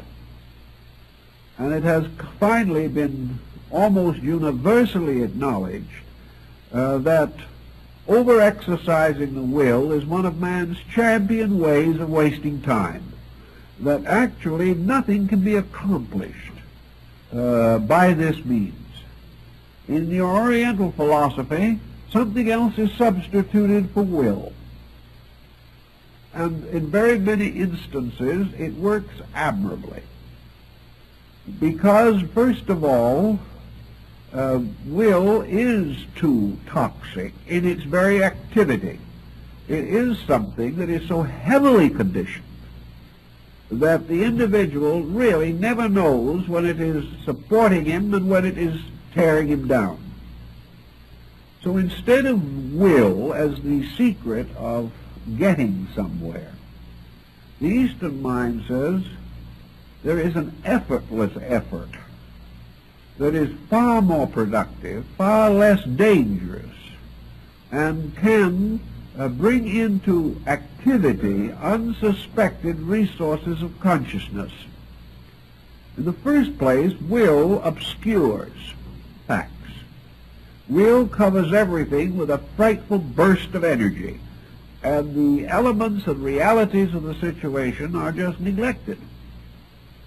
But by this means of effortless effort, the individual changes his policy, and a good example of this method of changing is in the selection of an adequate vocal coach if you intend to take singing lessons. In the, shall we say, Robusto style, the principal problem was to open your mouth and bellow. And nearly all, many of the older singers were quite content and happy if they could rattle the chandeliers in the back of the opera house. Then it was gradually discovered that this was the best way to ruin a voice that there was. These voices were damaged, and damaged terribly. Today we know that the best way to learn to vocalize is to reduce effort. That the principal problem that every singer has to get rid of is his own throat. If he could lose it, he would sing better. Get his mind off of the noise he is making. Relax and allow the breath to move as it will. And if he controls the breath with a minimum of mental energy, he will produce a pure tone. Well, if he gets behind it and shoves with everything he has, he will develop only a badly pressured, badly trained voice. Same thing in life. The purpose of life, the economy of life, is to use a minimum amount of energy to attain a maximum result. We only have a certain amount of energy. It is not limitless. It is true that some are more richly endowed than others, but energy is a conditioned quantity. And the energy that we waste is gone. And most of the energy we use energizing will is wasted. Let's take another example of this problem. Let us say that a person wishes to achieve a certain end. To achieve this certain end does not require any vast push. The only reason why the individual seemingly has to over-push in order to achieve is because he is trying to push through his own static. There is a situation in himself, a failure of his own nature to respond, and he has to practically force his way through his own inertia and indifference. If, however, the full nature of the personality is in agreement on something, if the purposes necessary, proper, and desirable are clearly understood, then the achievement is one of the simplest, most direct, and effortless way of achieving that end. This requires no will whatever, requiring something quite different from will, nothing aggressive, but a constantly increasing understanding of that which is necessary. The individual who knows what is necessary and has a normal nature will do that which he knows to be necessary without fanfare, excitement, or pressure. All through life, therefore, there is this struggle against this type of will which is forever thrusting out and interfering with the free circulation of human energies. And this quiet, controlled method by means of which the person moves continuously, effortlessly toward those goals which are right and proper for him. He is non-competitive. He does not need to compete because he knows within himself that the one true method of achieving is to attain the degree of insight which is necessary to control the condition.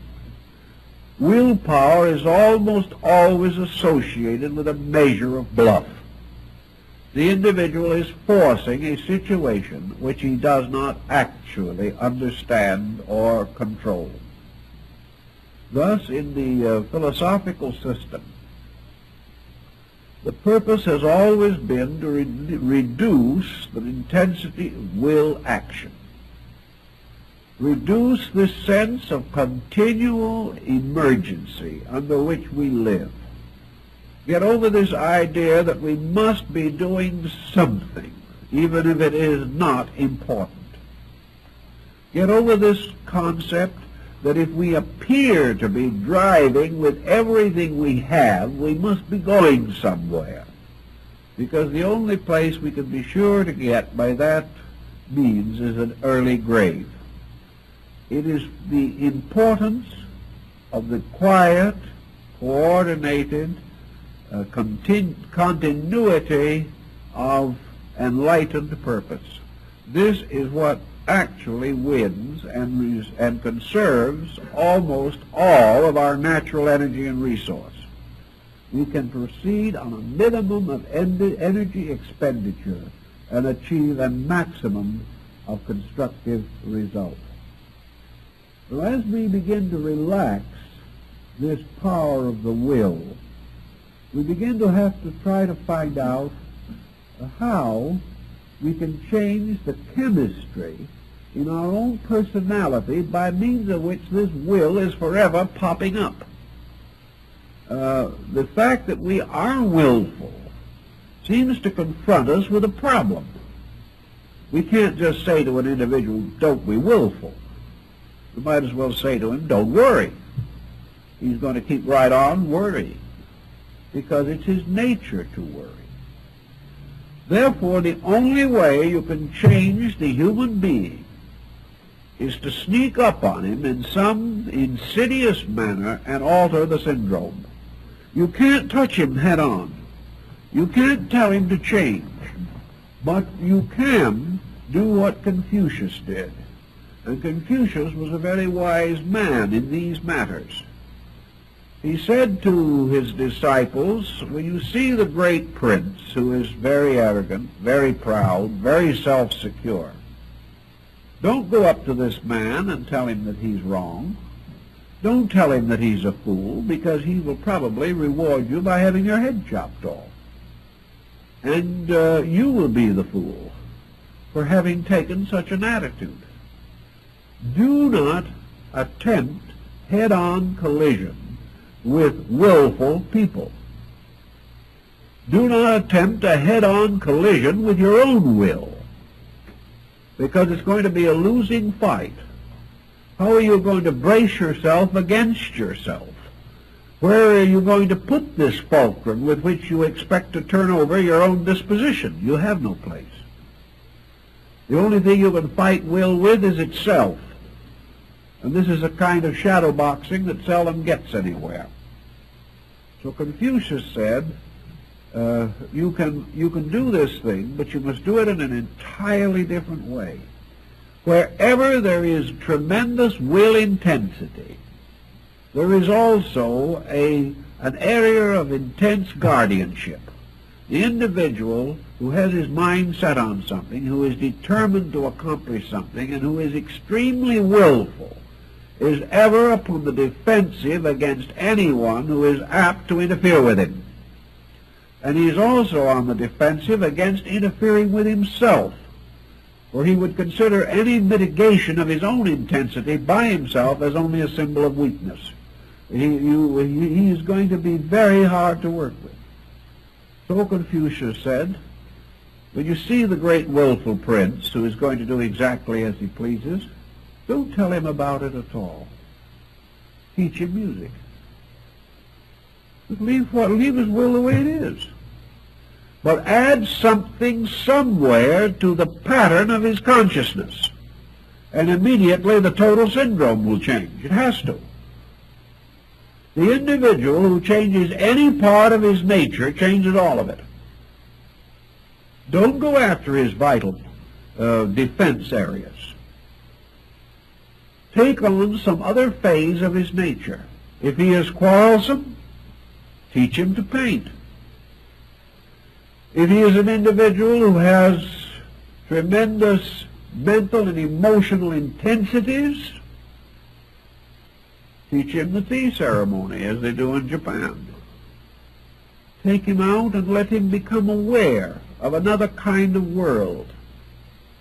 Gradually induce him in some way to make some change of some kind in himself. Perhaps he can be induced to take up a hobby. Perhaps he can be convinced that some philanthropy or charity needs his managing ability.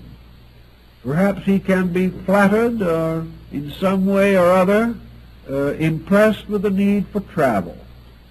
Don't touch the vulnerable area in yourself or anyone else. because you will bring against yourself the whole total pressure of your own will. You have to get behind the will, realizing that as you become civilized, the will become less intensive. Thus, the total integration of your personality is the only way to ultimately subjugate the will. The will not press unless you have pressure.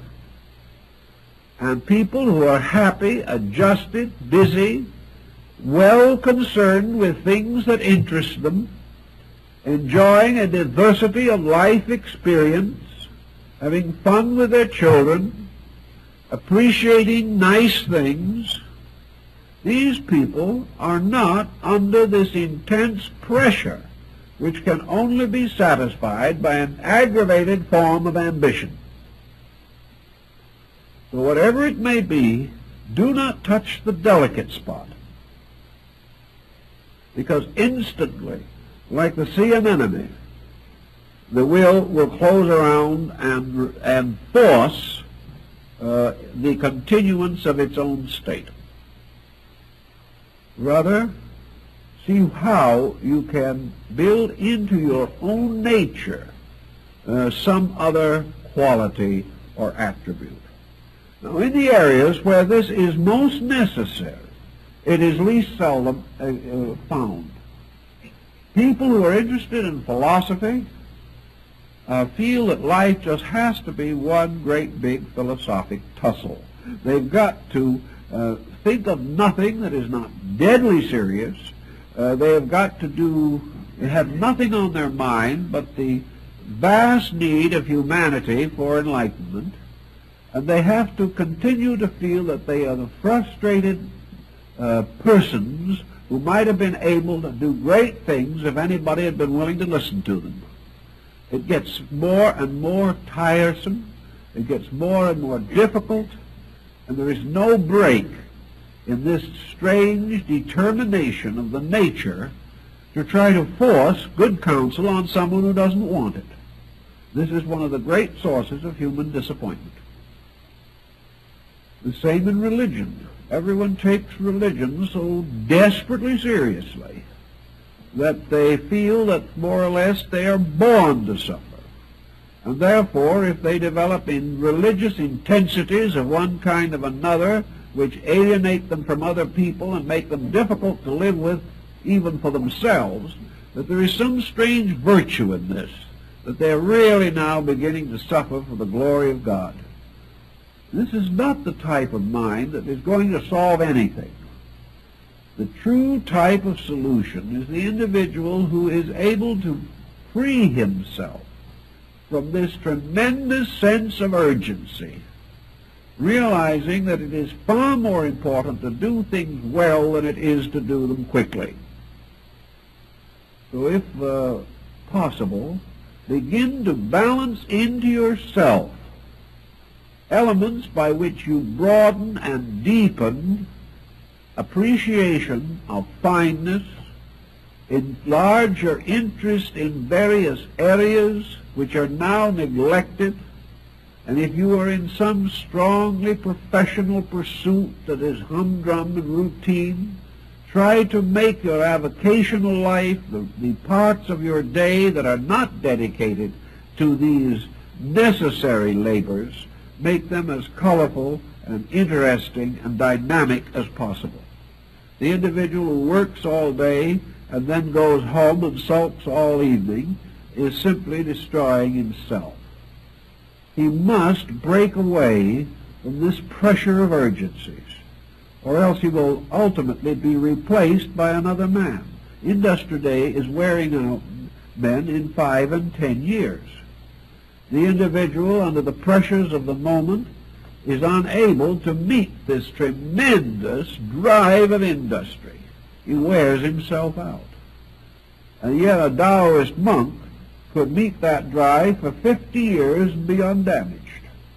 He would get the work done, too, but there'd be no tension in himself, no stress, no strain, no fear. And because he was quietly, continuously fulfilling certain routine duties, the larger part of his mind would be free for his own thinking. He would never obstruct or obscure the whole mind with worries and anxieties over a small particular fragment of his intellect. So if the individual can gradually enlarge interests in a reasonable and sensible manner, he will find that he can gain a great deal of vitality and energy from this type of procedure. The opposite of this driving will is gracious adjustment. The individual who can adjust can survive. And a certain quiet graciousness gives us the remedy against this constant pressure of our own desire. Now, in Buddhism, of course, the emphasis is to get rid of the desire itself, to enter finally into a state of desirelessness until there is only really one desire left, and that is the desire to serve others.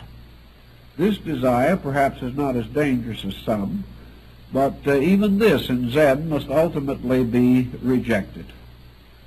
But in the common way of things, the reduction, the gradual, systematic reduction of desire has no effect upon efficiency. In fact, if anything, it improves it.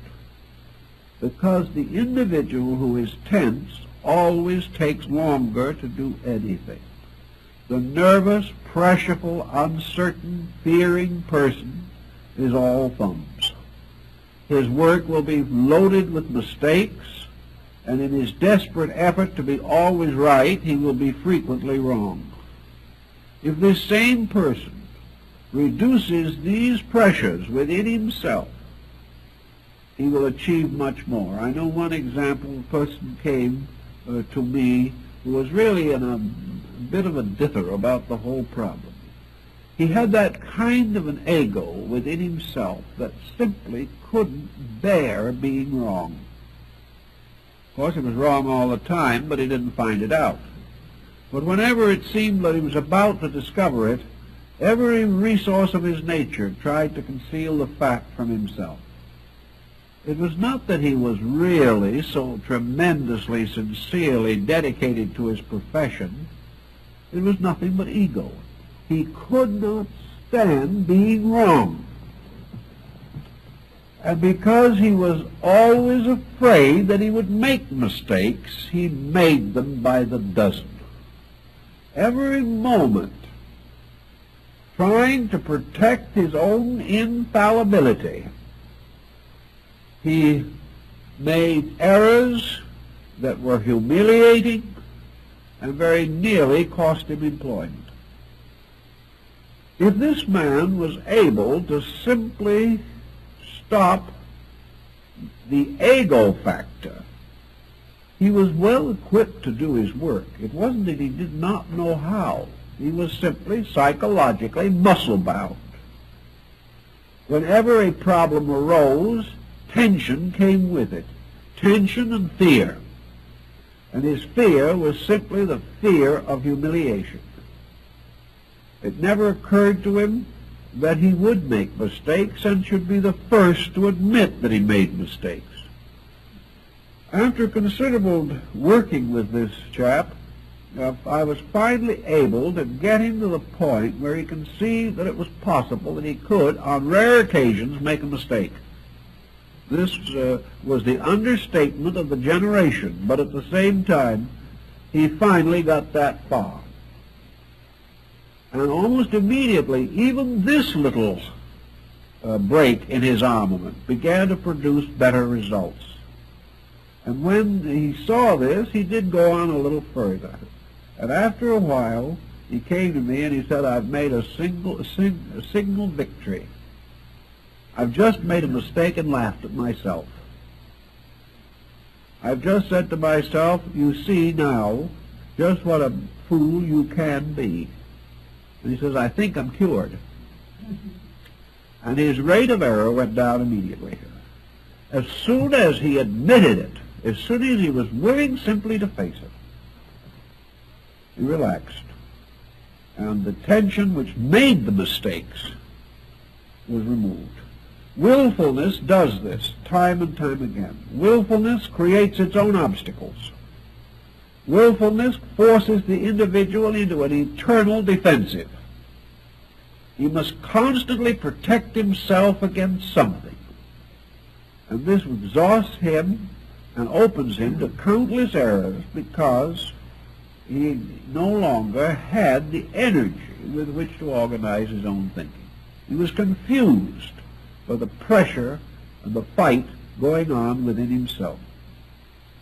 If we as students of philosophy are really trying to get something beneficial out of religion or psychology, as our interests may lie, there's nothing that would be more useful to us than the realization that there is no real ratio between will and result.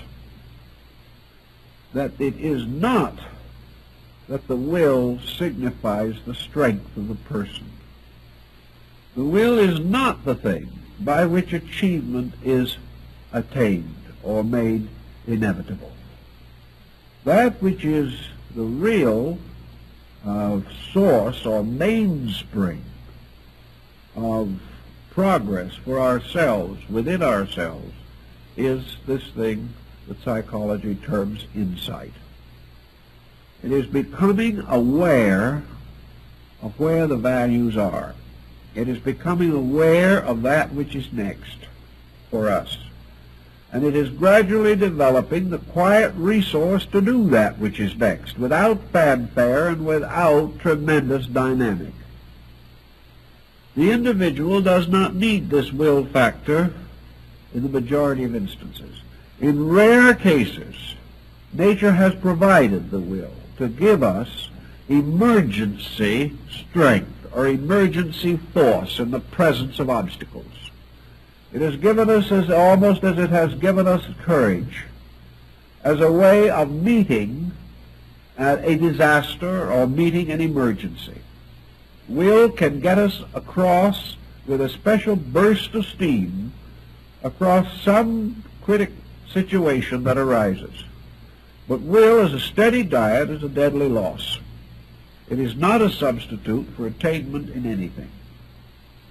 Actually, will is in conflict and sets up conflict between man and the universe in which he lives. Self-will against universal will is a bad pattern. What we term progress today is this deadly struggle of man's eternal determination coming into conflict with natural law. Now, man may win to a degree, and he begins to think now a little more optimistically about conquering space, and hopes that by means of the Einsteinian formula he will discover that he can outwit time and live long enough to get to another planet, star, or sun and come back. These things are fascinating theories, and they are intriguing. But the actual problem that man faces is not this at all. Here he is heading out into space, and as one observer noted, with no certainty there'll be any Earth here when he gets back. The problem isn't whether he can get somewhere else. The question is what will be happening here while he's gone. And this he doesn't get around to at all. It hasn't occurred to him that it would be very important for him to brighten the corner where he is now and get certain things done that desperately need doing. But with his eyes to the stars, like Thales of old, he is not watching his feet and is about to fall into another ditch. This business of always overleaping the immediate is a habit of man, but it's a poor habit that never pays off very well. Actually, our real problem is not this tremendous struggle to overwhelm and master space. if necessary, trying to violate its laws in order to get there. Our problem is to learn how these laws operate and move with them in every way possible. Another very simple example of this entire situation is the modern practice of therapy. Today, we are actually attempting, by means of various drugs, to impose man's remedies upon a universal pattern. We have decided that we are going to create health. The man is going to be healthy if we kill him getting him that way. We are going to use one wonder drug on him after another until the internal part of his nature resembles an experimenting field at Armageddon. We're going to set off one bomb inside of him after another.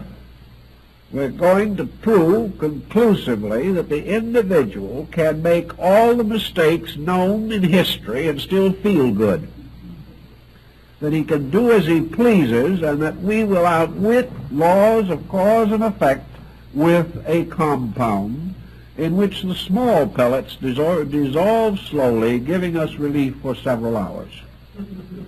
We are going to do it our way, and we probably will live to see a great many people drop dead as a result of this.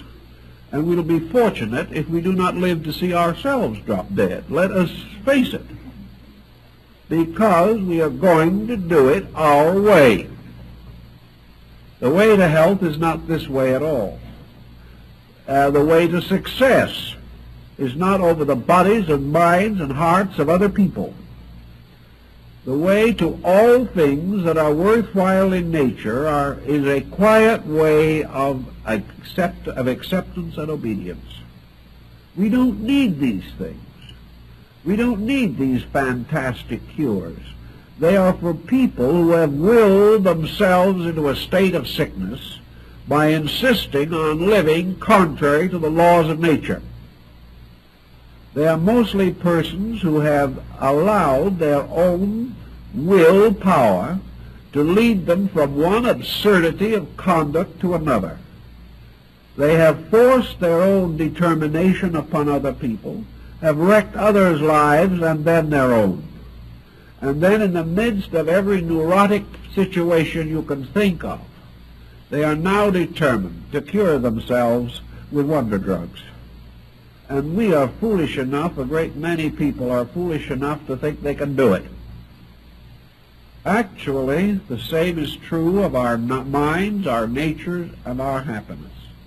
The beginning of success, of a truly successful person, is to be established firmly in those natural patterns which are suitable and proper to man. Without this establishment, he'll get nowhere and cannot survive. Then to discover what is proper for man to do. Now, it may well be that it's going to be proper for him to conquer space. We don't know this. But we don't know that it is. But we know that between his present state and the conquest of space is a vast area of self-conquest which he has never undertaken. So before we go out trying to change the face of the universe, it might be better to make sure that our own natures are adequate to our needs. There is no use extending our domain into space and doing to other planets what we are doing to other nations right here on this earth. Wherever we go, wherever civilization moves in, trouble comes with it. This is not what was intended, and this is not what should be. But it will be this way as long as everybody moves by impulse and nobody by common sense. Our common sense has the best chance to function when we are not kicking ourselves around or bossing other people to death. If we can relax and be fairly quiet and subdue these intensities by simply not stimulating them, we can perhaps get some thoughtful, reflective relationship with ourselves. If the average person could sit down quietly and experience communion with his own inner nature for 1.5 hours, it might change the course of his life. It certainly would help considerably. But driving on, always objectively, always on the outside, always neglecting the inside, the person simply has no reference frame, no security in time of trouble, and nowhere to go except in this strange, mad race to his own extinction. Buddha was of the simple opinion that you sometimes have to help nature in these kind of problems. So he created a set of obligations or rules which he imposed upon his monks and arhats.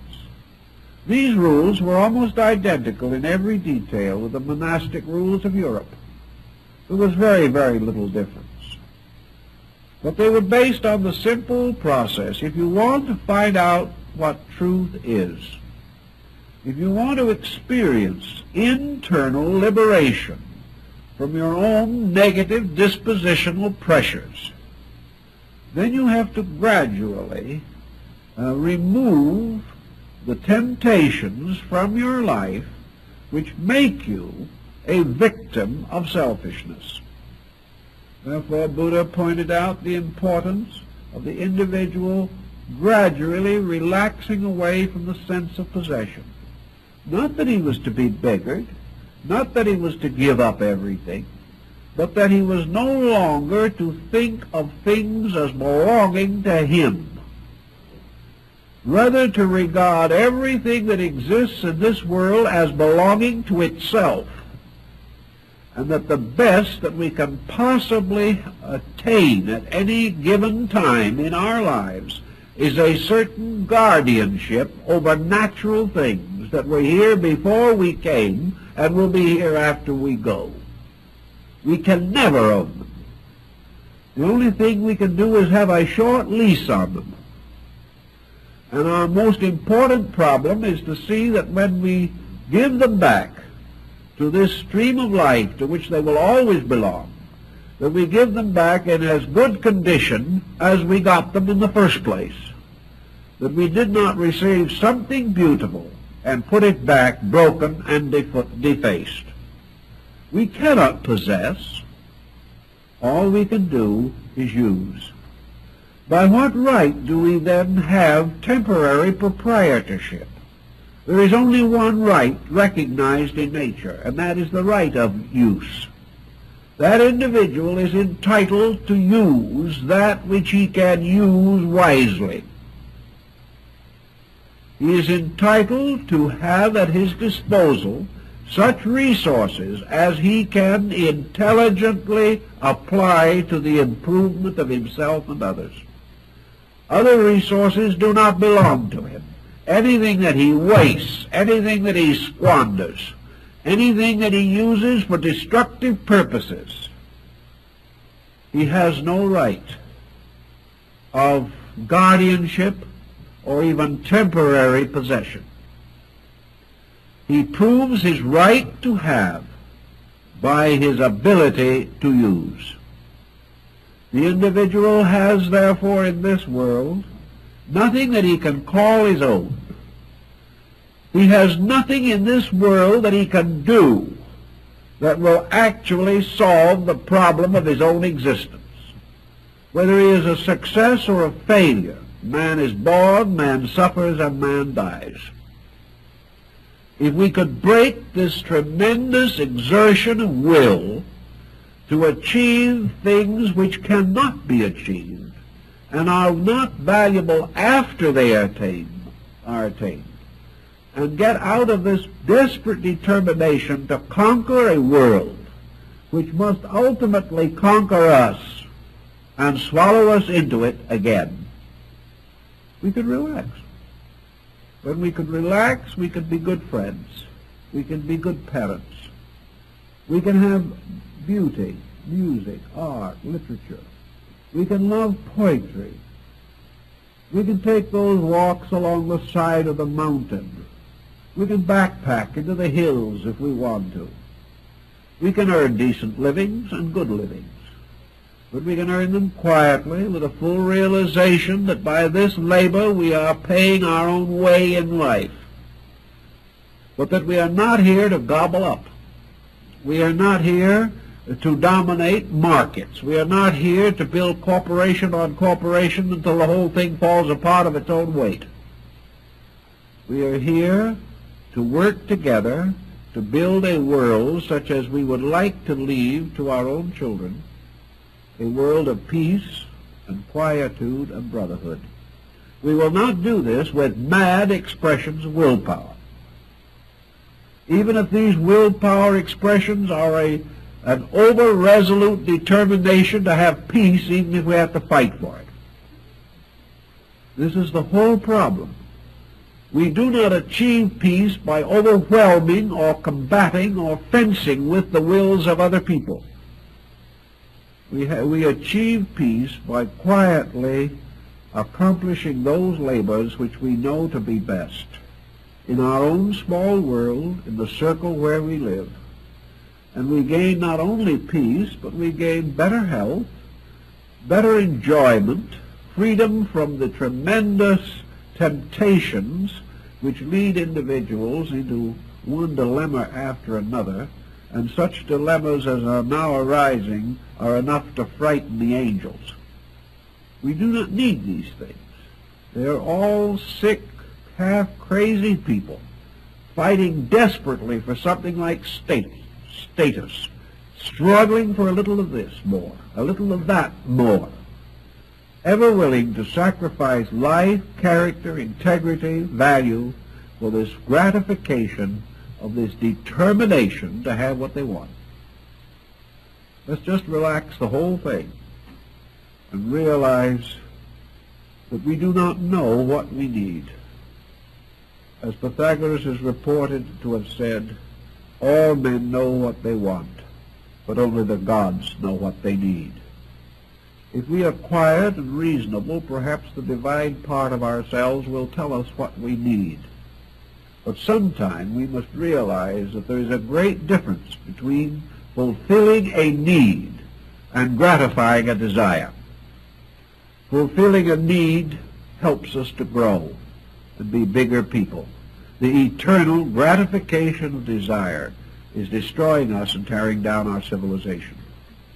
So we have to realize the need for the quietude, the peace, and the serenity of the untroubled life, the life that is free from unreasonable ambition, free from blind pressure of will, and free from man's constant and eternal determination to outwit his fellow man. We don't need these things. Without them, we're getting somewhere. With them, we're getting nowhere.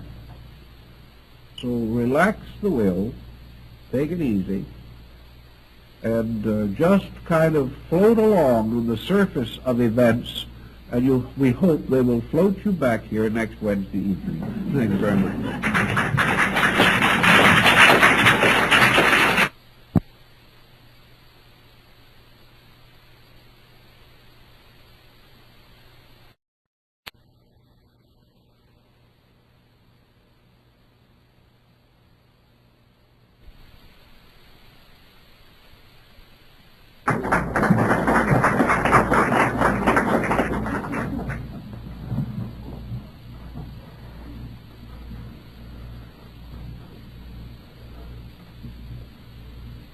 We all experience some measure of growth through the process of living. And we recognize this growth in that in some way it bestows upon us a more adequate attitude, a more reasonable point of view, or greater courage of decision and determination when need arises. A person said to me not long ago, when I was growing up, I had a very bad temper. But I worked on it quite sincerely, And now my temper is more controllable, and I am less likely to give way to blind impulses or negative attitudes. So this person concluded, I think I have grown a little through the years. Thus we think of growing as a progressive process of self-improvement. Sometimes we feel that it is thrust upon us, more or less against our wills. Other times we strenuously attempt to cultivate some sense of increasing ability to cope with circumstances.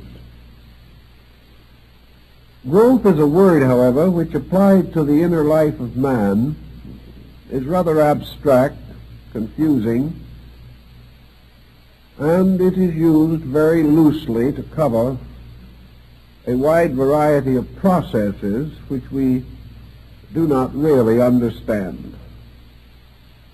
Perhaps the architect has something to offer in this particular phase of our living. A man designing a house watches day by day the physical structure growing and developing through layer upon layer of stone or masonry, or through the continuous efforts of artisans who by degrees bring the structure to completeness. This process of bringing things to completeness by naturally and inevitably slow procedures sort of reminds us of the idea of building personal character. To the thoughtful person, growth is not a sudden leap toward light. Growth in man as in nature is a slow, regular, continuous, almost imperceptible procedure. Without the assistance of special types of cameras, we cannot watch plants grow. But we do know that if we return several days later and view the plant, we can observe the changes in it, the unfoldment and enlargement of it, and we see that it is filling gradually the archetype of its own kind. Growth is not something we can measure always in terms of moments, but it is something that accumulates, becoming a gradually increasing force for the attainment of some end which we desire or we regard as necessary and proper. Now, when we study man, the question always seems to arise as to what part of man actually grows. We know the physical body develops and reaches maturity, that a growth does take place there. But having once achieved its own maturity, the body continues on a more or less level platform for the greater part of life, and then shows definite signs of decline.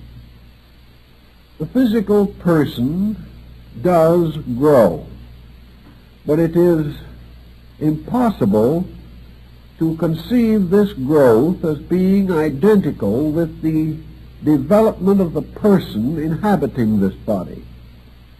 To a measure, there seems to be a connection. We know that we have come to expect degrees of physical growth to be associated with consistent degrees of mental development. We do not expect the small child to be an intellectual. We do not expect the small child to grope with problems that are suitable to an adult.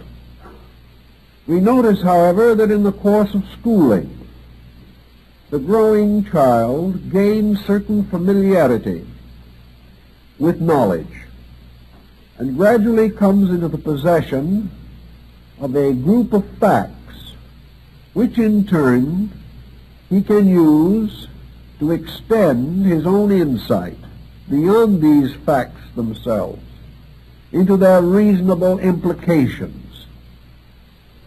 He has been provided by education with a basic group of elements of knowledge, and by making proper or the best use of these elements, he realizes that he can enrich his life and can gradually gain skill or proficiency in some chosen field.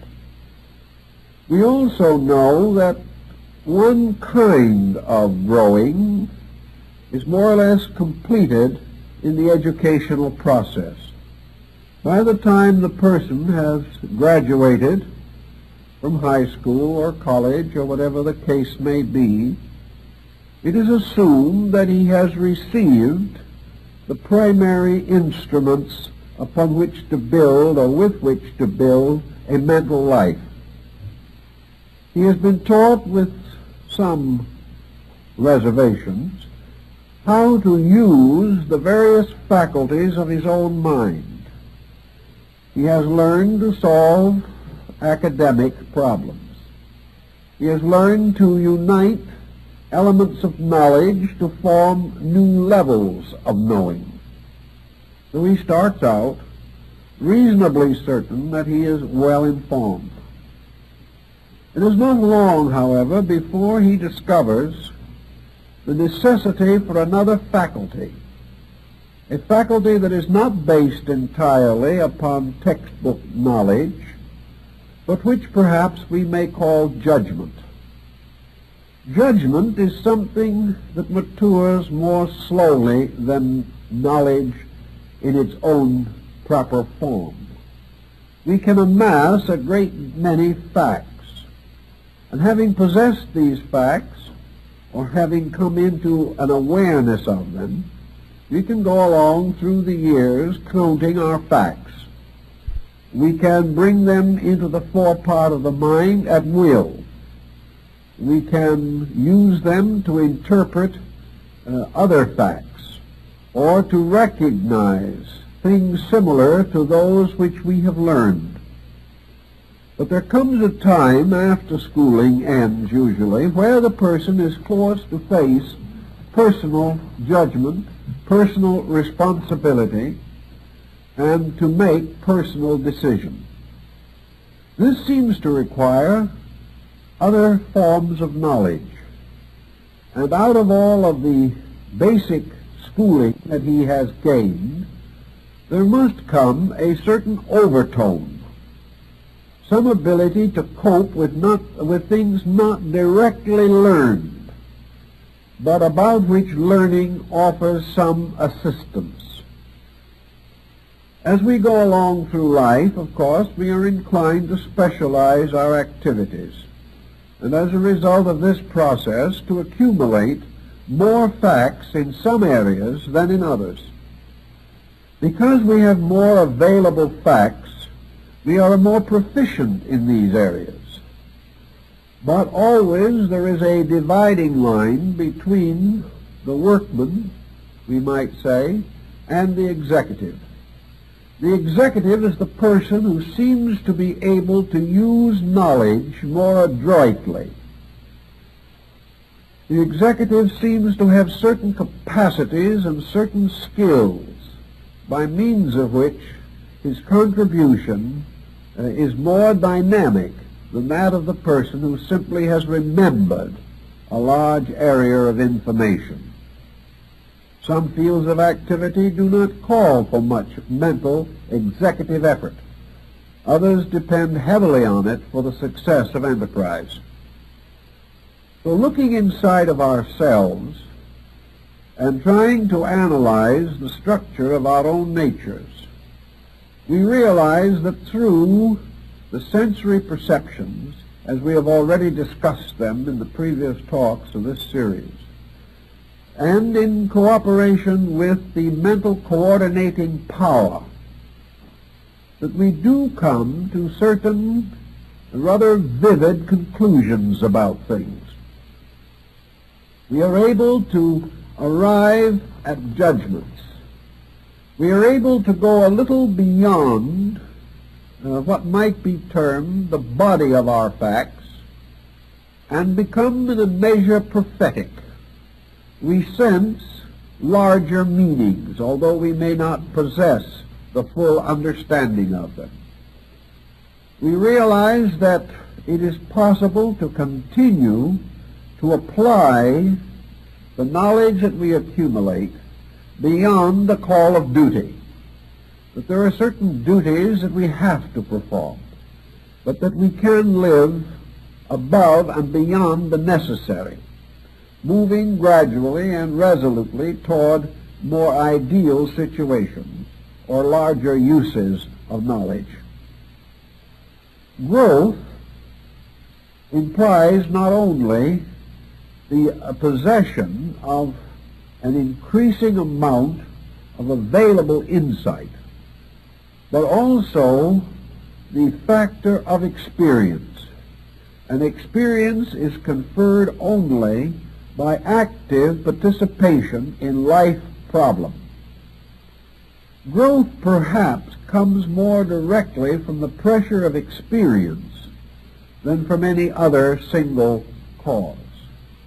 It is the emergency which forces man to draw out of himself all available mental resources. As the problems around him intensify, the individual must solve them from himself, or with faculties and powers within himself. If he is in a comparatively secure condition, if his wants are few or his needs are easily met, it follows that for the most part he will not be challenged. And because he is not challenged by circumstances, he does not experience as intensely as those who must face and meet difficult situations. So growth has a great deal to do with the experiencing of the relationship between knowledge and fact. If everything that we learned was absolutely true, and if every situation that arose in life was completely academic, there would be very little growth. We could take the information that we learned in kindergarten and apply it to the problems of mature years. But we find that this is not the case.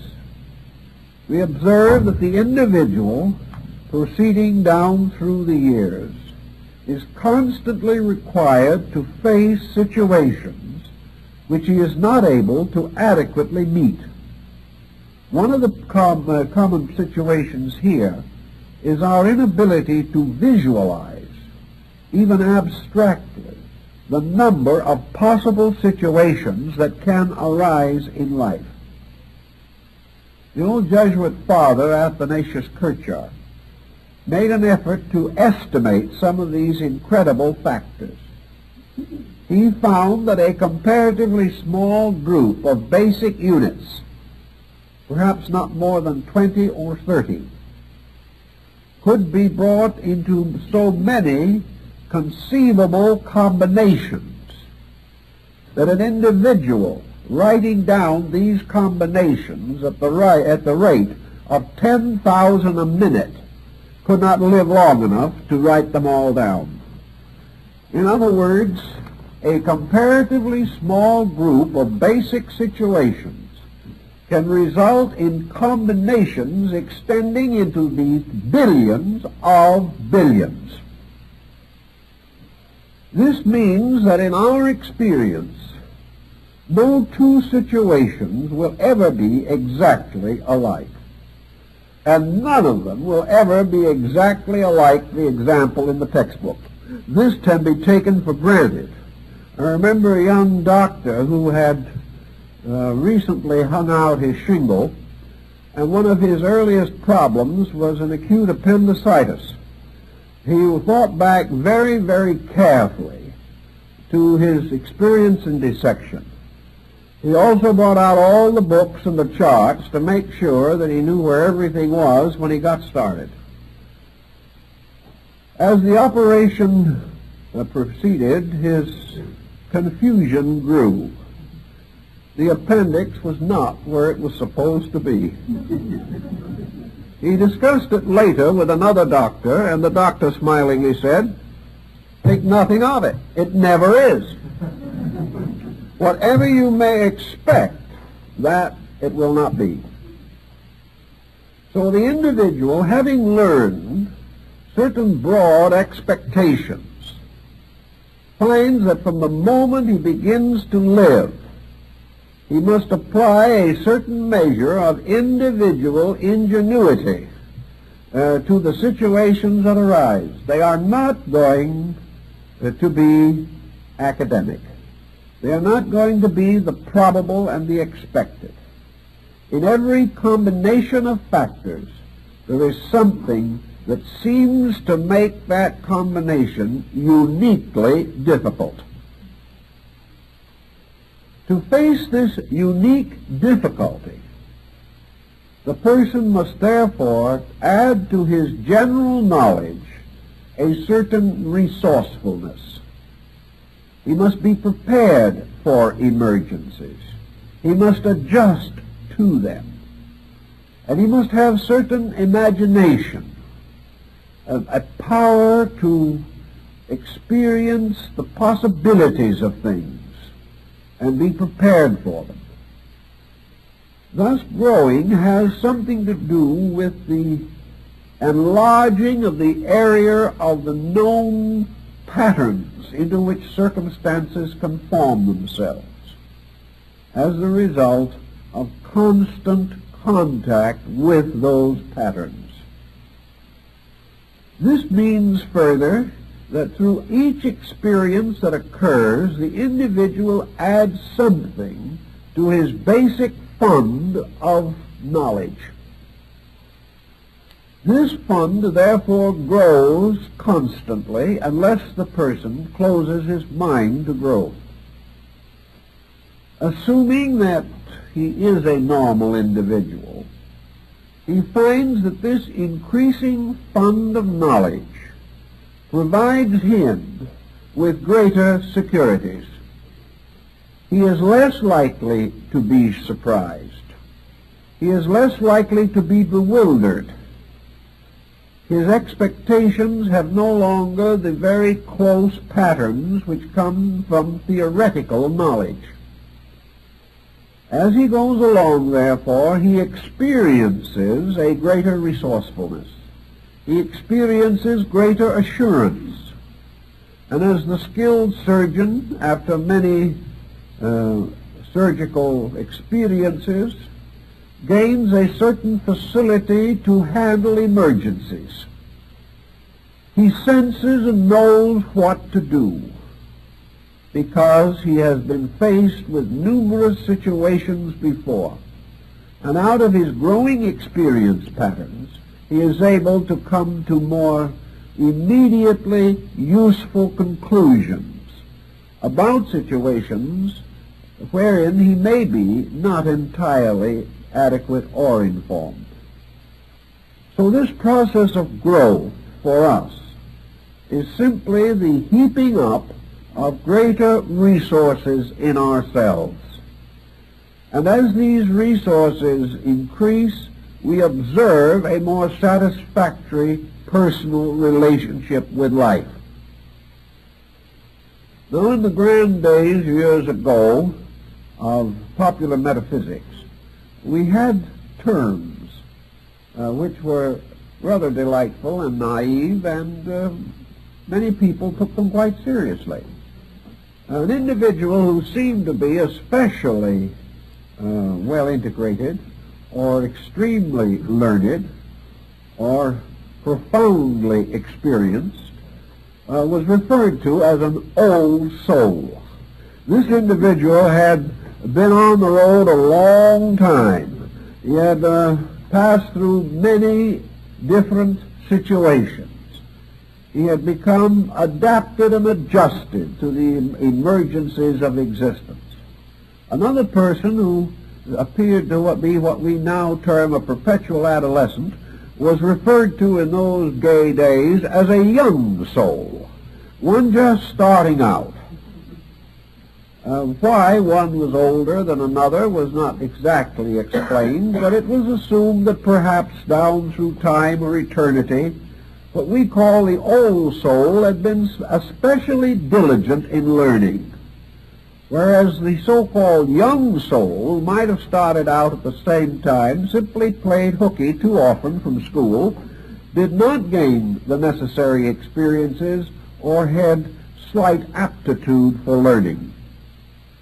Thus, the idea of the old soul was simply one that appeared to be patriarchal in achievement, to have a fuller and richer kind of life. Now, there's no doubt in the world that people are born with different degrees of insight and different degrees of resolution. It seems that some from the beginning have an aptitude for knowledge of some kind. Others appear to be deficient in this aptitude. Some are naturally thoughtful. Others appear to be born thoughtless and never seem to recover. But all, in one way or another, have to grow. They grow because either thoughtfulness or thoughtlessness will ultimately result in situations that force growth. To us, then, the idea of growth is this constantly unfolding capacity to solve problems. Now, that would be something we would all like to have in large measure at the present time, because there has never been a day that we know of when problems were as numerous or the needs for true knowledge more immediate and acute. So we turn into ourselves to search for whatever it is that is the source of this growth factor in our consciousness. And we find that this factor, like nearly all of the other elements of our problem, lies within this chemistry of sensory and mental processes. What we call growth is the gradual organization of the faculties, powers, perceptions, reflections, which make up the equipment of the person. He is growing because he is taking more in and understanding it better. There seems to be no question as to this. Growth, as it applies to our conditions in this world, must, to a measure at least, depend upon our ability to interpret and understand this world. We may assume that we have another life entirely apart from mortality, but our existence in the material universe and our adjustment to its problems seem to require that we become increasingly aware of the laws, patterns, purposes, plans, and processes that operate here. The only way that we can really become aware of our relationship to environment is to become more familiar with the laws governing environment itself. What we term growth in this case is adjustment. It is the individual becoming sufficiently equipped to lead a serene existence in the material sphere. To gain this serenity, he must begin to study this mortal existence, how it is organized, how it functions, what contributes to problem and what contributes to the solution of problem. To most persons, this knowledge is not sought voluntarily, at least in many instances. It is a byproduct. It is the byproduct of the simple process of living itself. The individual learns by doing. This is a kind of an apprenticeship system, and our material existence seems to be an apprenticeship. We learn by observing the actions of others.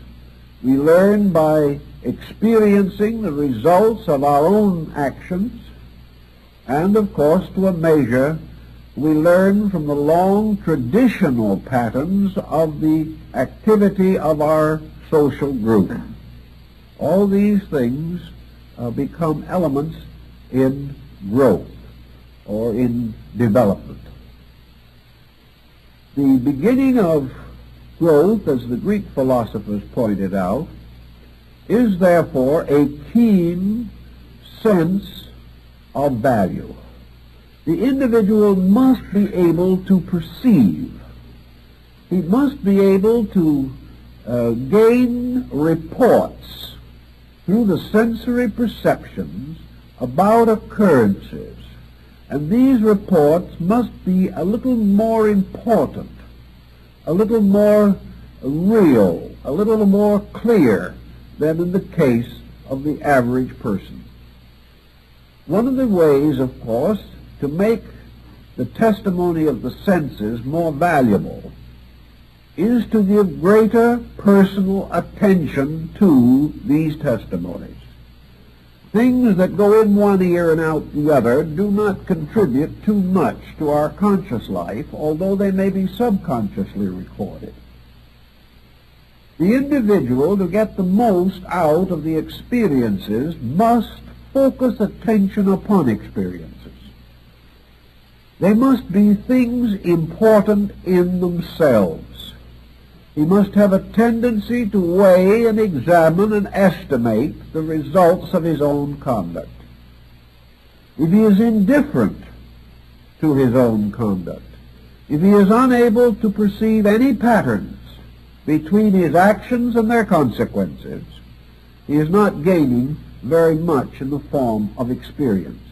Experience is not just what happens. Experience is the ability of the individual to interpret what happens.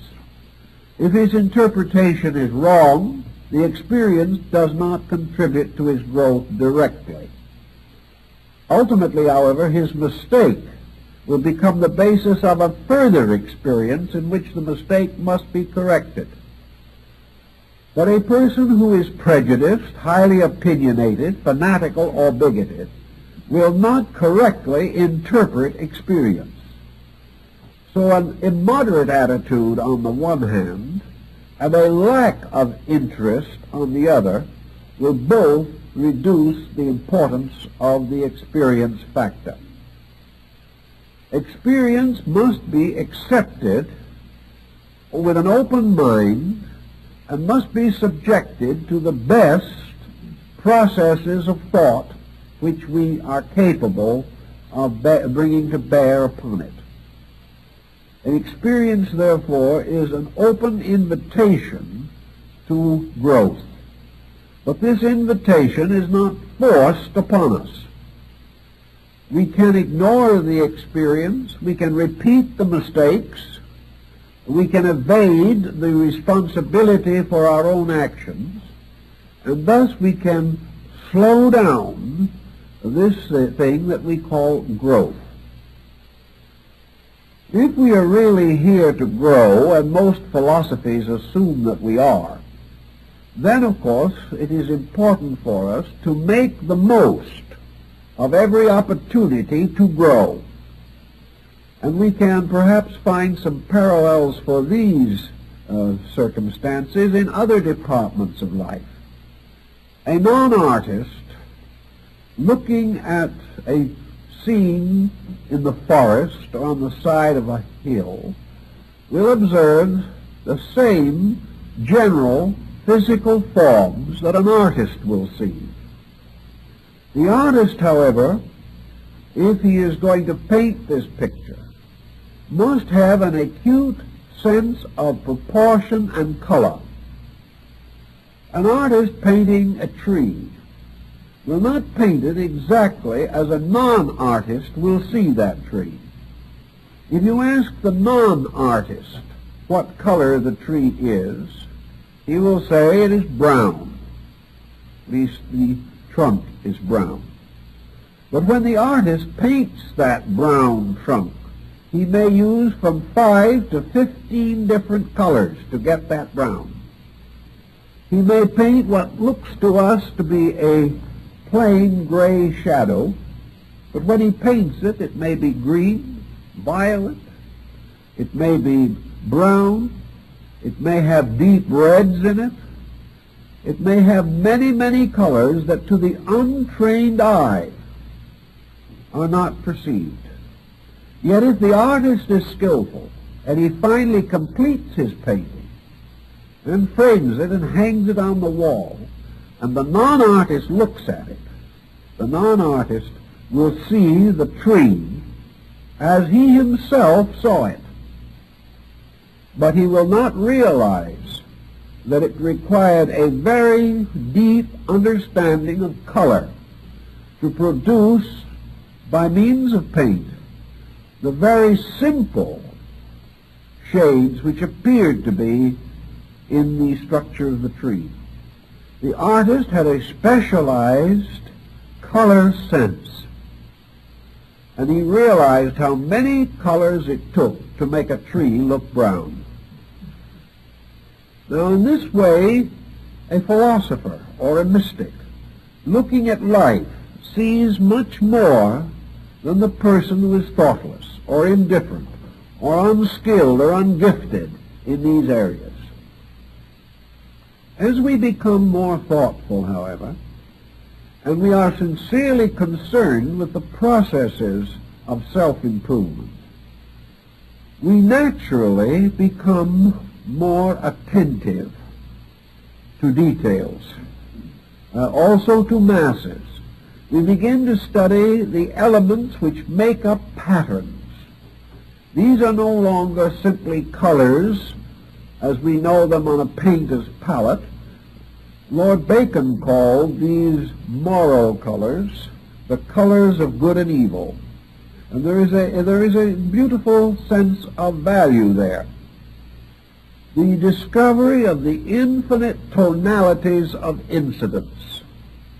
How we are to take these comparatively simple situations and actually find their meaning. Or if the situations appear to be hopelessly complicated, how we can gradually reduce them to their essential elements. Thus it is true that there will always be in the world some who, looking at the tree, will see nothing of interest. And there will also be a few who, looking at the same tree, will discover it to be a wonder of creation. The attitude has much to do with it. Now, where does the attitude come from? Why are some persons apparently born thoughtful and others born thoughtless? The answer has to be that the individual brings forward into present activities the substance and essence of previous attainment. We are not starting.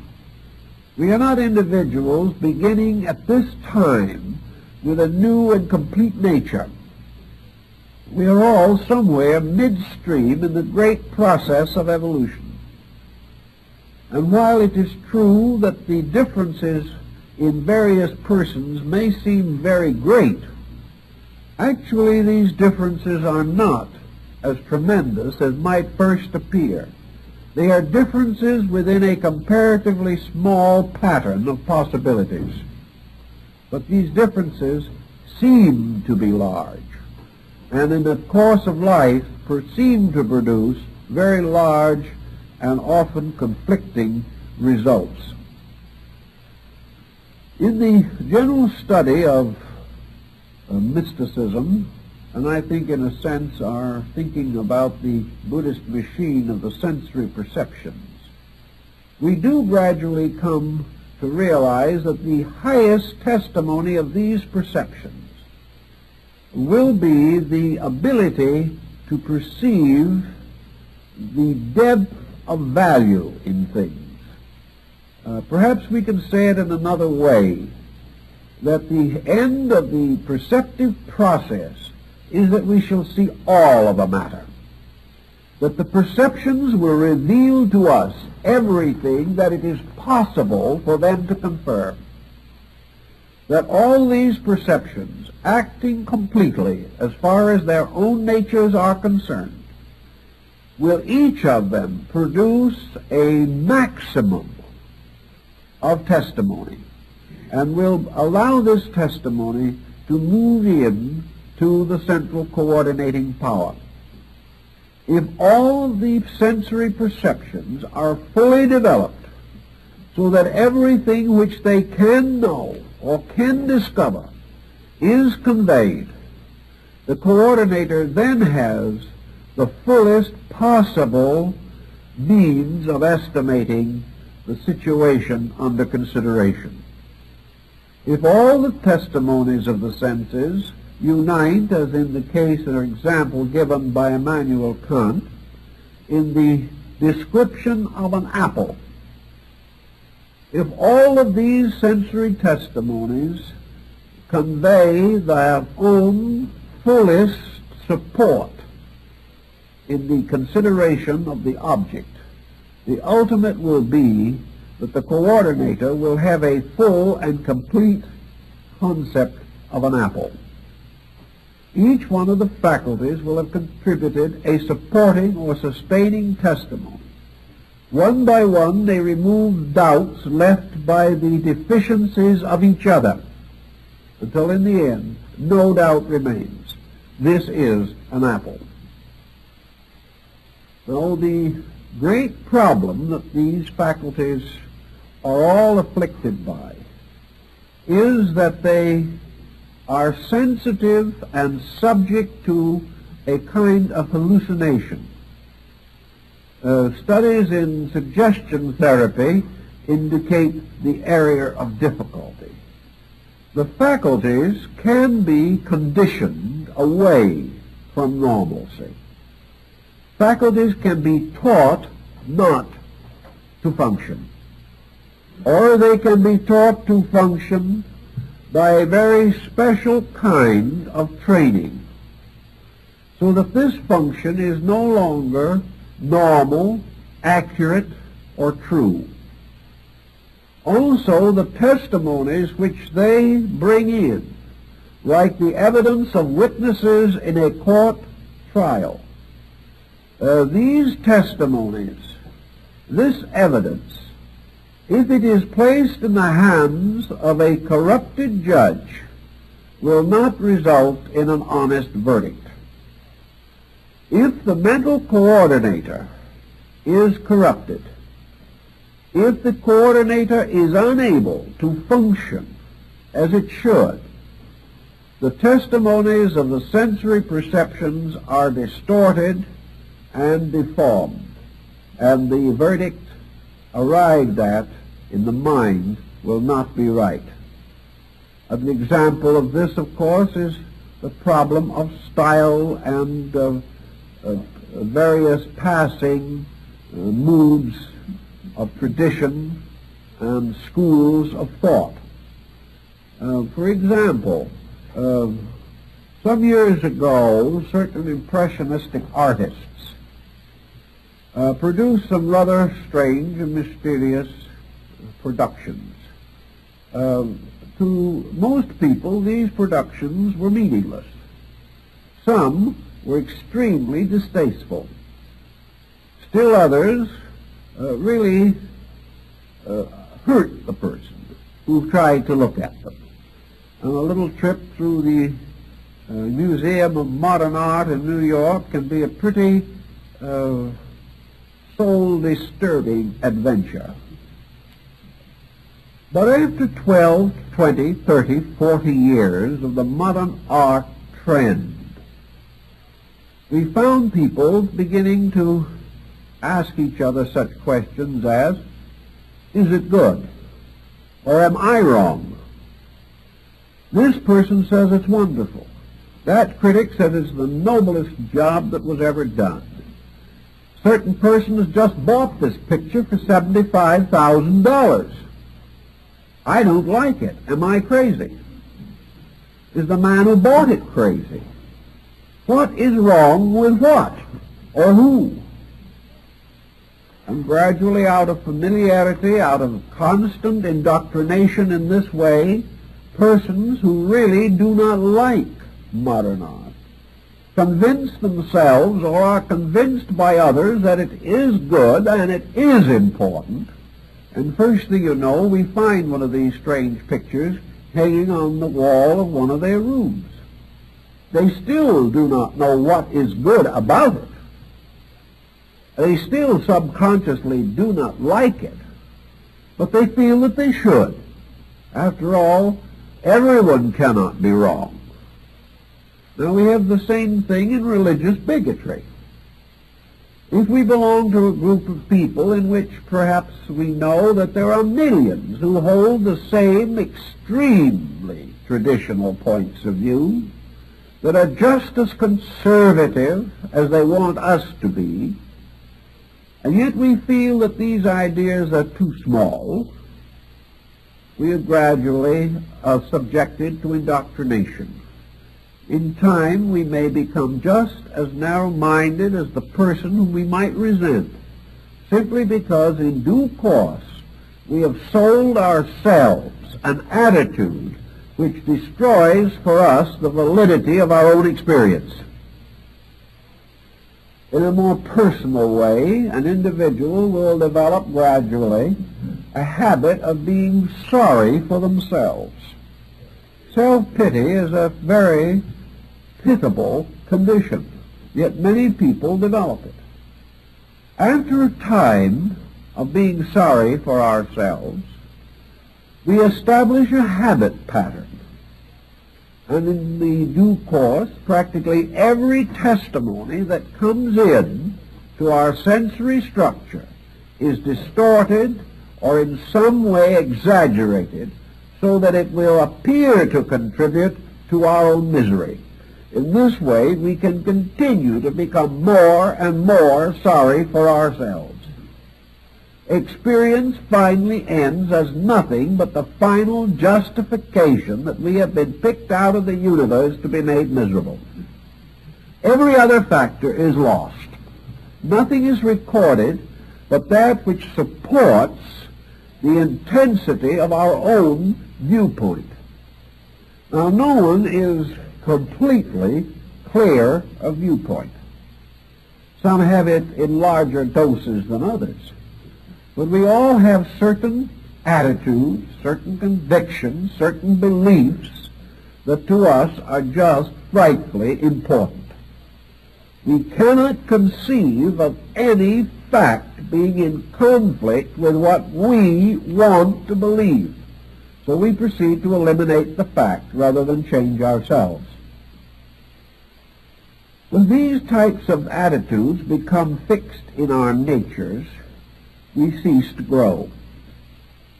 Growth is blocked, therefore, by any attitude which destroys the free circulation of facts in our own consciousness.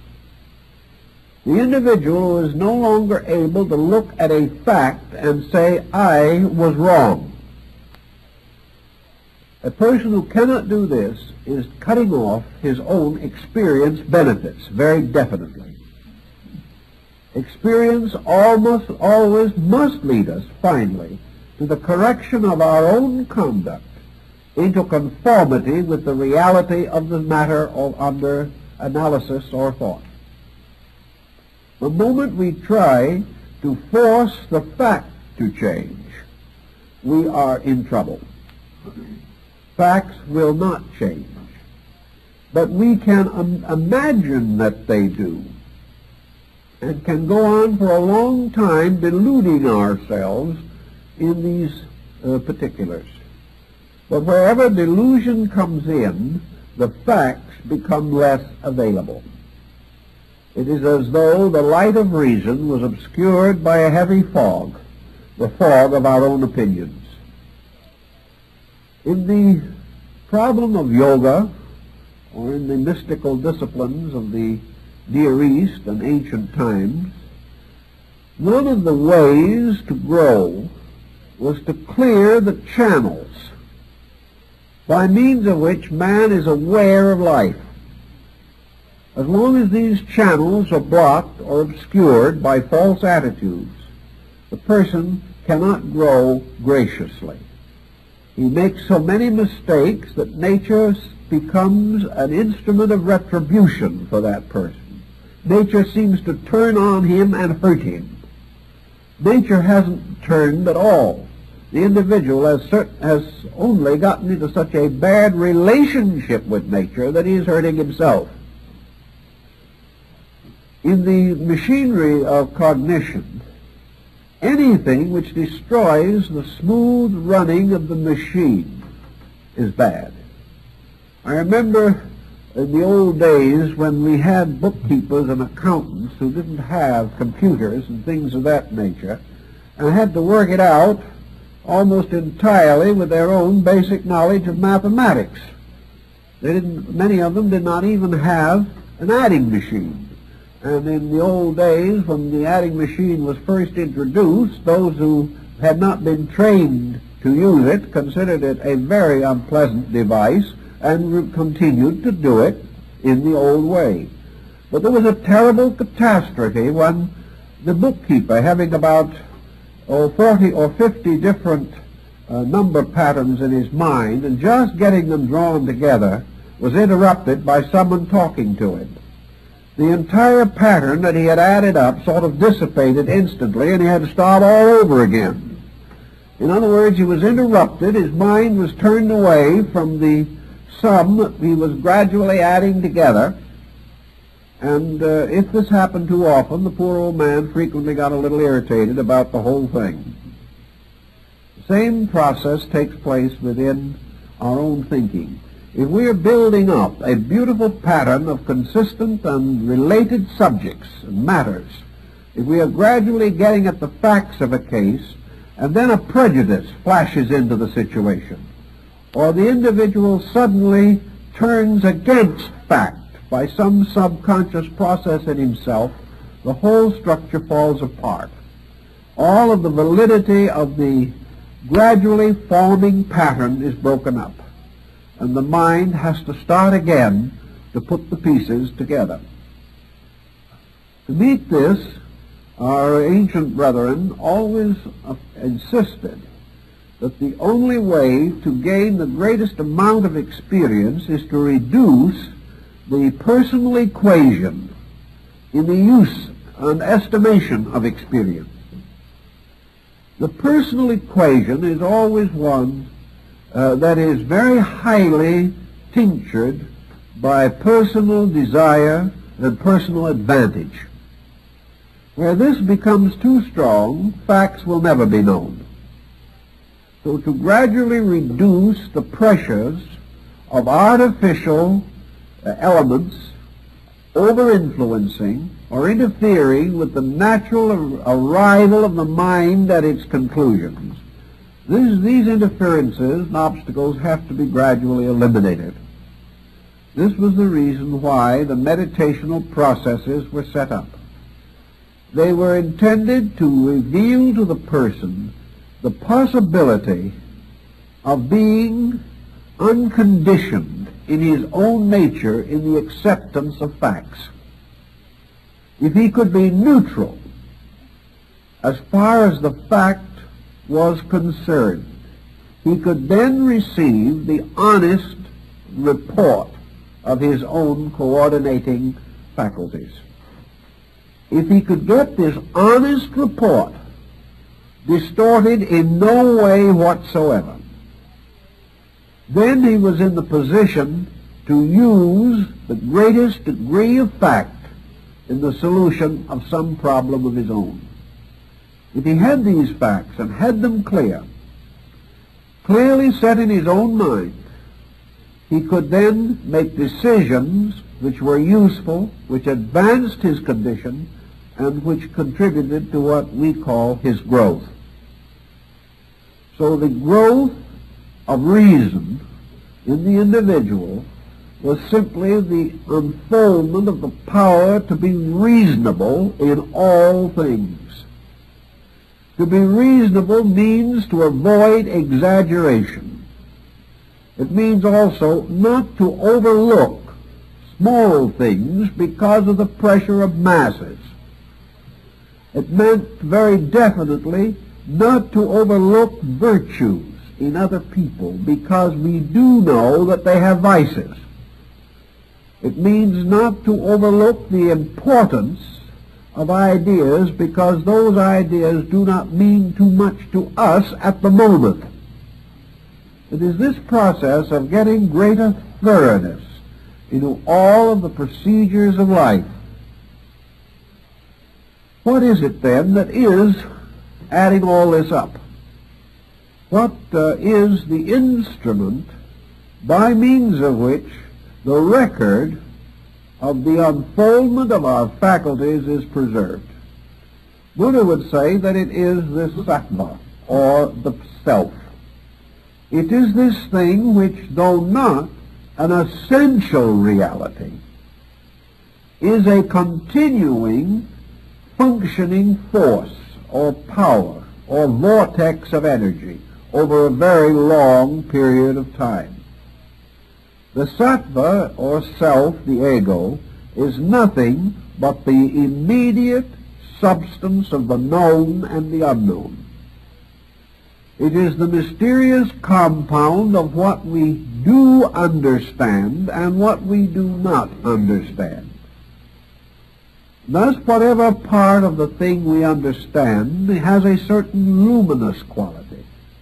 The parts that we do not understand are dark and mysterious. And this luminosity and this darkness make the lights and shadows, or contrasts, in our thinking.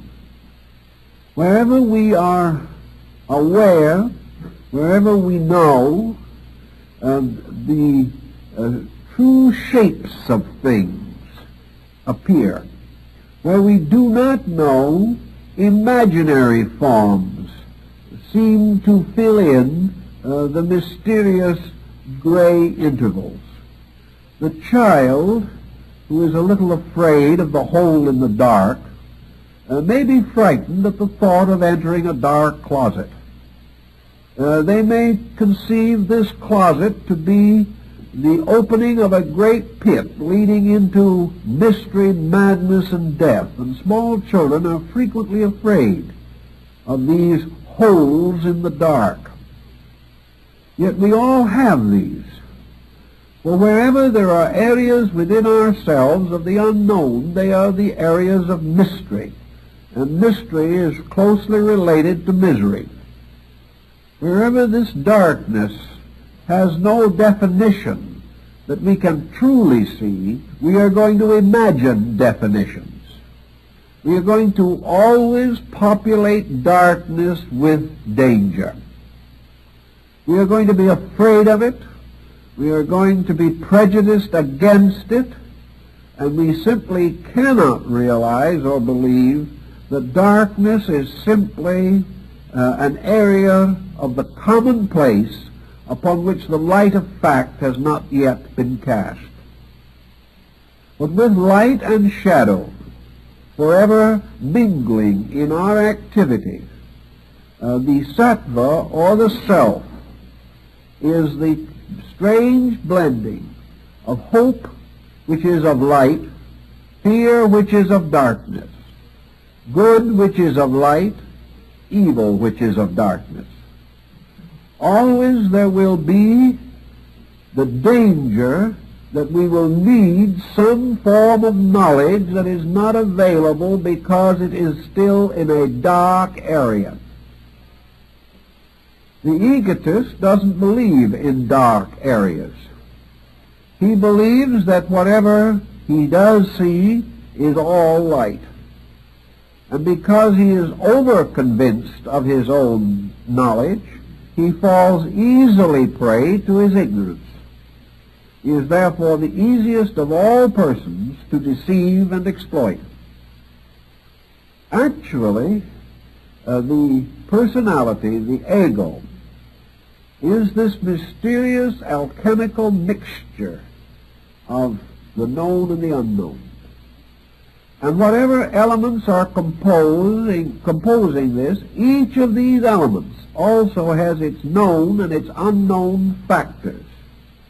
Even to the greatest mathematician, there are facts of mathematics still dark. Even to the merest child beginning to reach out into the mystery of material existence, there are still small areas of light. Nothing is completely light, nothing completely dark. No science has exhausted all its mystery. No art has perfected all its works. In everything there is a light in the midst of darkness. There are the areas of the known against the vast areas of the unknown. And in man's experience, that which he has experienced is light. That which he has not experienced is darkness. And his ego is composed of the fusion of these two, the strange marbleized pattern of light and dark, this wonderful mosaic of alternate colored stones. And everywhere, at every time in life, the decisions that we make, the attitudes that we hold, the conclusions that we reach, are in perfect conformity to these areas of light and darkness within ourselves. Where there is darkness within ourselves, there can be no certainty in our decision. Where there is light within ourselves, there is a measure of certainty.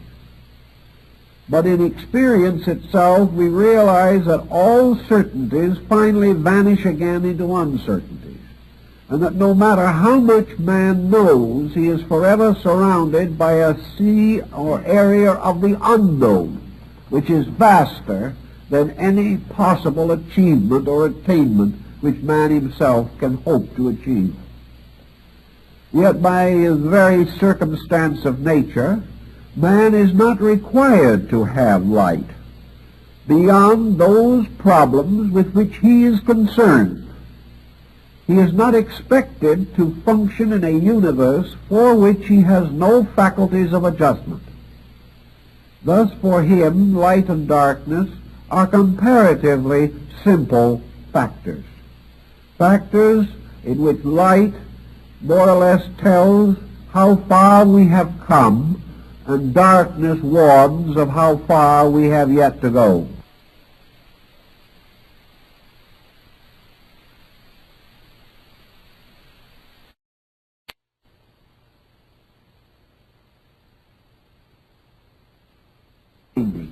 We will always ultimately come to the point where darkness sets in.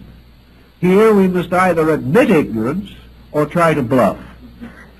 Or we must deny our own ignorance and try to force an opinion or some form of a concept upon others concerning that which we do not know. Now the light runs out in a number of directions. One of the directions in which one of our deepest problems lies is that the area of the unknown for most persons involves the inner lives of other people. We have the greatest amount of light on surfaces. We have a considerable amount of physical light on physical surfaces. We look out as we drive our car, we see the roads, we see the trees, we see the people. There doesn't seem to be any lack of light. But the moment we leave surfaces, either to ascend or descend from the obvious, we begin to come into a twilight region, and from that pass finally to utter darkness. When we try to understand other people, we realize that what we call understanding them is nothing more than bestowing our own attributes upon these other people. We interpret them only in terms of ourselves. They interpret us only in terms of their own natures. So as far as the facts are concerned, the inside, the inner part of everything is dark. Sometimes it's a little darker than at other times, but there is always a gray shadow there somewhere. The inside of ourselves is dark. We have no real ability to declare with absolute certainty the experience of our own inner life. We live upon a surface, and onto this surface seems to float upward a great deal of subjective material, but we do not know just where it comes from or how it reaches the surface. The depths of ourselves, the depths of other things are strangely dark. The difference between a light area and a dark area for man is also one other thing. In light areas we have light because we have experienced, perhaps not now but sometime. Always where there is light, it means that whatever that light pertains to, we have done. We have actually achieved a distinct victory wherever light seems to cast itself upon other things. If we see a thing correctly, it is because we have truly experienced the fact of that thing. Darkness is always an area of non-experienced existence. It means that in that particular area we can only depend upon the opinions of others, hearsay, belief, tradition, or at best, second-hand experience transmitted from others. The second-hand experience may cause a certain pre-dawn to break a little. We may see a little gray shadow where the darkness was before, and it looks as though a little light was there. But until we have actually experienced it ourselves, there can be no true light. For this light cannot be reflected from the consciousness of other people. Each person, in his search for light, must light the outside from the inside. There is no escape from this absolute necessity. To grow is then to be able to increase the areas of light. To grow is to gradually take the shadows away from dark areas. And as we take the shadows away, the facts of those areas, now lighted, become available for use. The more of these lighted areas exist, the more certainties we have. Let us take an anthropological point of view for a moment. Our remote ancestors had mostly darkness and very little light. They feared everything. They feared physical darkness. They feared a clump of trees a few hundred feet from the cave where they lived. They feared every animal, every creature. They feared the sky and the winds and the lightning and the thunder. And they bestowed upon practically every energy of nature the power to hurt them. These persons were therefore forced to exist in a vast world of fears. For wherever there is no light, there is much fear. Down through time, this very process of growing has gradually reduced these fear factors. We no longer regard the thunders as the voices of angry gods. We no longer think of lightning as something aimed at us because we have broken some taboo or have failed to make proper offerings on the altars of demons. We no longer regard everything around us as fearful. Little by little, we have come to understand some of the elements of our own existence. Wherever we have understood, light has come, and on this understanding we have built progress. And this progress is a collective form of growth. But where from the beginning to now the dark areas have never been cleared, in these areas we still have primordial fears. We still find that when we let down the surface courage arising from mutual support, we do experience some of the old atavistic terrors that burdened our forebears. Many people are still intensely superstitious. Many are still convinced of the presence of great evil forces moving behind the mistakes of mankind. We haven't yet learned that these evils are really a combination of darkness and our own inability to find the light of solution to problems. Thus, the whole situation at any moment in our lives is that we have certain availabilities and certain lack of availability. And if this was clear to us at every moment, it would be very wonderful. If we could see all the things we really think we know with little rings of light around them, and all the little things that we don't think we know with little rings of darkness around them, so the mind could say, this I know and this I do not know, it is obvious, it would be quite simple. By now we would have been out conquering practically every weakness of our own natures. If even a little bell rang when things were wrong, it would cause a great deal of happiness for all concerned, and also an awful lot of bell ringing. But at the same time, it would be useful. But here is our difficulty. Wherever there is a hole in our insight, wherever knowledge ceases, wherever the light of our experience fails, the dark part is invisible. The dark part is not something that you can measure in the same way that you seem to be able to measure light. When you say an individual is rather brilliant, that he has a marvelous ability to meet situations, you're talking about the light side of him. But when you ask someone, what is it that this person does not know? That's very hard to answer. You have a suspicion, it's a long list, but you don't know where it begins or how.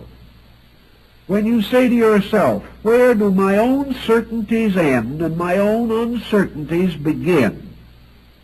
This takes a great deal of thought, because the certainties and the notions and the opinions form such a surfacing that we are not aware of the vacant areas in our own insight. They simply do not testify at all, so we do not know they exist.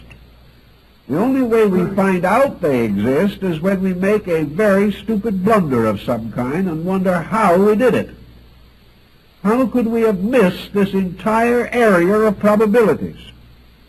It is only under such a condition as that we suddenly become aware of these blind spots in our reason. Otherwise, it just looks as though the light is always there and always abundant, so we keep on living by the light part and allowing the dark part to pass unnoticed. But there's too much dark there. We cannot actually make an adequate adjustment. We cannot be in the presence of so much that we do not know and still at the same time make a good job of living. One way in which we can, of course, come to some conclusions about this subject, at least academically, is to try to list the things that we know, the things that we do not know. It would be quite obvious that the average man probably does not know how to bake a good cake. He has never tried. On the other hand, some of the greatest bakers that have ever lived have been men, so that the problem doesn't present any insurmountable obstacle. But a person will say with some frankness, I don't know how to do this. I've never done it. Now this is fine as far as it goes, but do we carry this sense of honesty deeply enough? Do we look at a person and say, I do not know how to judge you? Usually we do not. Usually we depend on the light part of our understanding, ignore the dark part, and come to a prejudiced opinion. So this dark area is always a potential area of prejudice. It is always an area in which our opinions, our attitudes, our beliefs are not valuable. And most people cannot live with the idea that they have any ideas, attitudes, or beliefs that are not valuable.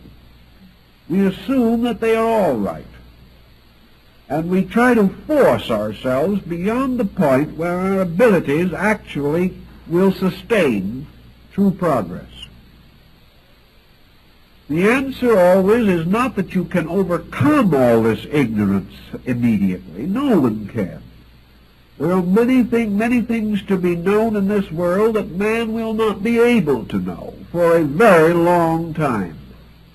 But there is a wonderful strength not only in knowing what you know, but also in knowing that you do not know. This brings with it a certain caution. This causes us to reconsider and to perhaps try a little harder to arrive at a better conclusion.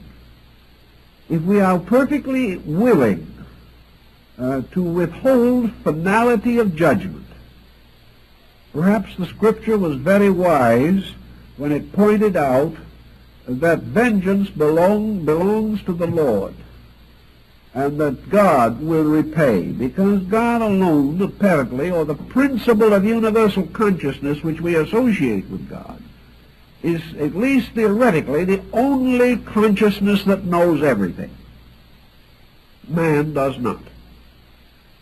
Man's knowledge is in the constant process of enlargement, and this enlargement is his growth. Growth must begin by the recognition of what we know, where we are in knowledge, and also the full recognition of that which we do not know. And because the fact that we do not know is the larger equation in most instances, we have to proceed rather cautiously. Knowledge must be extended from foundations established in consciousness.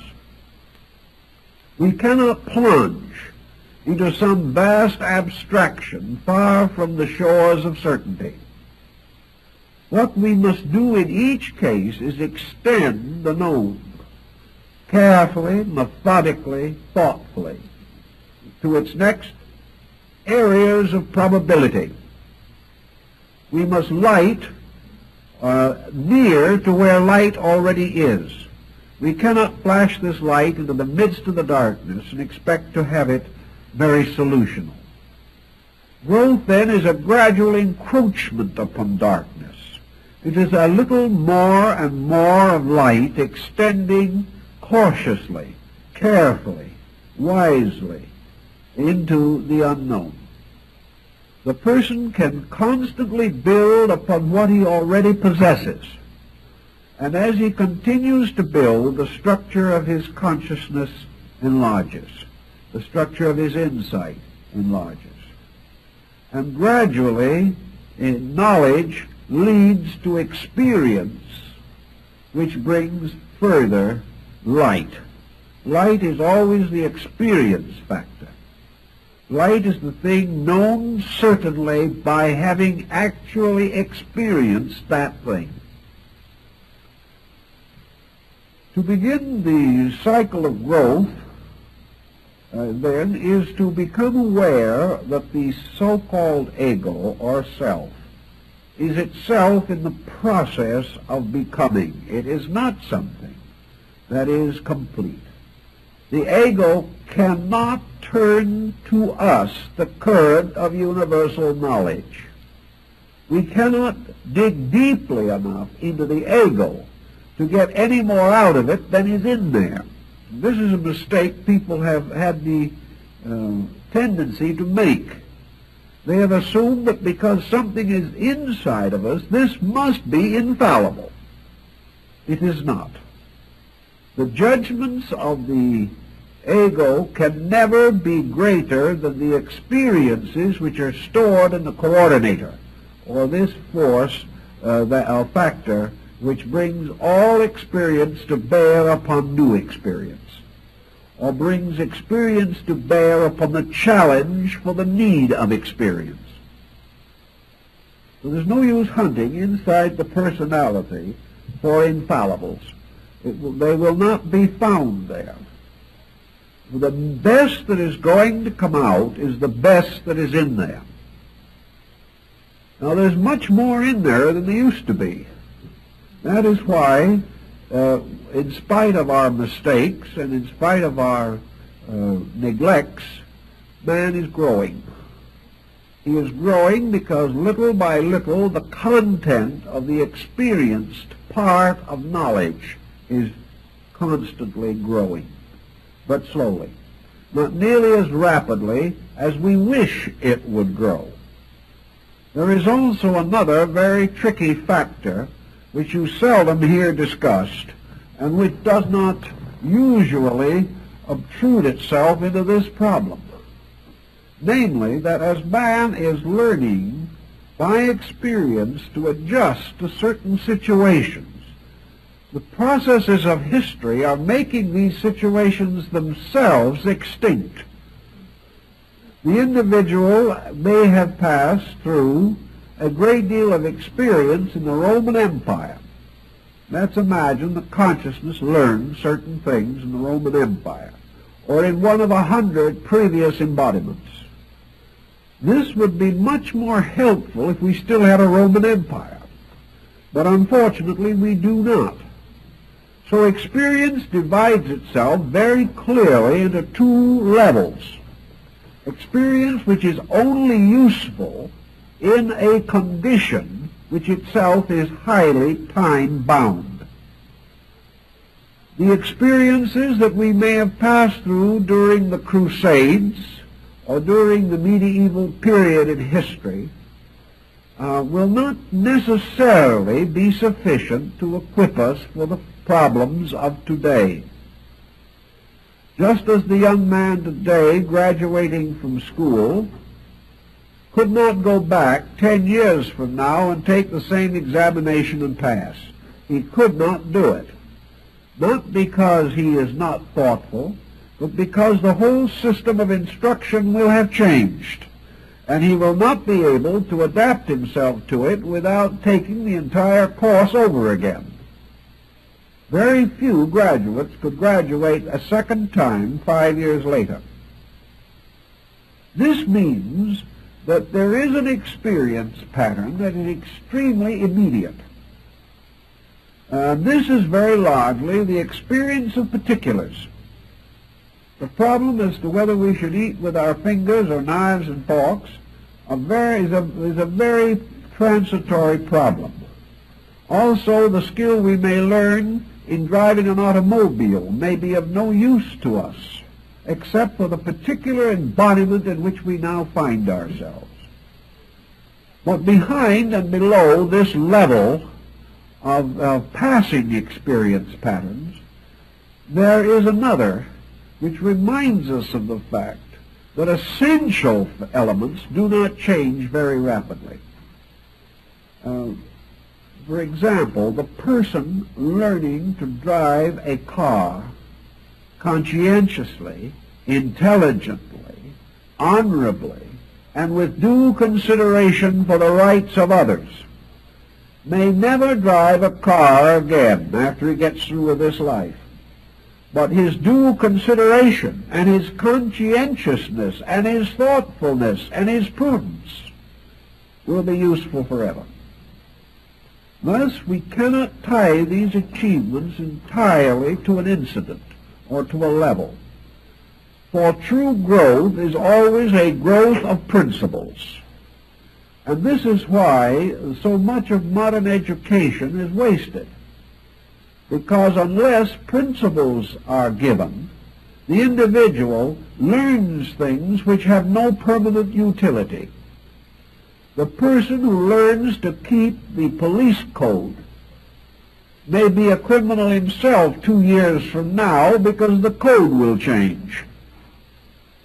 But the individual who recognizes the basic rights of man around which all codes are built will be honorable under the Roman Empire or under any other system that ever comes into existence. If his own integrity is right, he is growing. And in this process of growing, he is building a character which will serve him better wherever he is as a person. The real reason behind growth is always the maturing of the power of the individual to keep the rules of existence. Now, among the most shadowy areas of our personality are those areas, there is that general area, which has to do with principles. We have great difficulty in understanding the more abstract phases of universal law. Certain laws we can see and work with. We recognize the law of gravity. We recognize that water has a tendency to flow downhill and things of this nature. But when it comes to the moral laws of life, we're not sure of them at all. And when it comes to the great question of what the universe expects and demands of us, there is really very little uniformity of opinion.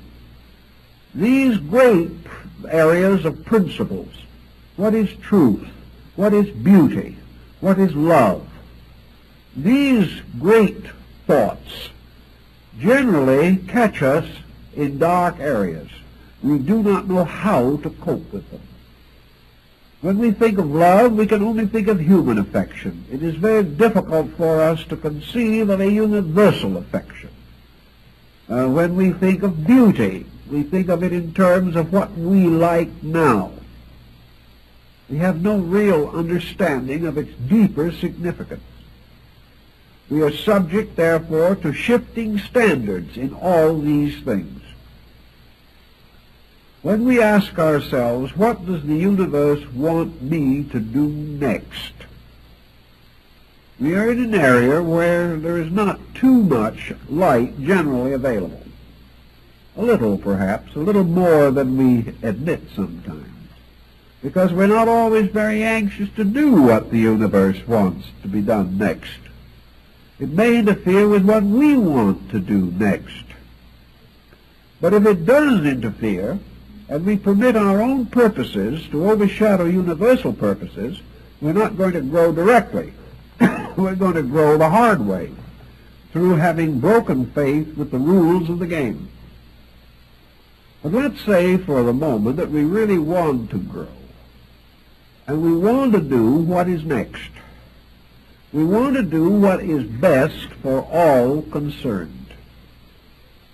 We would like not to evade anything. We would like to head into that experience which will most enrich us and will most help us to grow. All philosophy agrees that to make this decision, the first requirement is that we become impersonal. We cannot serve God and Caesar successfully at the same time. Caesar, in this case, being ourselves. We cannot do exactly what we want to do and still be uniquely attentive to the universal plan of things. We're not that far advanced that our own desires will always conform with universal good. This is too much to ask. So the decision must be that before we can decide what is good, we must be willing to accept the decision and do that which is indicated. We must be perfectly willing to put this good above our own personal feelings. This is a conflict. It is always a conflict, and is the reason why all over this world today there are people who have beautiful ideas but are not doing very well with them, actually in practice. But if we really want to grow, and grow as rapidly and effectively as possible, this strange sense of the impersonality of right must be experienced within us. We must say to ourselves truly that the universal will must be done. What is it that the deepest part of my insight concerning existence tells me is the next thing to do? The final end of experience is in itself that it always does point the way to the next thing. But it does not point the way to things 10 or 15 steps removed. Experience almost always tells us why we are right or why we are wrong. But we are not too attentive. So we can say that if the person will place that which is right and that which is necessary and that which is good above his own personal desires, he has a very good chance of being able to estimate the next thing for himself. In a broad, general manner, one thing we can nearly always point out as a formula. Not always, but it is an overwhelmingly common formula. And that is, if it's hard and you don't like it, it's next. Now this is practically Scripture. If it is the thing you say, Lord, deliver me from, that is probably what you should be working on. If it is next to impossible, it is next.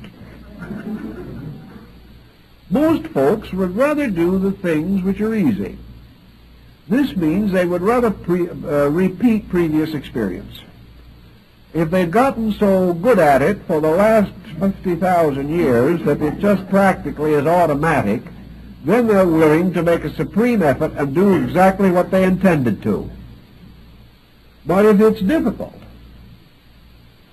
if it means that the person has to make some unique and rather unpleasant effort, in the general thought that all effort is unpleasant, if the person finds that it is not the thing that a lazy man can do, if it is not a continuance of the existing pattern, then probably it is high time to do something about it.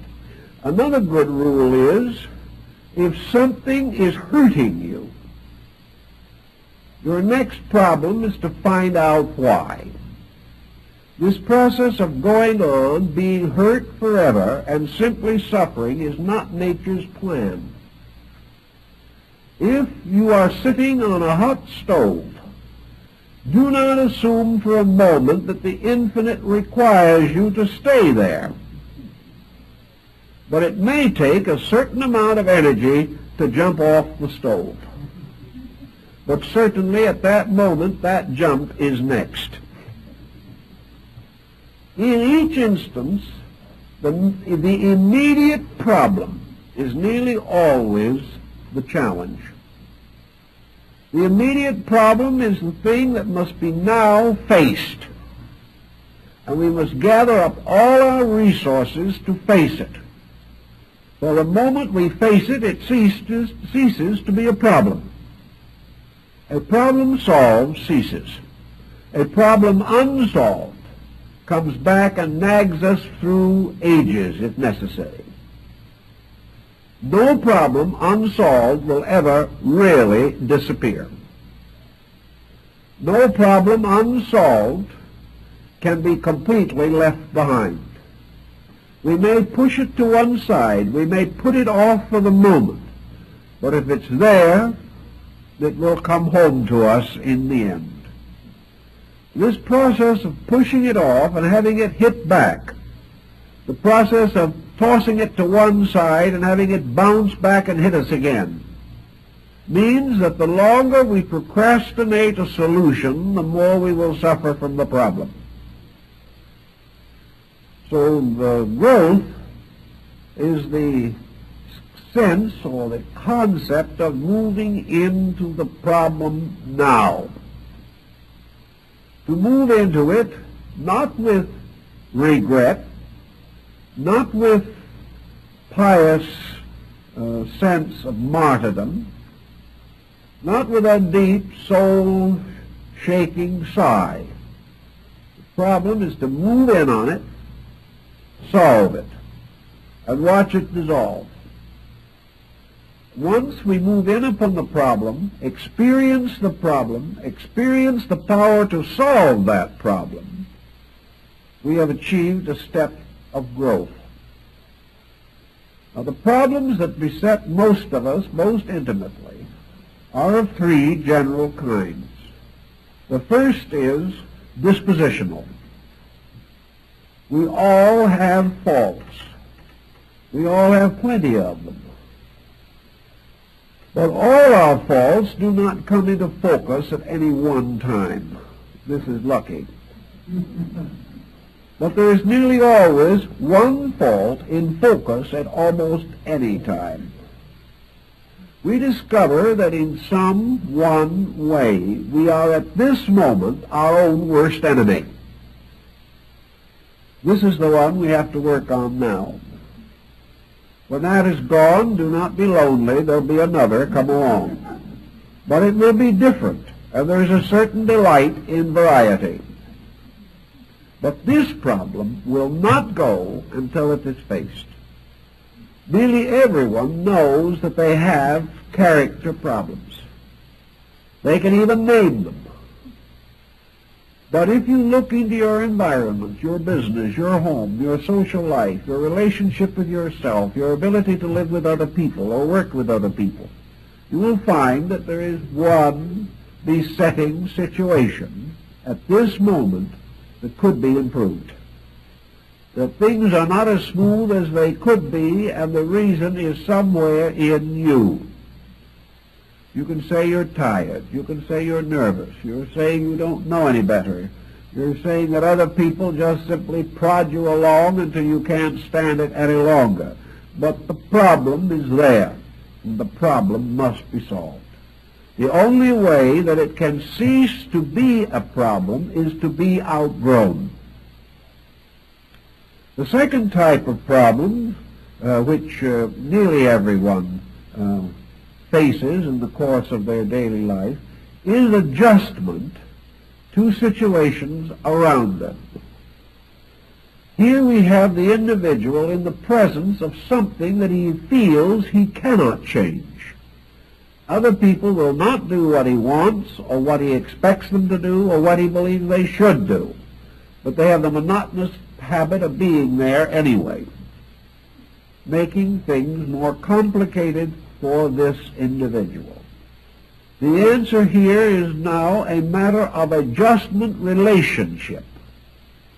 If the situation is essentially bad, then it may require courage to break the situation, to admit that it is wrong and to admit that we're staying in it because of some weakness or some instinct to compromise or dishonesty, or some selfishness, or some status symbolism.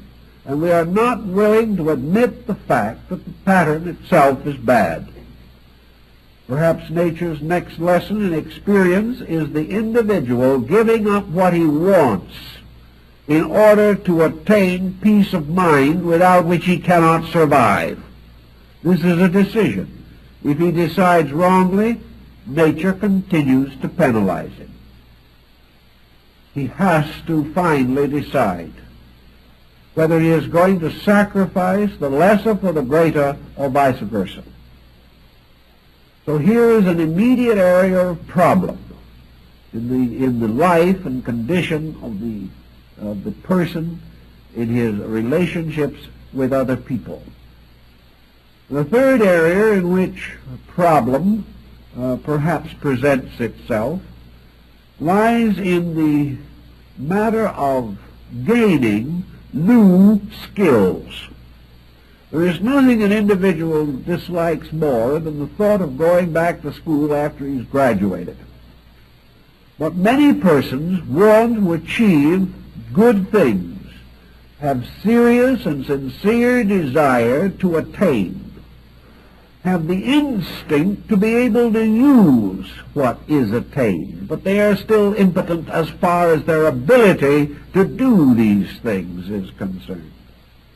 So we have the individual who has high motives and no training. We have the person who would gladly give his life, but at the present condition his life isn't worth much. He has very little to give, which is a terribly frustrating thing and a very painful thing. A few break through this by tremendous resolution, but the majority are completely defeated by it. The moment we realize that what we know is not enough to meet the demands of our own ideals, our own principles, and our own convictions, then we have to learn more, regardless of what it costs. We have to give up pleasures to achieve these necessities which become the basis of more enduring pleasures in the future. So wherever a person is well-intentioned but helpless, he must in some way correct this by gaining the abilities to do the things that he wants to do and which he realizes need to be done. So wherever we can't solve a problem because we simply do not know enough, then in one way or another we must seek to know more. Now, the search to know more is a fascinating adventure in itself. But the desire for knowledge, apart from the proper use of knowledge, is itself a blind alley. The individual does not grow from what he knows alone. He grows from what he does with what he knows. For it is always the action that provides the experience which provides the light which is growth. So wherever we have any of these barriers between ourselves and advancement, we must either relinquish the idea of advancement or else we must overcome the barriers. Nature presses us to overcome barriers. It does this by constantly confronting us with small, nagging situations which we cannot quite handle, but sometimes feel that we ought to be able to.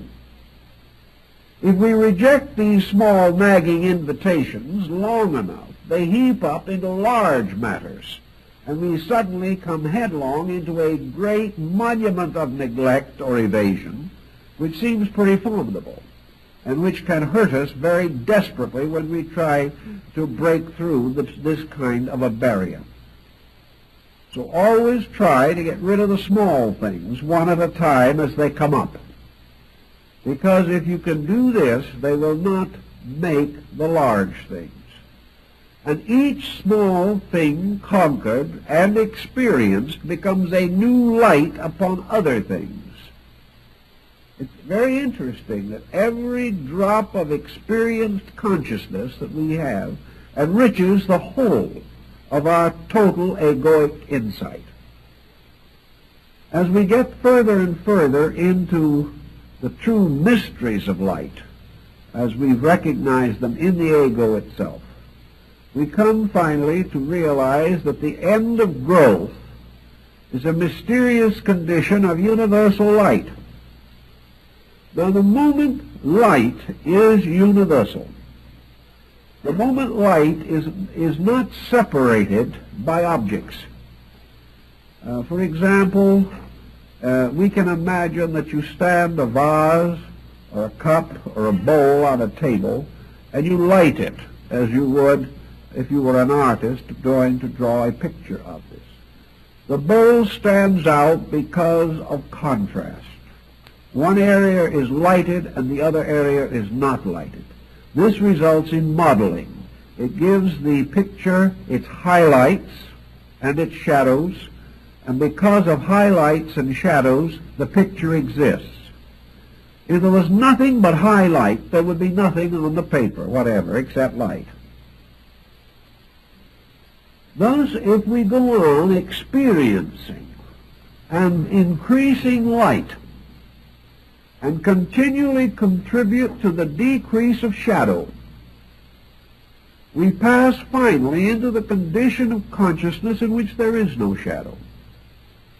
And this means actually that we have outgrown the entire concept of good and evil, of light and darkness.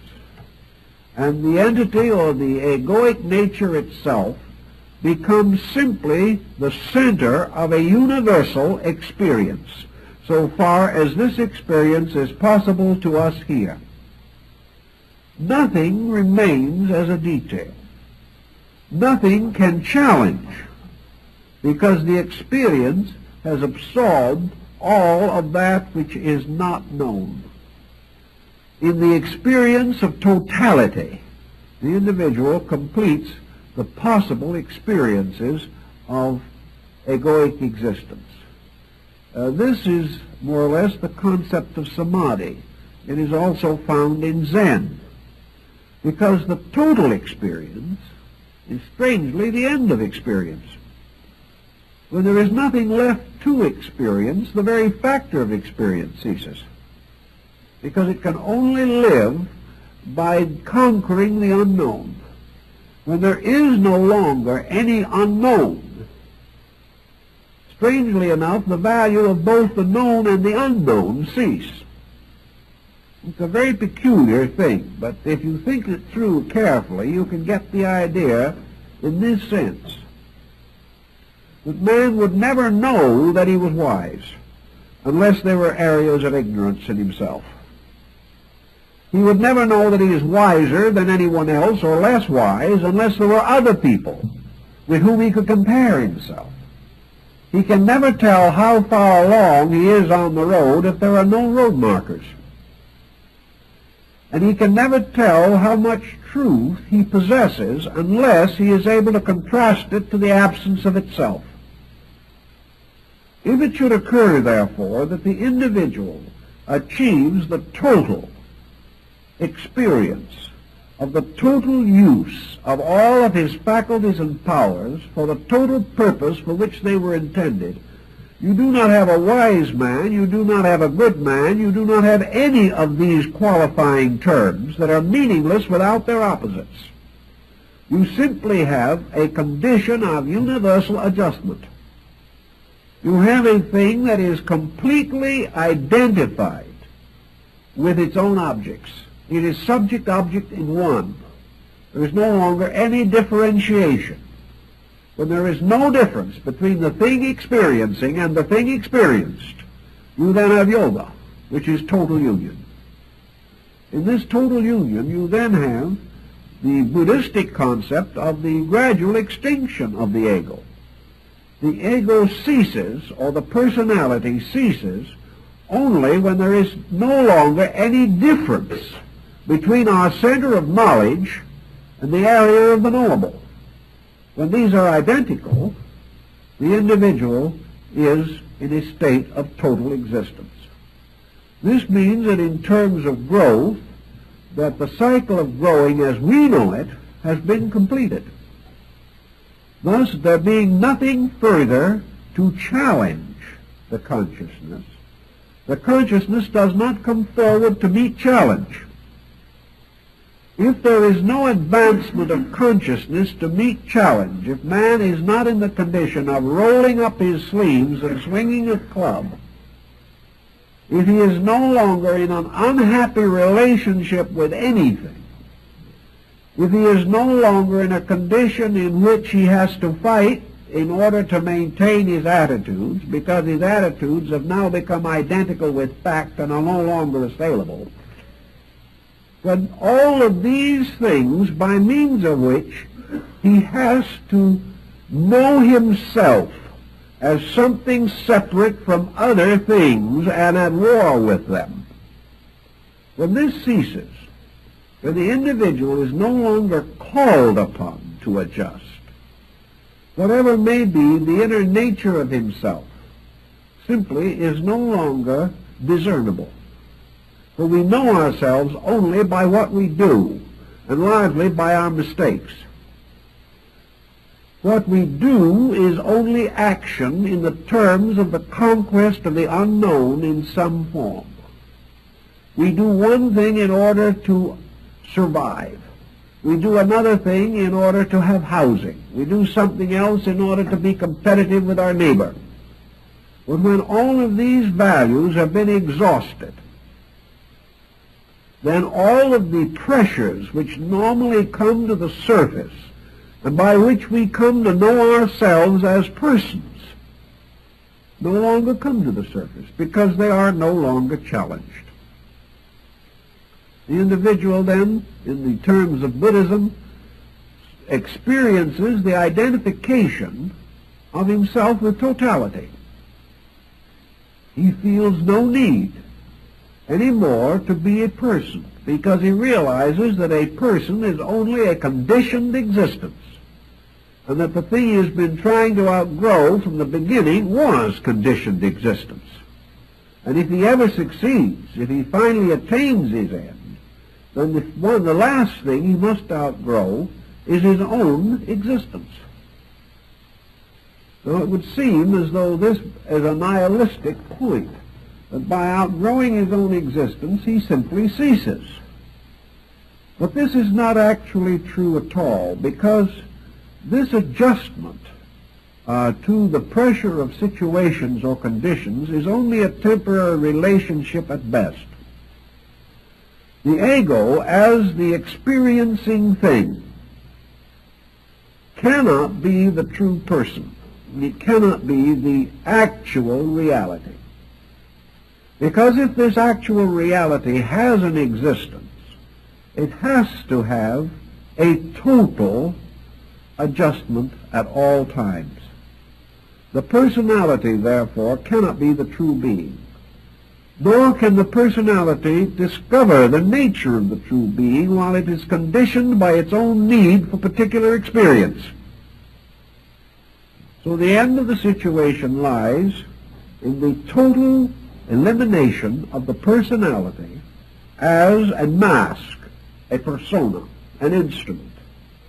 And that which is left when the personality no longer rises to meet the challenge of experience, and is therefore no longer to be distinguished.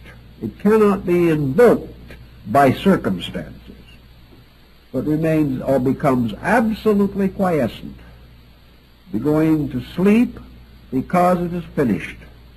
In this particular moment, the entire pattern of existence has to shift from the negative to the positive. The creature which has existed only because it was wrong must finally give way to the creature that can only exist because it is right. And this is not the way we live.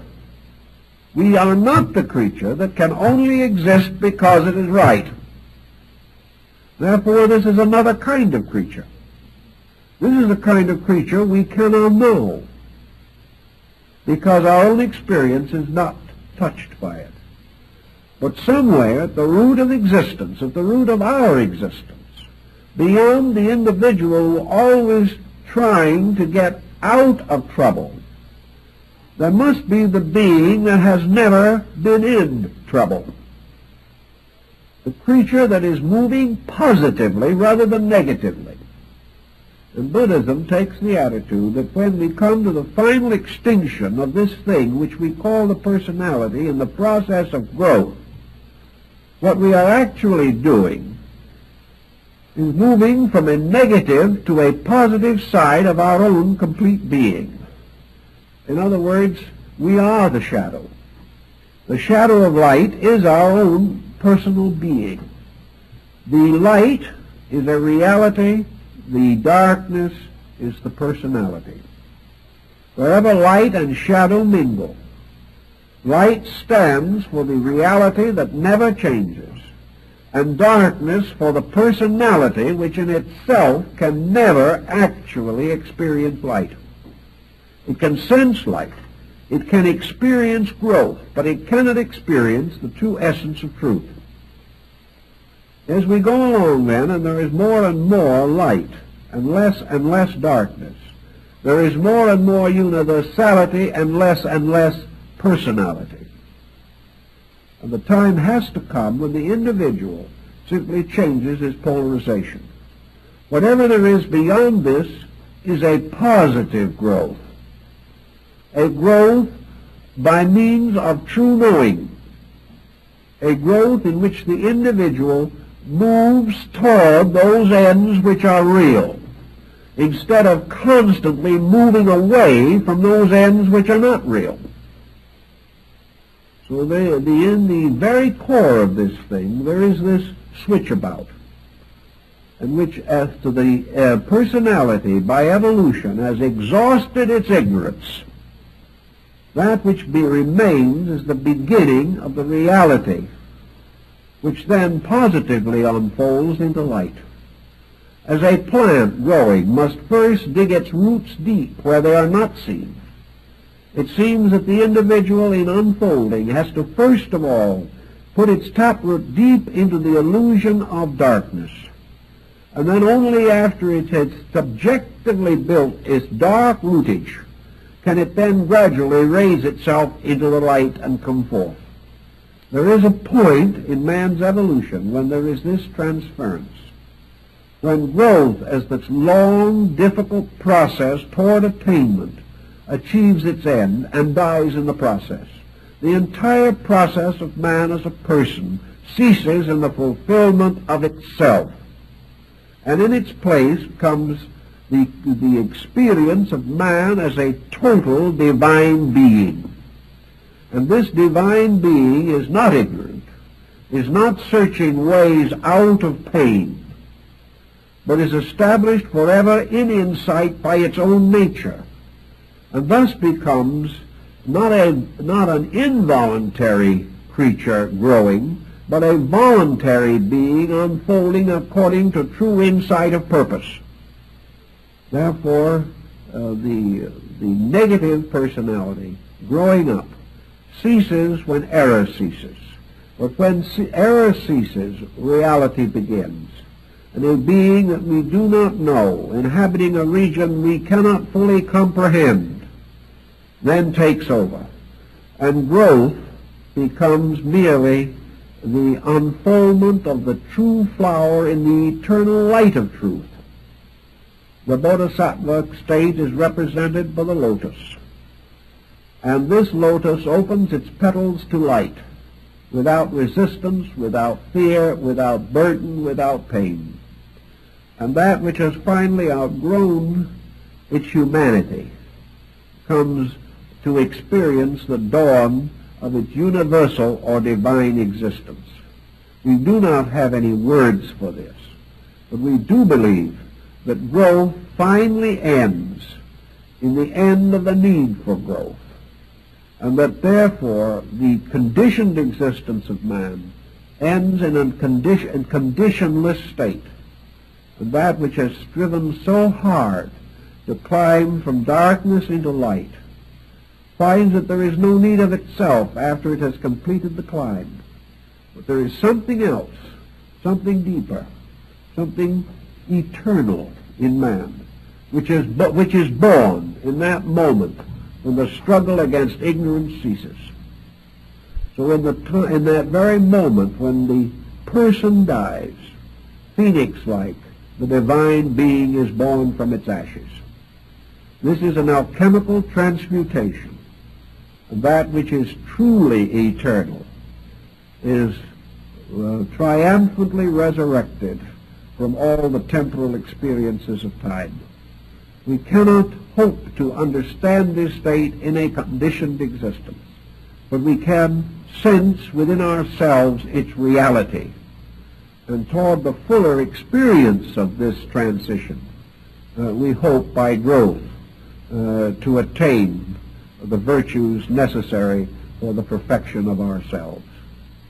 Well, I think our time is up, so we'll have to let it go for this time, but we'll be with you again next week.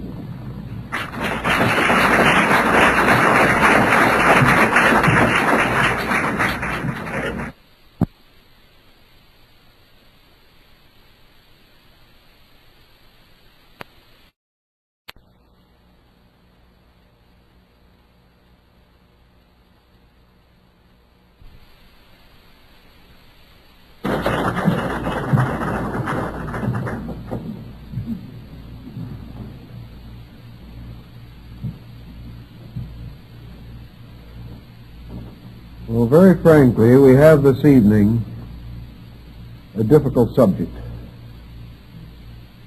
because if we want to be strictly honest,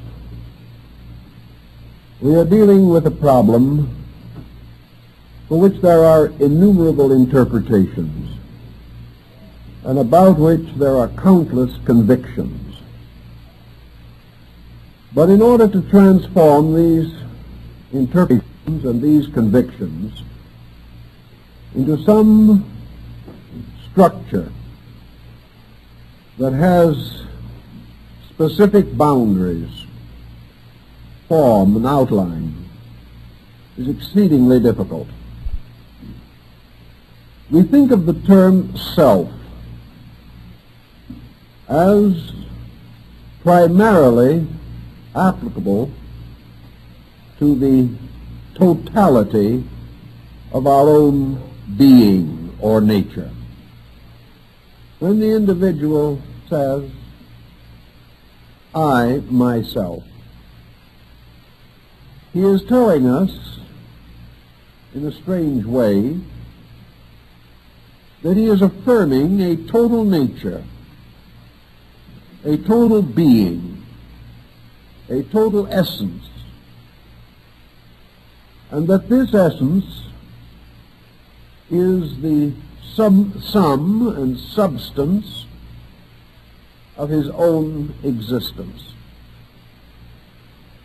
Our dictionary falls completely short of helping us,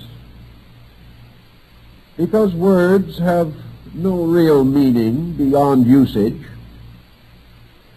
and usage has never been able to penetrate into these exceedingly abstract realms. We know beyond question of doubt that there is some kind of an existence in us.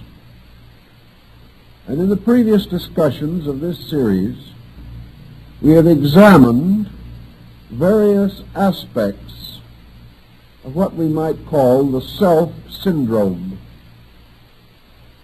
We have tried to differentiate between various levels of cognition by which we recognize this self in us.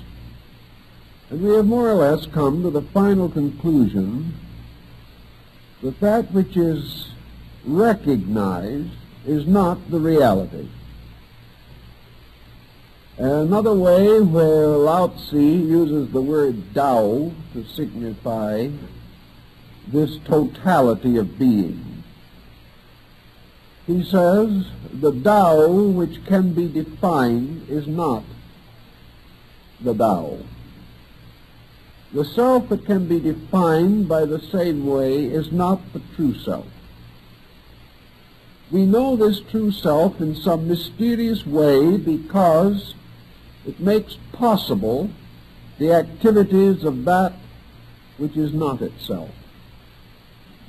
We recognize it as a mysterious power that confers its energies and resources upon faculties, members, structures, and numerous attributes which are not identical with its own nature, but may be regarded as extensions of that nature. We are in much the same difficulty in the more realistic and scientific field of energy. We can tell something of what energy does. We can tell something about energy by its consequences. We become aware of the reality of energy by its inevitable presence in all things. Yet we are still at loss to adequately define its own nature. Our ancient brethren used the word life in many cases to signify this strange, vital existence which bestows from itself a certain quality upon all things which are dependent upon it or exist within it. We divide life into two general areas, organic and inorganic. We recognize organic life as being clearly expressive of life itself. And we recognize certain qualities which make up organic structures.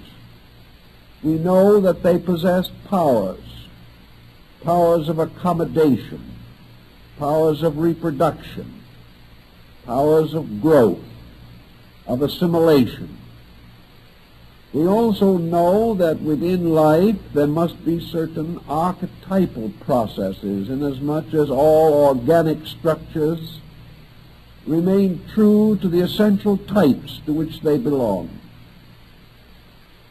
When we use life with a capital L, the dictionary tells us it is a synonym of God.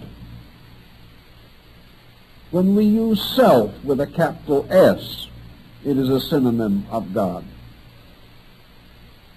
When we use almost any of these great terms of source or origin, such as existence, or being, or reality, or truth, and we capitalize these terms, they become synonyms of deity.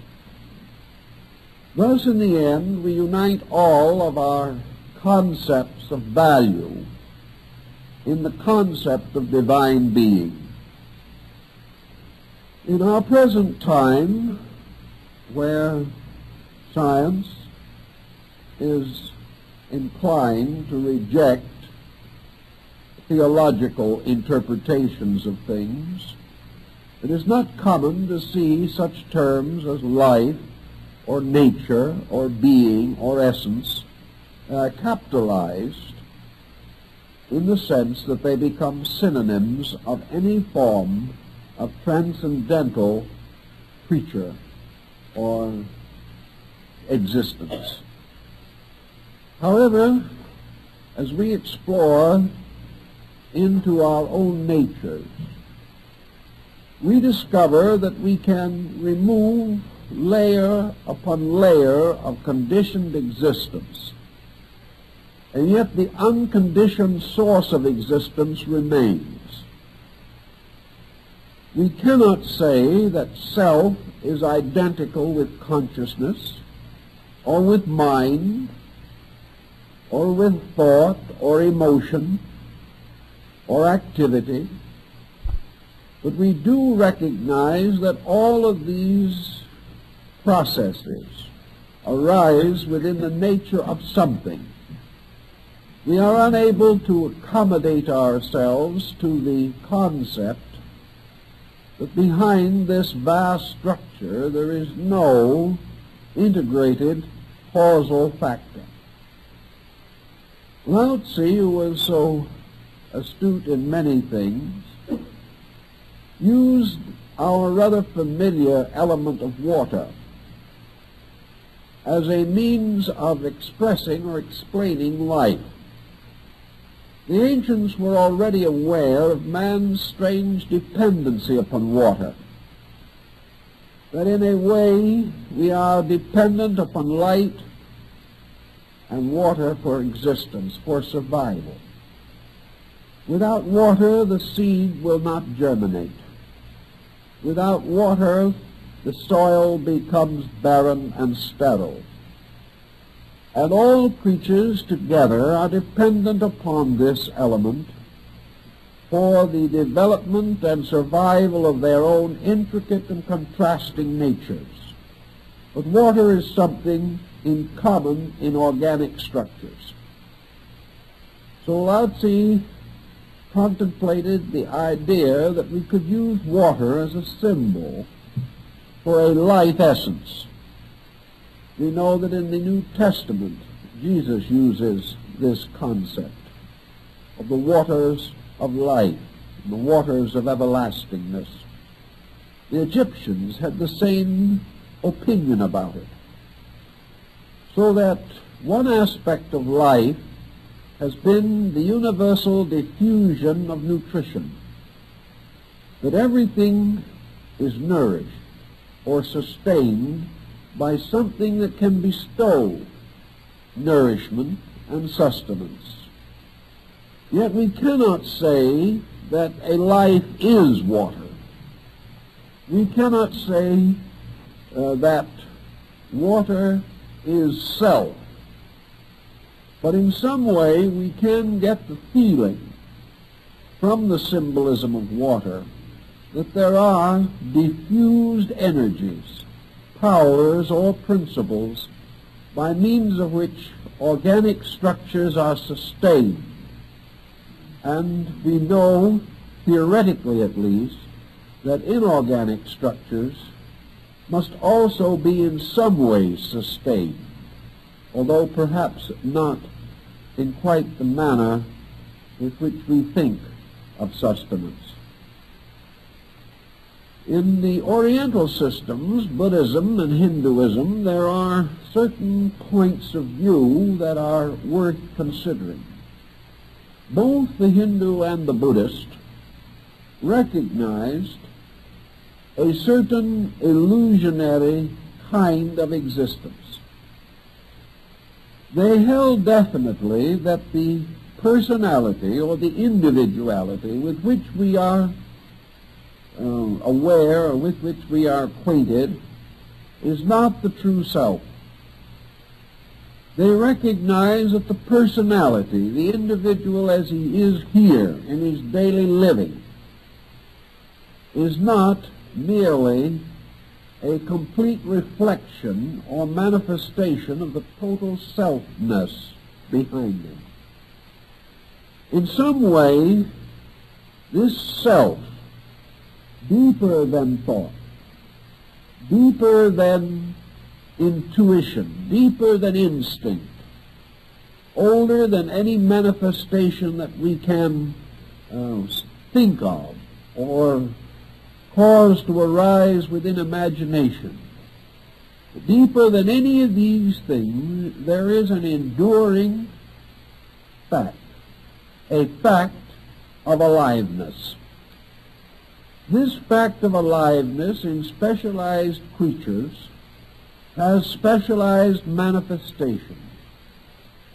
The individual can not only be aware of himself in a sort of dim, shadowy way, but he can be aware of other selves.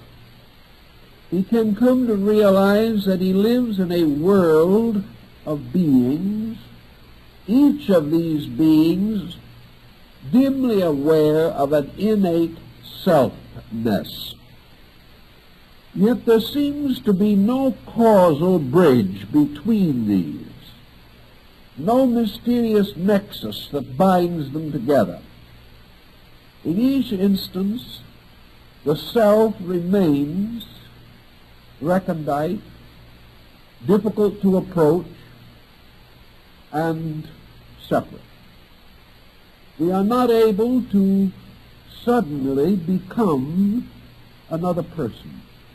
We are not able to share in the internal experiences of other people. We cannot find a point in which consciously we experience our self as the self of someone else, or for that matter, anyone else's self as identical with our own. Vedanta and other Indian philosophies affirm, however, the existence of one self, and that this one self animates all of the different individualities, this infinite sequence of beings suspended from being. These same people affirm it to be mystically true, to be experienced by certain meditational processes, that we can transcend individuality, that we can reach a condition or point in which we are no longer constantly aware that we exist as totally isolated creatures. by meditational disciplines of yoga or Vedanta, the individual seems to experience himself as coming nearer and nearer to a universal reality, subjective, not necessarily distant, but certainly obscure as far as his objective consciousness is concerned. Yet it is very doubtful that even the Vedantic or yogic mystic has ever reached a state of consciousness in which he has experienced an identity with another person. He may have experienced what he feels to be an identity with deity, and he affirms that this identification must inevitably cause him to be one with all other living things. But this identity does not cause him to become instantly aware of his brother's pain. He can intellectually be aware of it. He can experience it as occurring in his own consciousness. But it is something which he himself has fashioned. He can say to himself, I have suffered. I have suffered as my neighbor has suffered. Therefore I know his suffering. And in the quietude of meditation, I can re-experience my own suffering and become intuitively aware that he is in a similar condition. But what he is actually doing in his meditation is creating a sympathetic interpretation in his own nature. He is not actually this other person. He is trying to feel the need of this other person.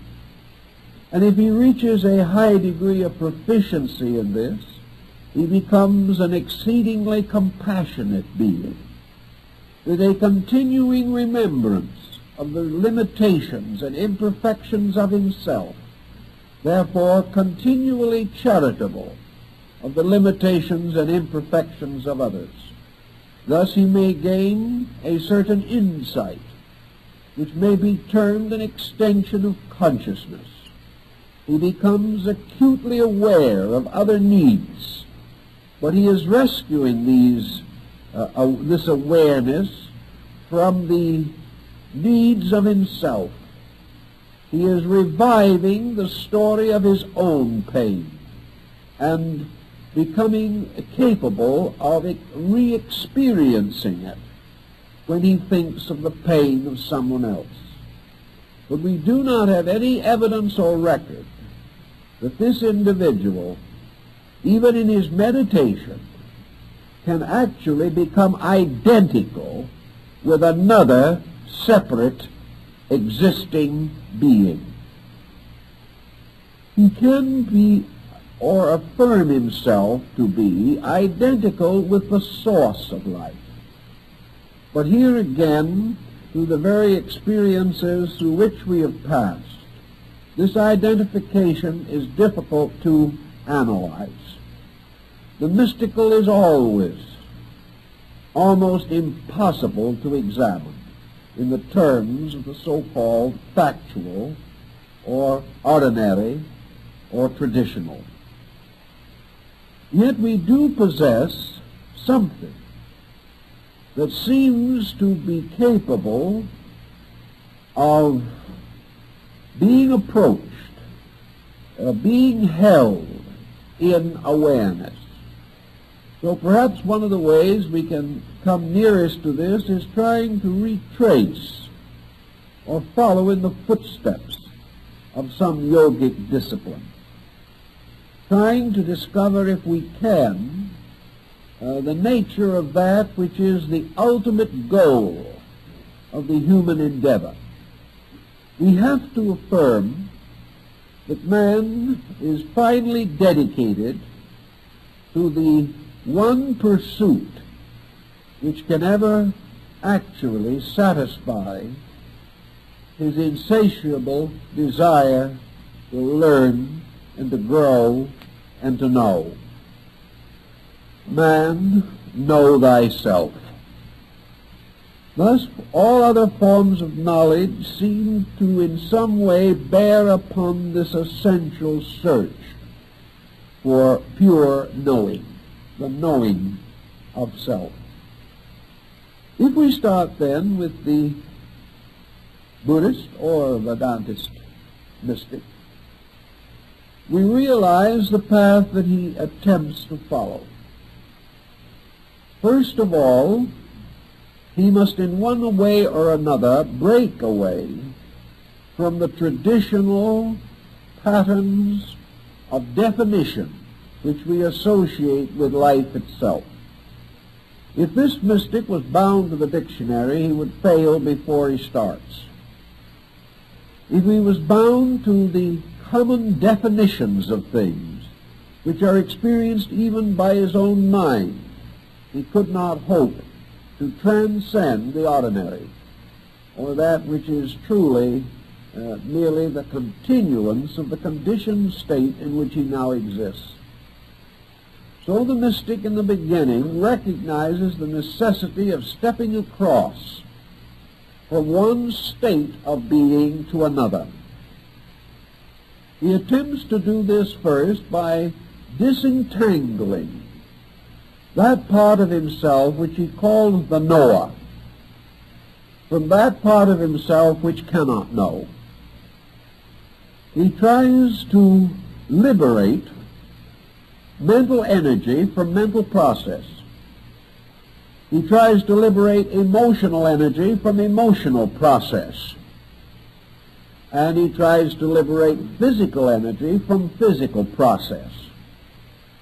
He recognizes that the physical, as the channel for life principles, becomes a container which shapes and often distorts and certainly dilutes the activities of the forces moving through it. So the search for the unconditioned state of being must be attained or must be advanced by the gradual voluntary sublimation of conditions themselves. This is why development or growth can never be merely a formal exercise. The formal exercise will add skill to process, but it will not transcend process. The mystic is attempting constantly to liberate that which is from that which seems to be, that which has a total existence from that which manifests only as a conditioned existence. He is out in the quest of the unconditioned, where he knows that the unconditioned must be at the source of all conditioned reflex of every kind, in every level and area of existence. He therefore begins by detaching his awareness in every possible way that he can from its addictions to illusion or fallacy, recognizing that he is essentially an eternal being. He seeks to re-establish his consciousness of this eternal truth. To do this, he must overcome innumerable secondary modifying expressions of his intelligence. He seeks to relax away from the physical world. Not that he intends to die, but he intends to liberate physical energy from the conditions with which it has become associated. His idea of relaxation in this case is merely to restore a complete normalcy, to remove all pressure, stress symptoms. He does this by the purification of his body. He does this by the gradual integration of his physical purposes He gradually divides his desires from his needs. He simplifies in every possible way body existence. If this simplification is carried to its ultimate or to a near ultimate, the individual experiences his ability to become unaware of body. This does not mean he neglects it, but it means he becomes unaware of it as a conditioning factor of consciousness. He therefore can, as in yoga, experience the state of existing in space, unaware of body. He is no longer a person with hands and feet. He is a condition of consciousness. The body still exists. He can draw his attention to it at will. But when he does not so focus his attention upon body and cause the various energies of life to stimulate body reflexes, he is just simply not aware of body. The moment he is not aware of body, he discovers that in a strange, mysterious way, he is no longer aware of the physical universe in which he lives. He becomes consciousness inhabiting space. He is no longer aware of time or place. He finds himself timeless and placeless, but at the same time in a place at a time. He then goes on to the next problem of sublimation, and that is to sublimate emotional intensities. He finds that he lives not only in a physical world with boundaries, but in an emotional sphere which also has set and fixed rules, by means of which his emotional energies manifest themselves in traditional ways. He finds desire. He finds self-interest, self-ness. He finds the impulse of ambition or possession. He experiences the immediacy of emotional attitude, pleasure, pain, misery. He experiences his relationship to life as emotional. If something is extremely wonderful, he may experience it with sadness. He may find himself contemplating deity as Dante did and bursting into tears.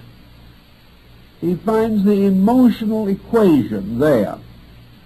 And this emotional equation is a constant stirring up of conditioned attitudes. So he seeks the sublimation of emotions. He seeks to attain desirelessness. Not because he wishes to be less.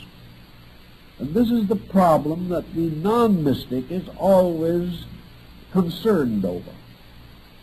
The non-mystic feels that if he does not desire, he is emotionally dead. This is not true. The suspension of desire is in a strange way the fulfillment of all desiring, inasmuch as separate desires rising from a common desiring are insatiable in their demands.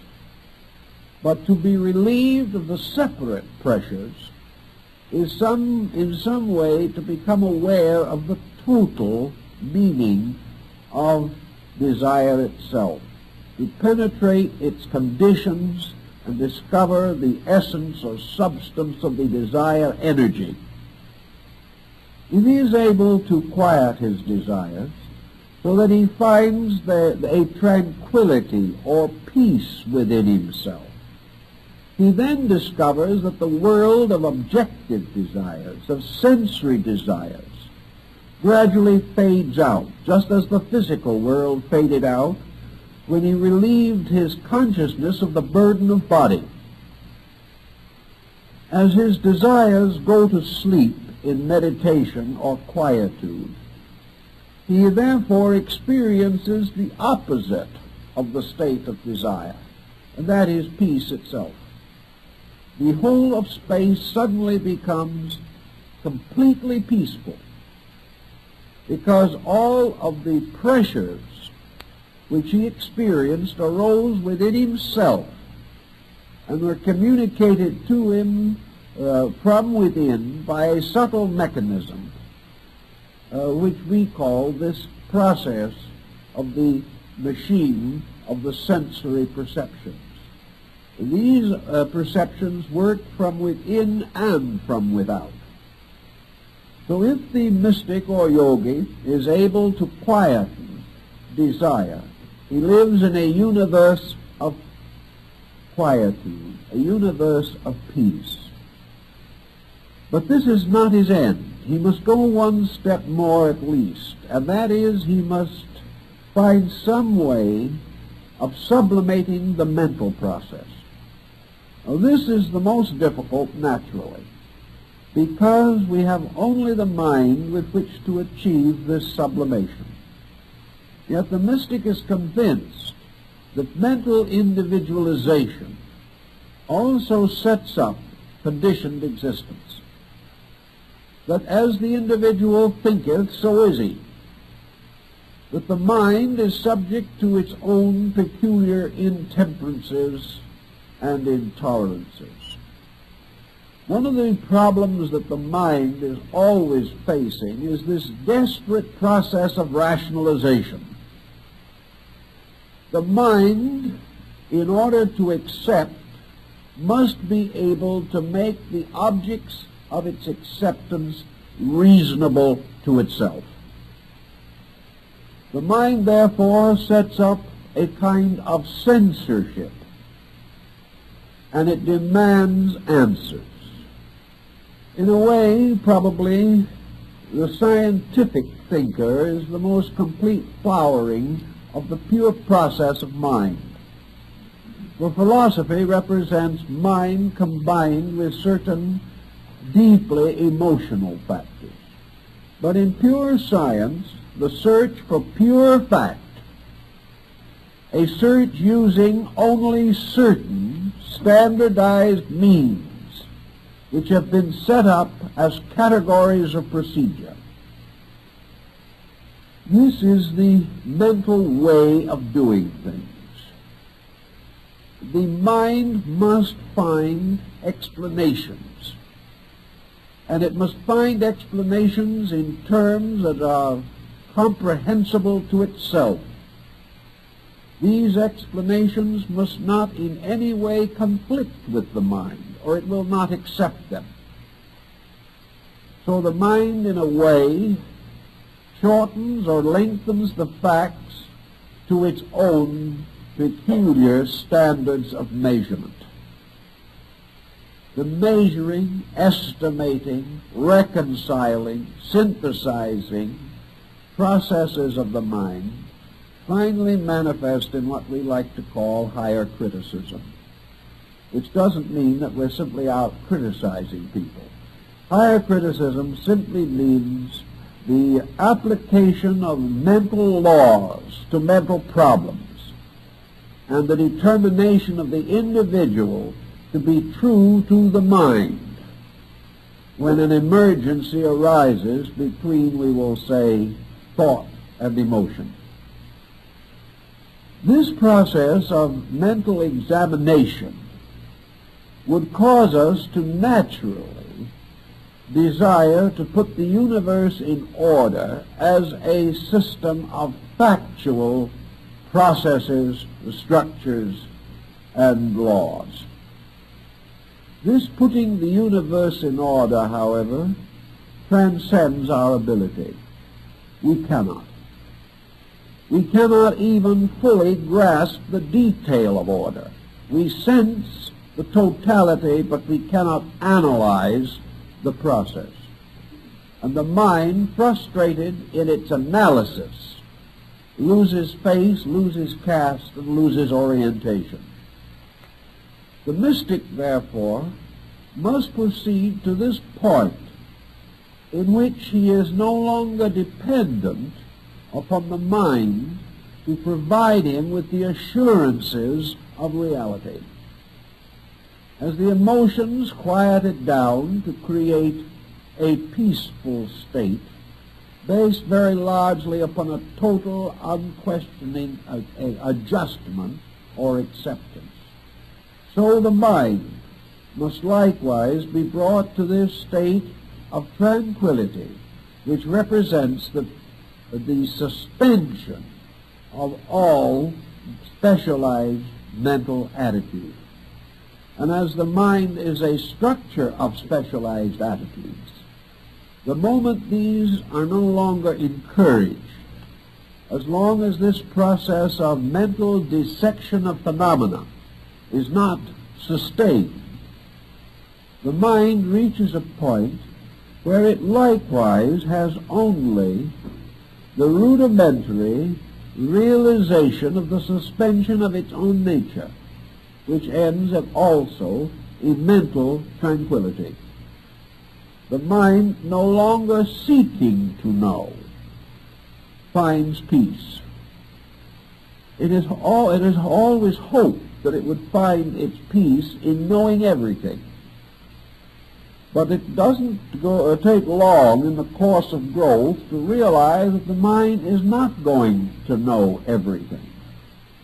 To suddenly confront this fact with hopelessness is a complete frustration of man's natural searching. He must have a different attitude in which the mind neither condemns him for his limitations or itself for its own inabilities and ineffectiveness. So in the yoga, the mind also is brought into a state of total suspension. When we have this chain of vehicles all in a state of suspension, what do we have left? We have apparently one thing left. Namely, we have the power by which we brought these physical, mental, emotional factors into a state of non-aggression. Theoretically, if we bring anything to a state of absolute equilibrium, that thing can no longer change itself. If equilibrium is attained, we take the dynamic out of this quality or force that is brought to balance. Once a thing is balanced, it cannot of itself destroy its own balance. Therefore, something else must destroy it. It must be in some way subjected to a conditioning situation. Now, the point that we want to make is this. When the physical body, the emotional nature, and the mental nature are all brought to equilibrium, the individual does not die. This means that there is a power separate from these things which can break the equilibrium. After a certain length of time, something causes the individual to determine to return again into an objective state. The mystic, having had a certain experience of meditation, achieves a state in which the faculties that we know are suspended, yet the mystic himself retains the right to change this mystical suspension back again and to return again to objective physical consciousness. Therefore, he is not dead, nor has he lost the power to control his own destiny. Some mystics have likened the situation to sleep, inasmuch as the sleeper retains always the power to awaken himself. But he exercises this power when he is in a condition of not knowing that he does so. Therefore, there must be, and is, something that retains a rational, or at least a conscious condition after or beyond the suspension of objective consciousness. So we ask the mystic what this is, and we place him in a most unfortunate condition or position. For all mystics have been uniform in their simple admission that they cannot tell what it is. There has never been an adequate definition for samadhi. There has never been an adequate definition for nirvana, not one that is truly adequate. The individual who has reached this condition of existence, which is superior to thought, emotion, and action, is no longer able to define the condition that he is in. Out of various mystical writings, various traditions about these things, we can put together flashes of insight and fragments of revelation, but we have no adequate picture. One mystic will say, much as Dante did, that in this condition he was in the state of pure transcendent bliss, that everything was strangely, wonderfully, and inevitably right. Also that everything was extraordinarily beautiful. And in some instances we have descriptions of magnificent color pageantries. The universe unfolds into a magnificent spectrum of color that is not to be found anywhere in mortal existence. Among others, we find remarkable descriptions of sound, tremendous outbursts of melody, transcendent beauty of tone. Others seem to feel more and more that the universe into which they have suddenly ascended, so to say, is simply one of infinite life. That in this universe everything is fully and completely and adequately alive. That all the conditioned way in which we live seems to be death by comparison. The individual is without weight, without any sense of limitation or restriction. He is without the experience of the need to come or to go. He does not sense any requirement as peculiar to himself whatsoever. He simply is abiding in a perfection, a wonderful, colorful, iridescent wonderfulness. As he proceeds in this thinking, the mystic who is by nature inclined, obviously, to piety, has the further sensing or experiencing within himself that in his spiritual bliss, in his absolute transcendent ecstasy, which carries with it no obvious or material pressures, no exhilaration or exuberance as we know it, but simply an absolute peacefulness, an absolute sufficiency, satisfaction of everything.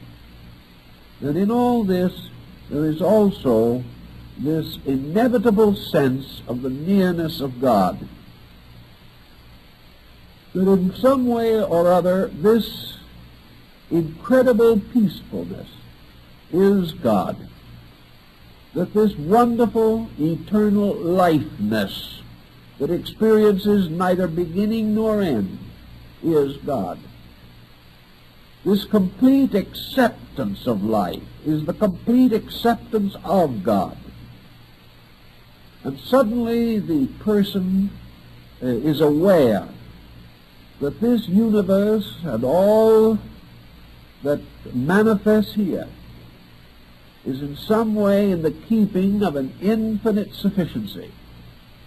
That this sufficiency is a diffused aliveness, But the mystic also pauses in these contemplations and asks himself, or will be asked by others, in this state of apparently complete and inevitable unification with the infinite, how have you been able to preserve this record of your relationship to this ecstasy? What has experienced the ecstasy?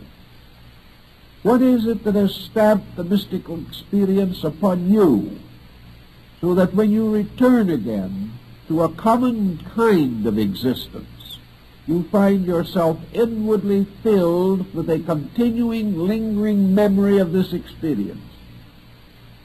This mystical experience happened to something. There had to be a cognition of it, or you could not have known it at all. We do not have a mystical experience that actually and factually ends in oblivion. We do not have the mystic finally say, I just wasn't anymore. He may say, I no longer exist, but he says it because something continued in him which permitted him to affirm his own non-existence. Thus, even though we go to the very depth of the mystery, we come finally to the point that Buddha makes, namely that all experience, human or divine, is possible only because there is something that can experience. And in the highest mystical experience that we know, which is the total sense of identity with God, there is still something that experiences this identity and is able to bring it back into a conditioned state, if not completely, at least partially. So we cannot simply go to the so-called boundaries of mentation or any element of our own nature that we can conceive of as ultimate, and having achieved this, assume that this ultimate is then a step into non-existence. This presents a very interesting and curious problem. It presents us with something our own minds are not capable of truly estimating. Therefore, we can only talk about things. We can only talk around experiences. But from those who have made the journey and have had the experience, we do have two evidences of importance. First, that they have come back. Therefore, they did not cease. That which ceases utterly does not come back. Furthermore, they have brought back some record of a condition of consciousness beyond our own.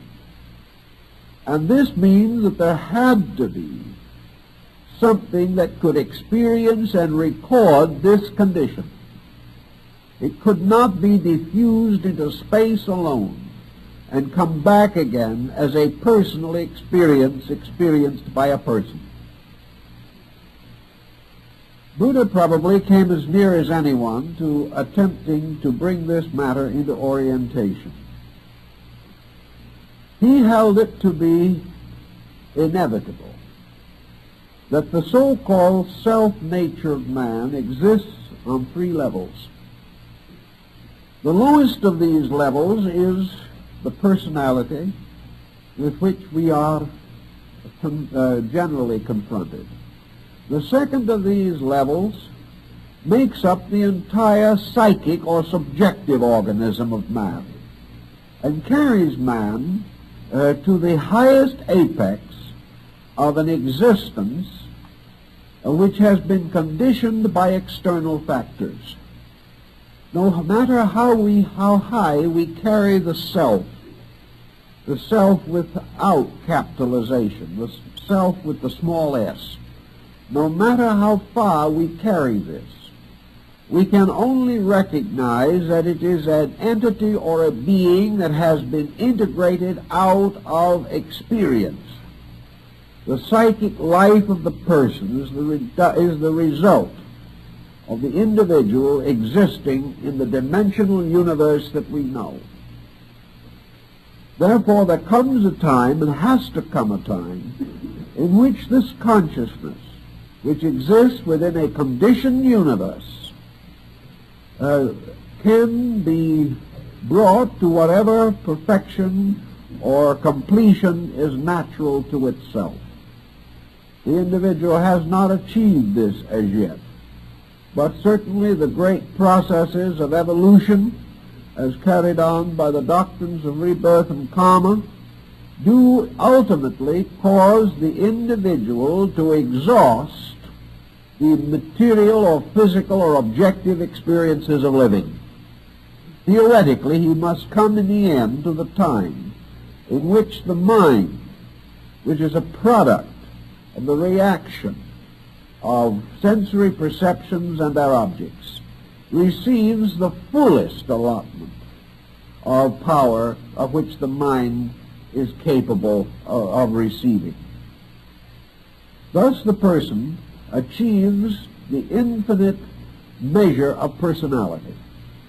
He comes to the condition in which he is as nearly a complete person as he can possibly be. This person is an internal person. Theoretically, it is the self-knower. It is that which knows the self with the small s. And up to the present time, in our general thinking, we have never gone beyond that point. For the reason that to go beyond this means to cut away from landmarks which have any tangible value. The moment we leave the world of conditioned existence, we leave the self which has been created by the experiences of conditioned existence. The mind is a conditioned instrument, a product of conditioning. The emotions constitute together a conditioned instrument, conditioned by feeling. The physical body is a conditioned instrument, created by the evolutionary processes by which all forms finally receive their problematic endowments. So we finally terminate man as a conditioned creature. And then what do we have left? What we appear to have left is, as Buddha tells us, is man himself, that in some mysterious way eludes all of these conditioned interpretations of his own nature. We can divest him of all conditions, yet he does not cease. We can take away from him all attitudes, yet he does not die. We can gradually cause the suspension of every faculty, emotion, thought that we know of. And yet the individual, relieved of the pressures of all of these, does not totally cease to exist. This has to mean only one thing, that there is an existence completely superior to embodiment, an existence which is not embodied, an existence which is not involved directly in any of the involvements of condition. If this were not true, then man, developing his own resources, would ultimately come to the point where he could use resource to transcend the mental emotional faculty pattern and retain rational awareness. This he cannot do. So we have to finally divide this pattern, much as the Gnostics did, and recognize that there is not only the world principle, il d'abord. There is also a twofold superior nature, by means of which this lower world is animated. The Gnostics, in one school at least, called this upper duad of factors Anthropos and the son of Anthropos, the man and the son of the man. Jesus refers to himself as the Son of Man. And perhaps here we are in the presence of a further symbolism. For what we generally call the highest part of man himself seems to be this psychic entity, this mysterious causal root of our own experience. So that somewhere at the summit of the experience of ourselves is the sense of the blessed experience of virtue, the experience of all things in their noblest and in their best. And these things thus become, so to say, the fabric of our highest psychic or soul consciousness. This could well be the idea of Anthropos, the son of Anthropos. This is that part of man's existence which brings him as near as he can come to that existence which is beyond him. Perhaps another way of approaching it, much again in the Eastern theory, is to say that in addition to the inorganic form of life which we see around us, and the organic form of life to which we belong, there may be a third form. This third form, which is distinct and different. This third form, which can be a truly super-organic existence. An existence, however, that does not imply merely the pressing of the organic up to a higher level. There may be a level that is transorganic, that has a complete existence apart from the two that we recognize as the kinds of life which fill the universe. There may be a third order of life. This third order of life could be as different from the lower as the two lower are from each other. It could represent an entirely different kind of existence, a different dimension of existence, making use of faculties or powers or energies or principles beyond anything that we can even imagine. Buddhism takes this position, particularly the Northern school. It affirms that primarily that when man attains to the summit of the small self, when he comes as far as he can come toward the totality of his own experience of himself, he suddenly comes to a point or condition in which there can be no further such experience. He is then confronted with a dilemma, because beyond this point in which his own mind, being refined to its greatest possible degree, the mind is no longer able to even conjecture upon what is next. It is no longer able to bring any shadows of rationality out of this mysterious abyss of that which lies beyond itself. Yet the mind can only assume, therefore, that that which is utterly beyond its conception does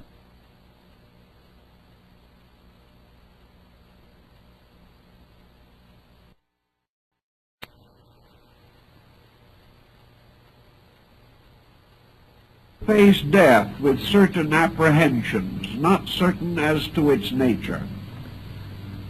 But by wisdom we gain a strange confidence over death, as expressed by Jesus and Socrates, and expressed perhaps by little people more than we know.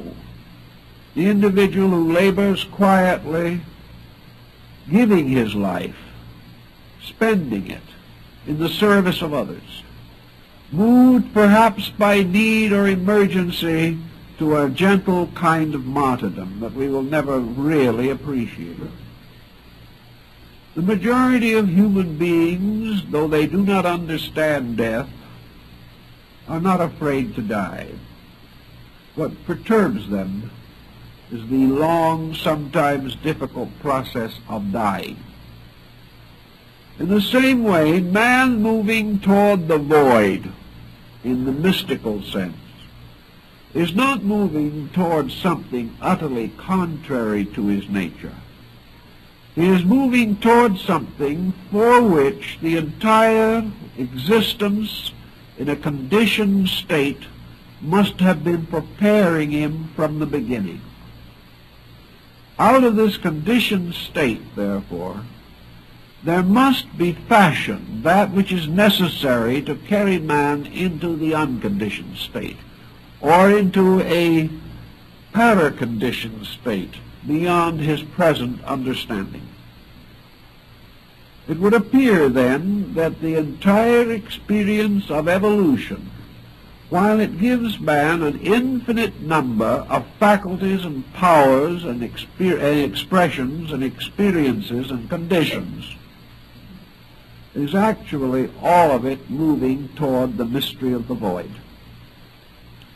It is moving the individual toward this infinite point of transition, which culminates all life-death experience as we know it.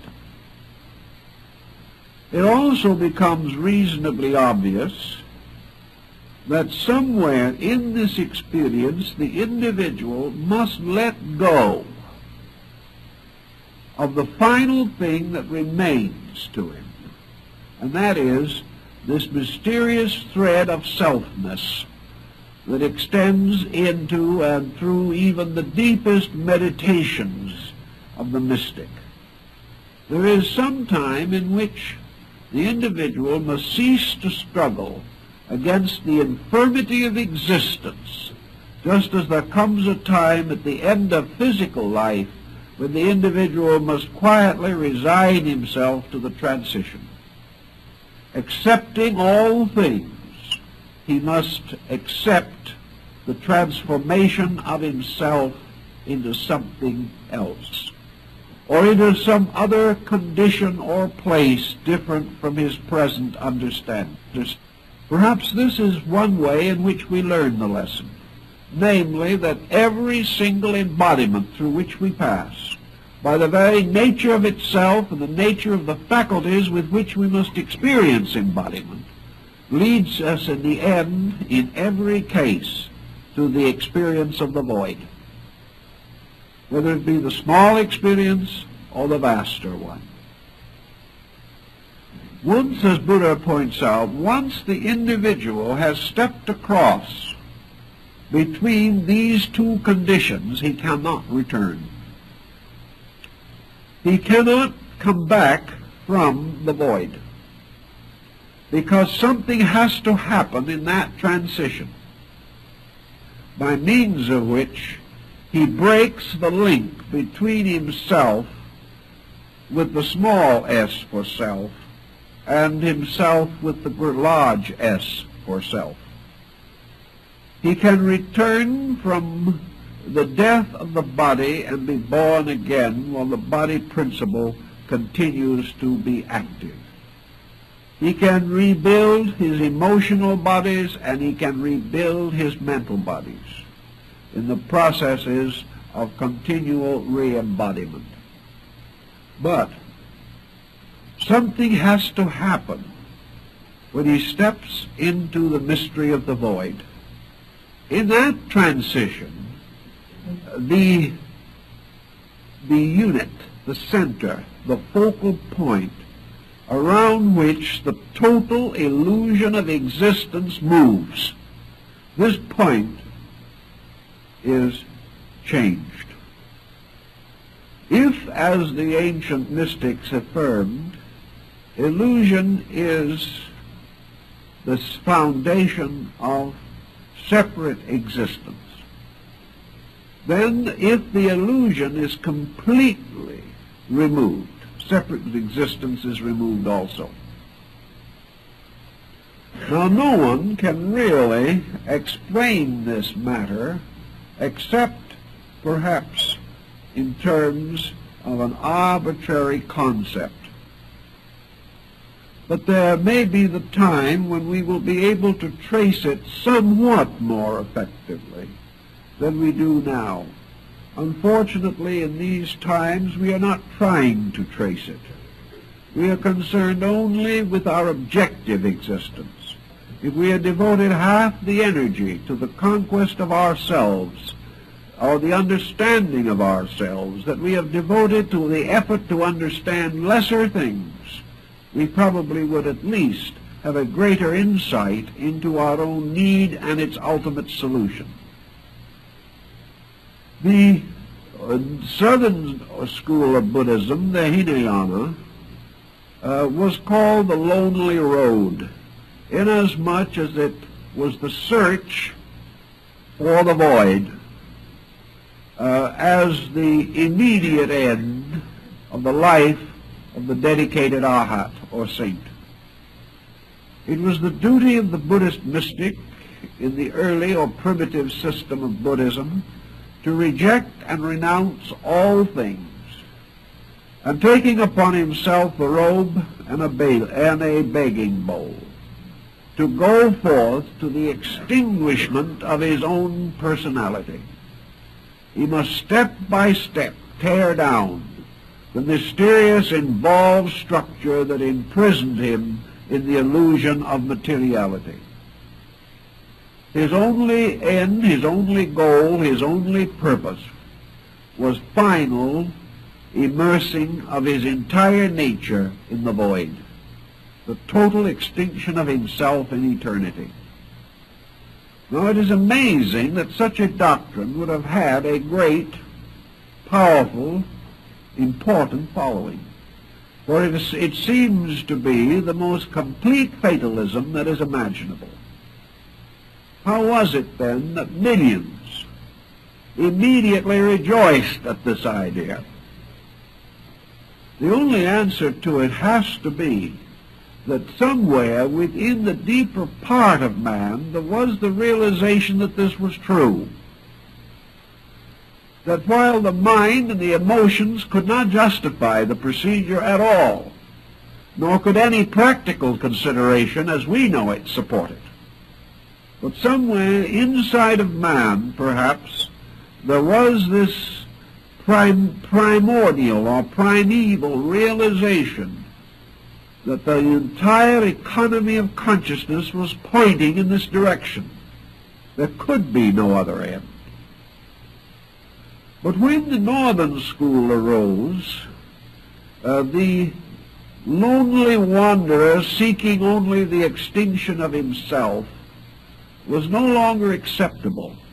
Perhaps it was due to the fact that the faith passed into the keeping of other nations, other races, other times, other social groups with different basic attitudes toward the problems of life. These other groups, however, all agreed upon the same fundamental premise.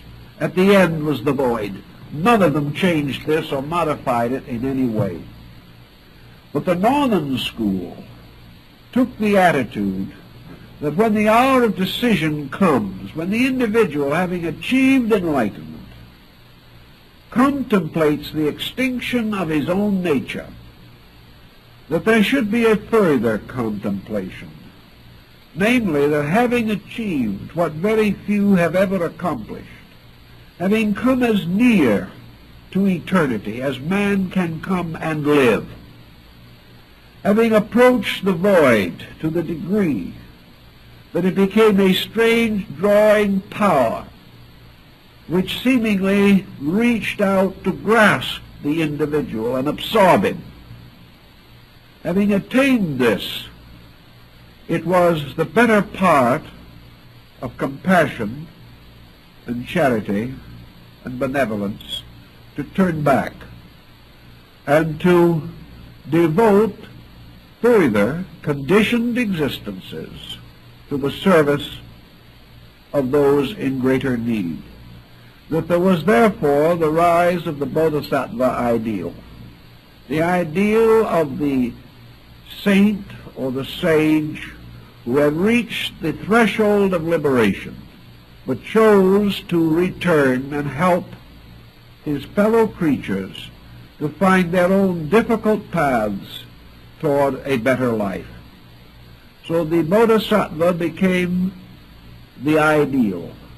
And in the presence of this ideal, the dim figures of the emancipated Buddhas dropped back from the common experience of mankind.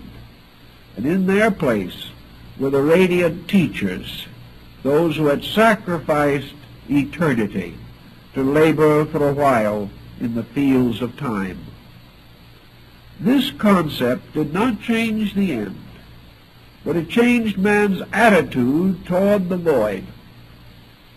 It changed his attitude toward the end of his own purpose. There was something in the old Hinayana that was selfish, man madly dashing after peace. And in the Mahayana it seemed, at least to many northern nations that perhaps were more genuinely optimistic than southern India, it occurred to them that this was the better way, that the individual always had that choice, even as the yogi in samadhi has this choice. There seems to be a time or a point in which he can choose to go on or choose to come back. And that if he is a great lover of mankind, a great unselfish being, he will come back. Because of all men, he is now best fitted to lead others to the consummation of their needs. Thus the decision at the edge of the void became a very important philosophical principle. That the individual either passed on into silence or returned. At the apex of this point of growth, the radiant figure of the Bodhisattva, however, stands not as an emaciated, emancipated ascetic. The Bodhisattva does not seem to be denuded of everything. It is not a struggling spark about to expire. It has not about it this sense either of exhaustion or of futility or of the utter renunciation of everything. It doesn't carry this impression at all. In both the northern and southern school, the saint standing at the threshold of the Mahaparinirvana stands splendidly there. He stands mysteriously robed in grandeur. He stands in the vestments of sanctification. He is a glorious being, even though this glory is grounded in a complete humility so far as self is concerned. This very humility has enhaloed him in a magnificent way. He becomes the object of the greatest religious art of the East and West. The truly sanctified person is splendid in wonder and in greatness, yet bows humbly in the presence of the truth it serves.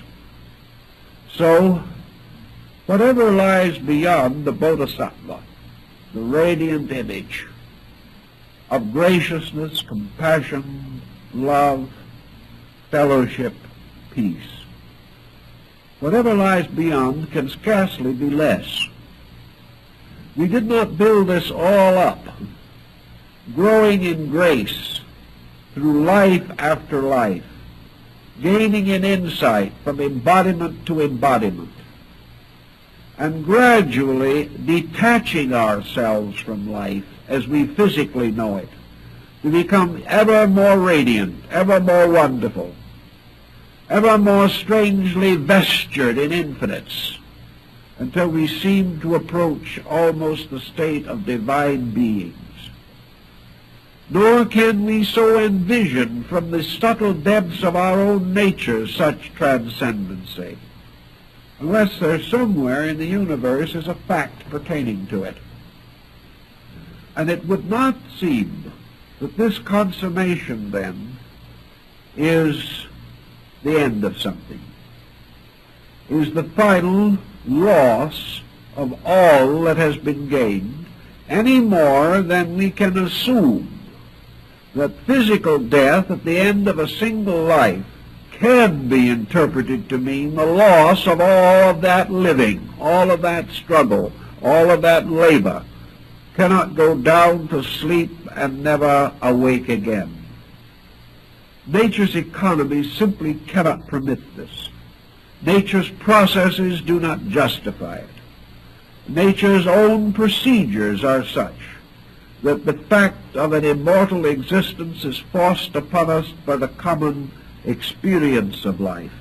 We need no miracle to press this into our consciousness. What is the peculiar quality of the Arhat standing on the threshold of liberation, or the Bodhisattva resplendent in the vestments of the divine? What are the attributes of these beings? Perhaps these attributes suggest to us a strange long cycle, returning again from the innocence of infancy to the innocence of redemption. All through the middle grounds we have doubts and fears. Mencius, the great Chinese philosopher, tells us that the quality that enduring in us throughout all eternity is our final hope of glory is the childlikeness in ourselves. Perhaps it is true that we must be aware of the little children, for of such is the kingdom of heaven. I think the peculiar quality that we sense or experience in the artistic representation of these semi-divine beings, who represent only the attainment of a higher state within ourselves, that the qualities of these beings is a gradual reorganization of consciousness, that consciousness has gradually moved from the self-centeredness of mortality to the selflessness of immortality. Therefore, perhaps there is the self-centered self, and there is also the selfless self. Perhaps what we are trying to realize is that this step across into the void is actually merely the continuance of a way of consciousness that we have begun to develop here, but that when this degree or way of consciousness reaches its maturity, we depart from here. That all we have here is a kind of growing up of consciousness, and when it is mature, it departs into the void. That when things have reached their fullness and their ripeness, then they vanish behind the veil which divides the mortal sphere from the paranirvanic region. That everything grows up and vanishes. That when our virtues become as perfect as we can make them, when our wisdom is as absolute as potential possibilities here permit, then we move on. We move on into an entirely different dimension of existence. And in that other dimension of existence, there must be another dimension of self.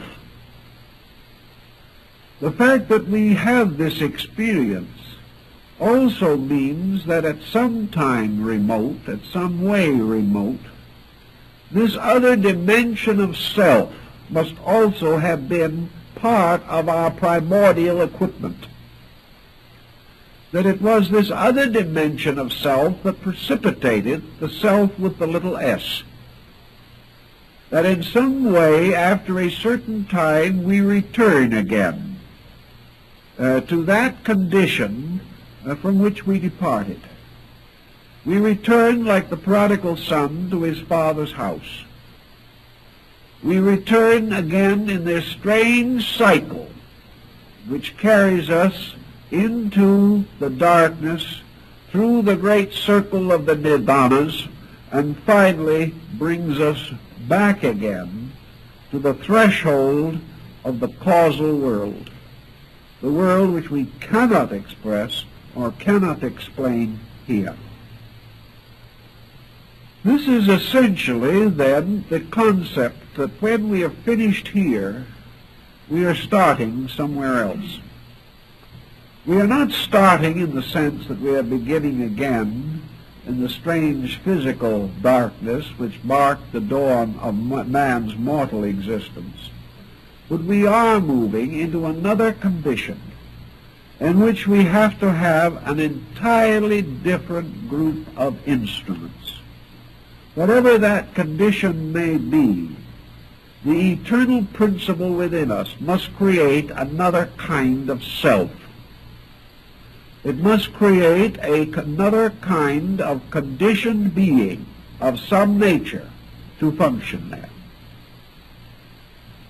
We cannot assume that the parinirvana simply means the universalization of our energy.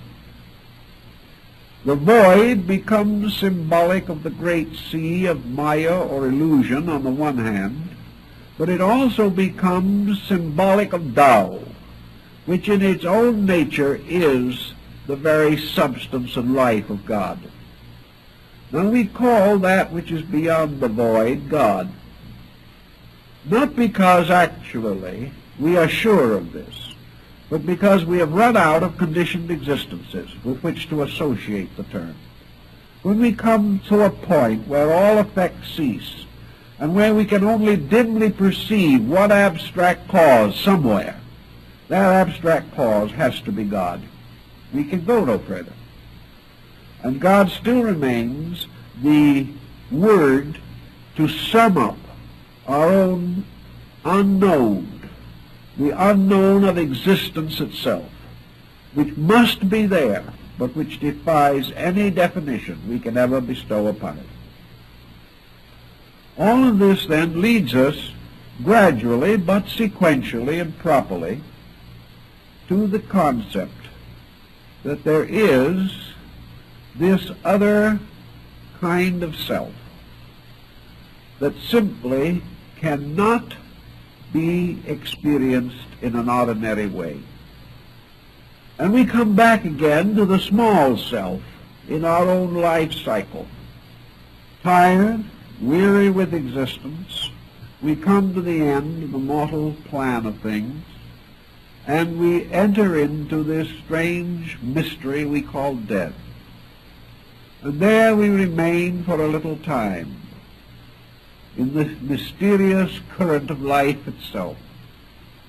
And then we mysteriously and dramatically move back again into the cycle of mortal existence.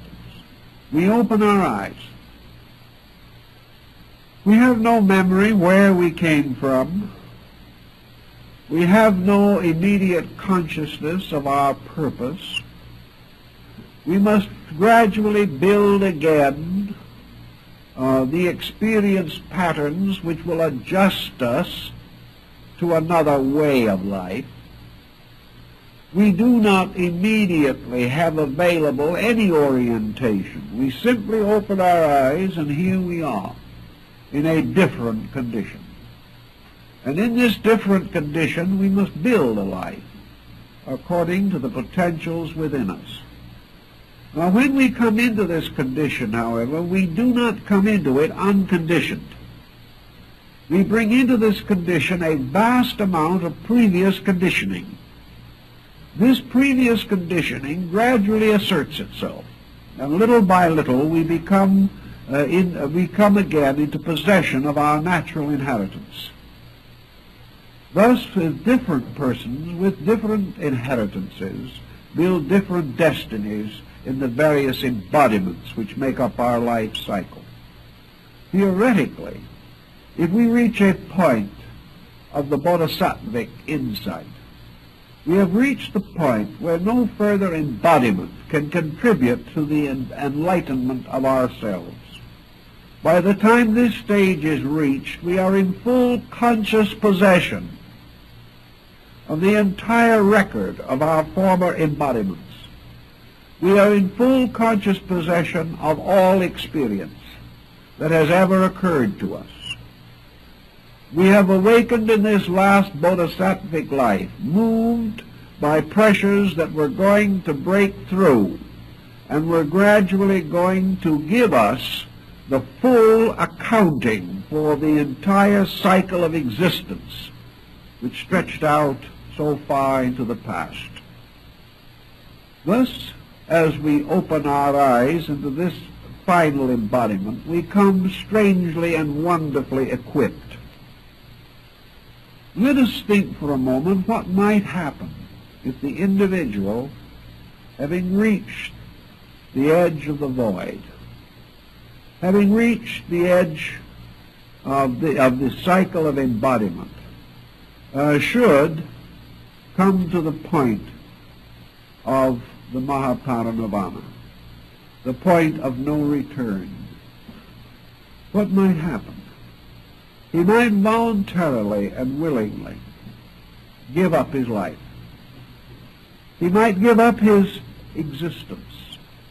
He might say, with the final and complete acceptance of the divine purpose, "Thy will be done." He might go forth into the void, knowing only within his own consciousness one thing, and that is the utter and complete benevolence of the divine plan. In complete faith, in complete acceptance, he could step off into space. Not space now in the physical sense, but space in the sense of the dying out of his own selfness. He could experience the only ultimate death he could know, the death of that thing which knows that life exists. He can make this step. From this point on, nothing can be known about this being, at least nothing that we can ordinarily perceive. But what happens to this being? Is it possible that in that moment a new order of life opens to that being, that it is born into a different dimension, that it begins in this new dimension with this fullness of experience that it previously had, that with an entirely different sense or set of factors it could evolve, unfold, mature, and enrich without the existence of selfhood at all. Selfhood implies something. It implies an environment pressing in. It implies an internal inadequacy, struggling to survive. In the case of these beings, such cannot exist. Therefore, there has to be the kind of self that is not invoked by striving. There has to be the kind of a self that doesn't have to grow as we know growth. There may be other forms we know nothing of. But if this self steps into this vacuity, this emptiness, if Buddha's position is correct, it simply steps into a higher dimension of existence. In so doing, it reveals a higher dimension of its own nature.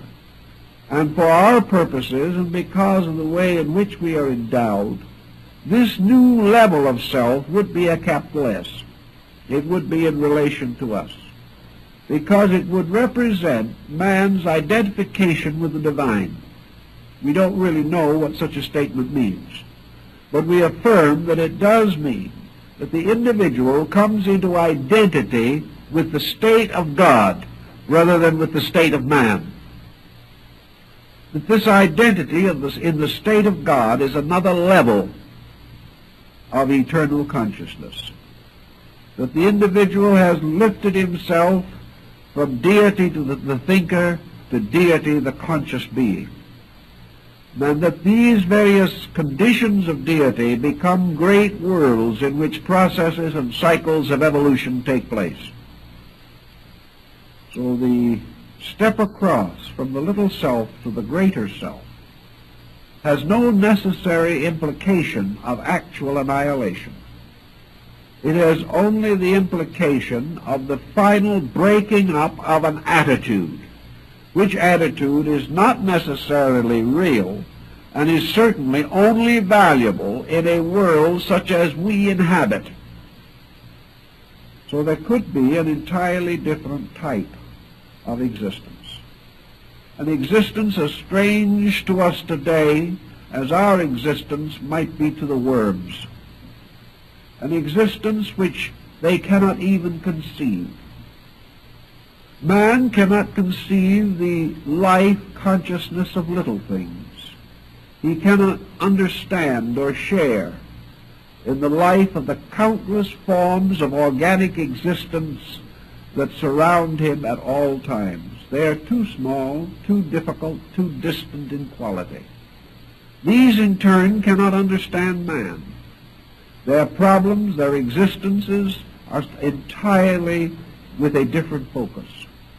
It is quite possible that these different levels do not end with man, but that as man is above other levels, so there are other levels above men, and that all the mysterious zones and spheres of ancient cosmogony could well represent the extension of a universe of consciousness, and that in this universe man evolves certain natures.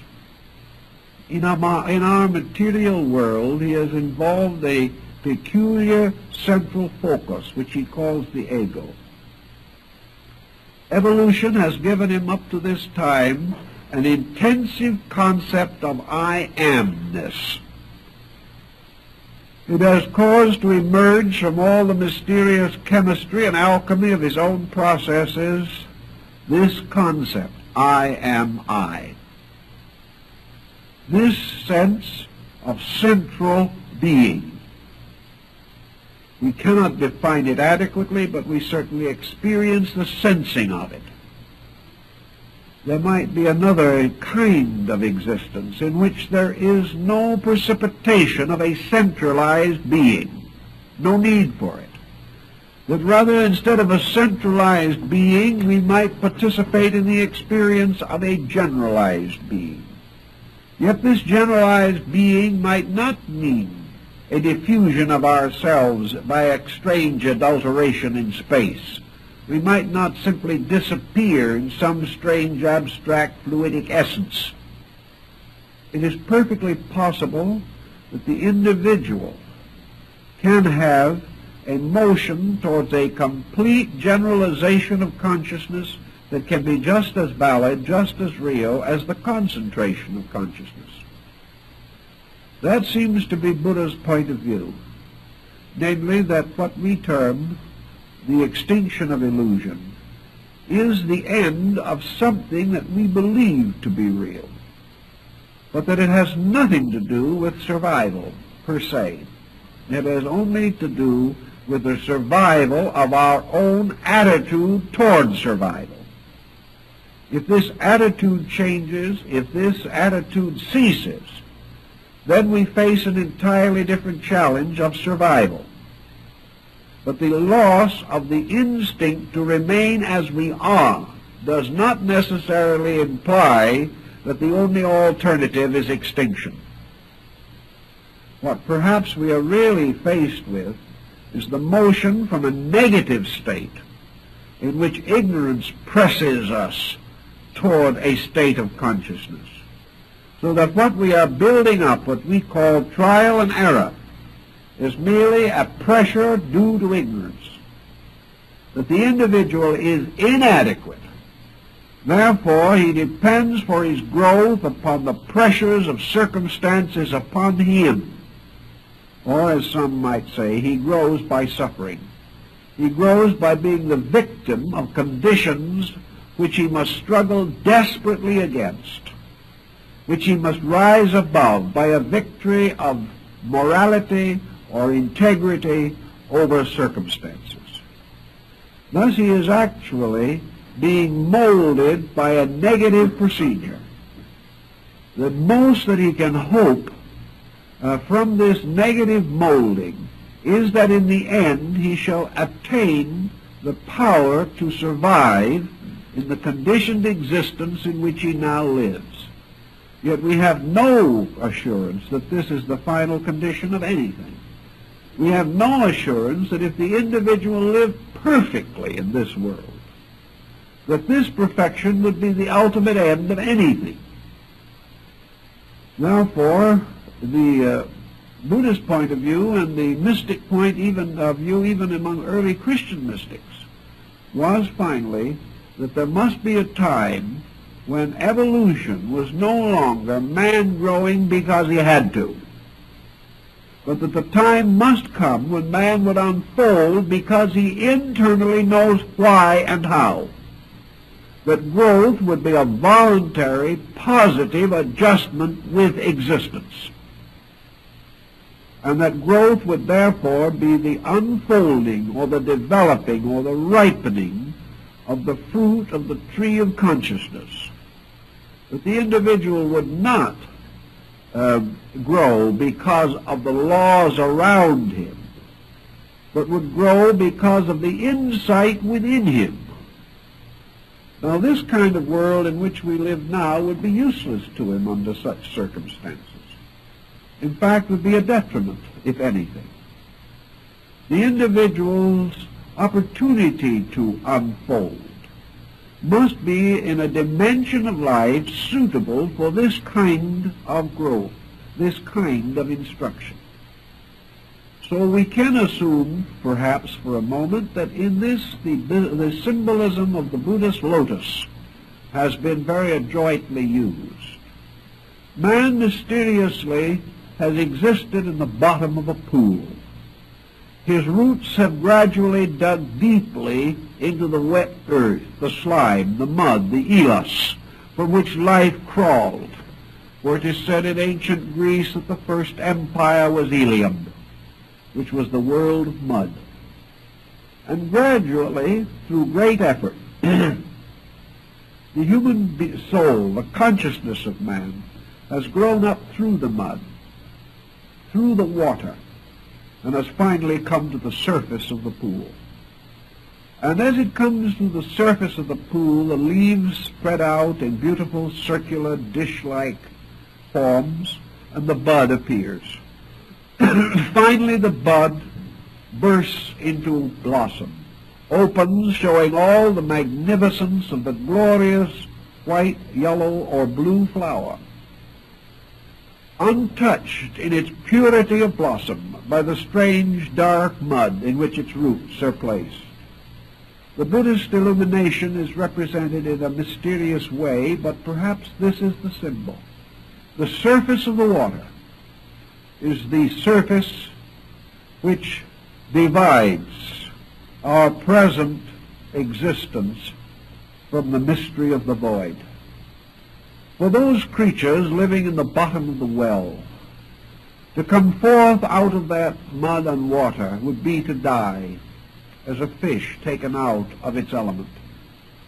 Therefore, to that which is unprepared, this transition is a terrible and dangerous thing. But for the lotus, which was fashioned for this purpose, the revelation of itself means that it grows up through mortality and blossoms upon the surface of the void. This blossom really represents the birth of the larger consciousness concept. That actually what we would call passing into the ultimate samadhi, or into the mahaparinirvanic state, would be that from this side, from this appearance, something disappears. Something seems to cease. Our friend is gone. Not by the common emergency of death, but by an extraordinary transition from which there is no return.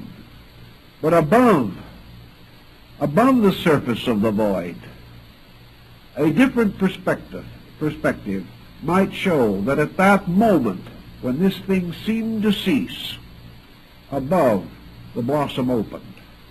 The being came into flowering in a world suitable for flowering, which is not this one.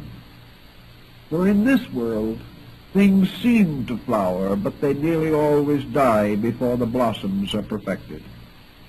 So in this other concept, the flower bursts forth into its true bloom, into its true fruitfulness, only after it has risen into the void. This would be the Buddhist concept pretty clearly stated.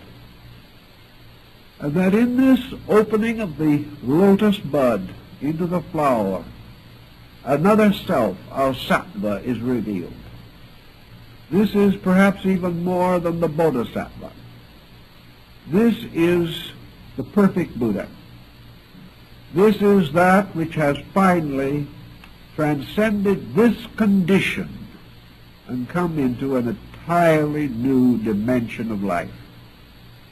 Somewhere in this upper dimension, which we call the unknown, which is merely our name for the void, somewhere there must be the foundations of consciousness, the foundations of self, the foundations of being. And the creature never knows this potential locked within it. It never finds this true self while it is here. But when it reaches into that world, which is the abode of a better self than it has ever known, then that better self manifests its own nature. Whether this is a final manifestation, we do not also know. Whether this process of endless growth goes on further, we can only speculate. But one thing is certain for our experience, that all of the conditioned existence which we now experience is suspended from a superior condition. Therefore, that the conditioned self we know is suspended from a more universal self, which we cannot know until we have manifested it in our own experience. And this higher self, this self with the capital S, can only be experienced after we have transcended the nature of our present chemical pattern of constitution. That which will ultimately be revealed was archetypally present. The seed of the lotus self is already in us. This seed, however, will not blossom while we are bound within the three dimensions that we know. Because of itself, it is a thing of higher dimensions. It can only come when we are able to sustain a state of consciousness which is not available to us as yet. But we are working toward it. And when the proper time comes, we will experience it, and we will know the meaning. We will then realize that this self in some way is locked within the seed of the present self, but that this present self must break asunder, releasing the life within it.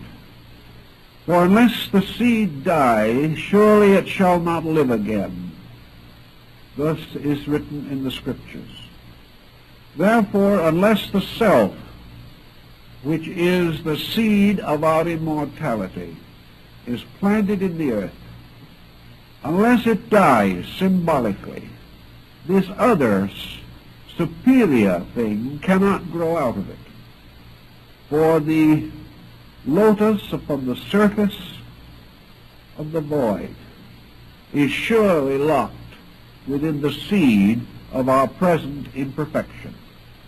We transcend imperfection, and in so doing bring this larger self-glory into its state of blossom.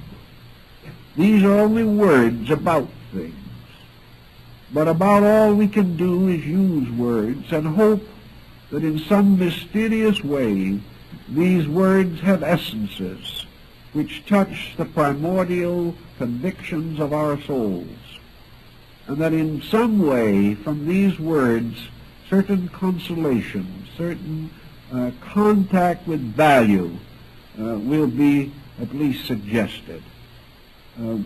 This is about as far as we can take a very abstract subject, so I think it's about time to stop and let everyone go home.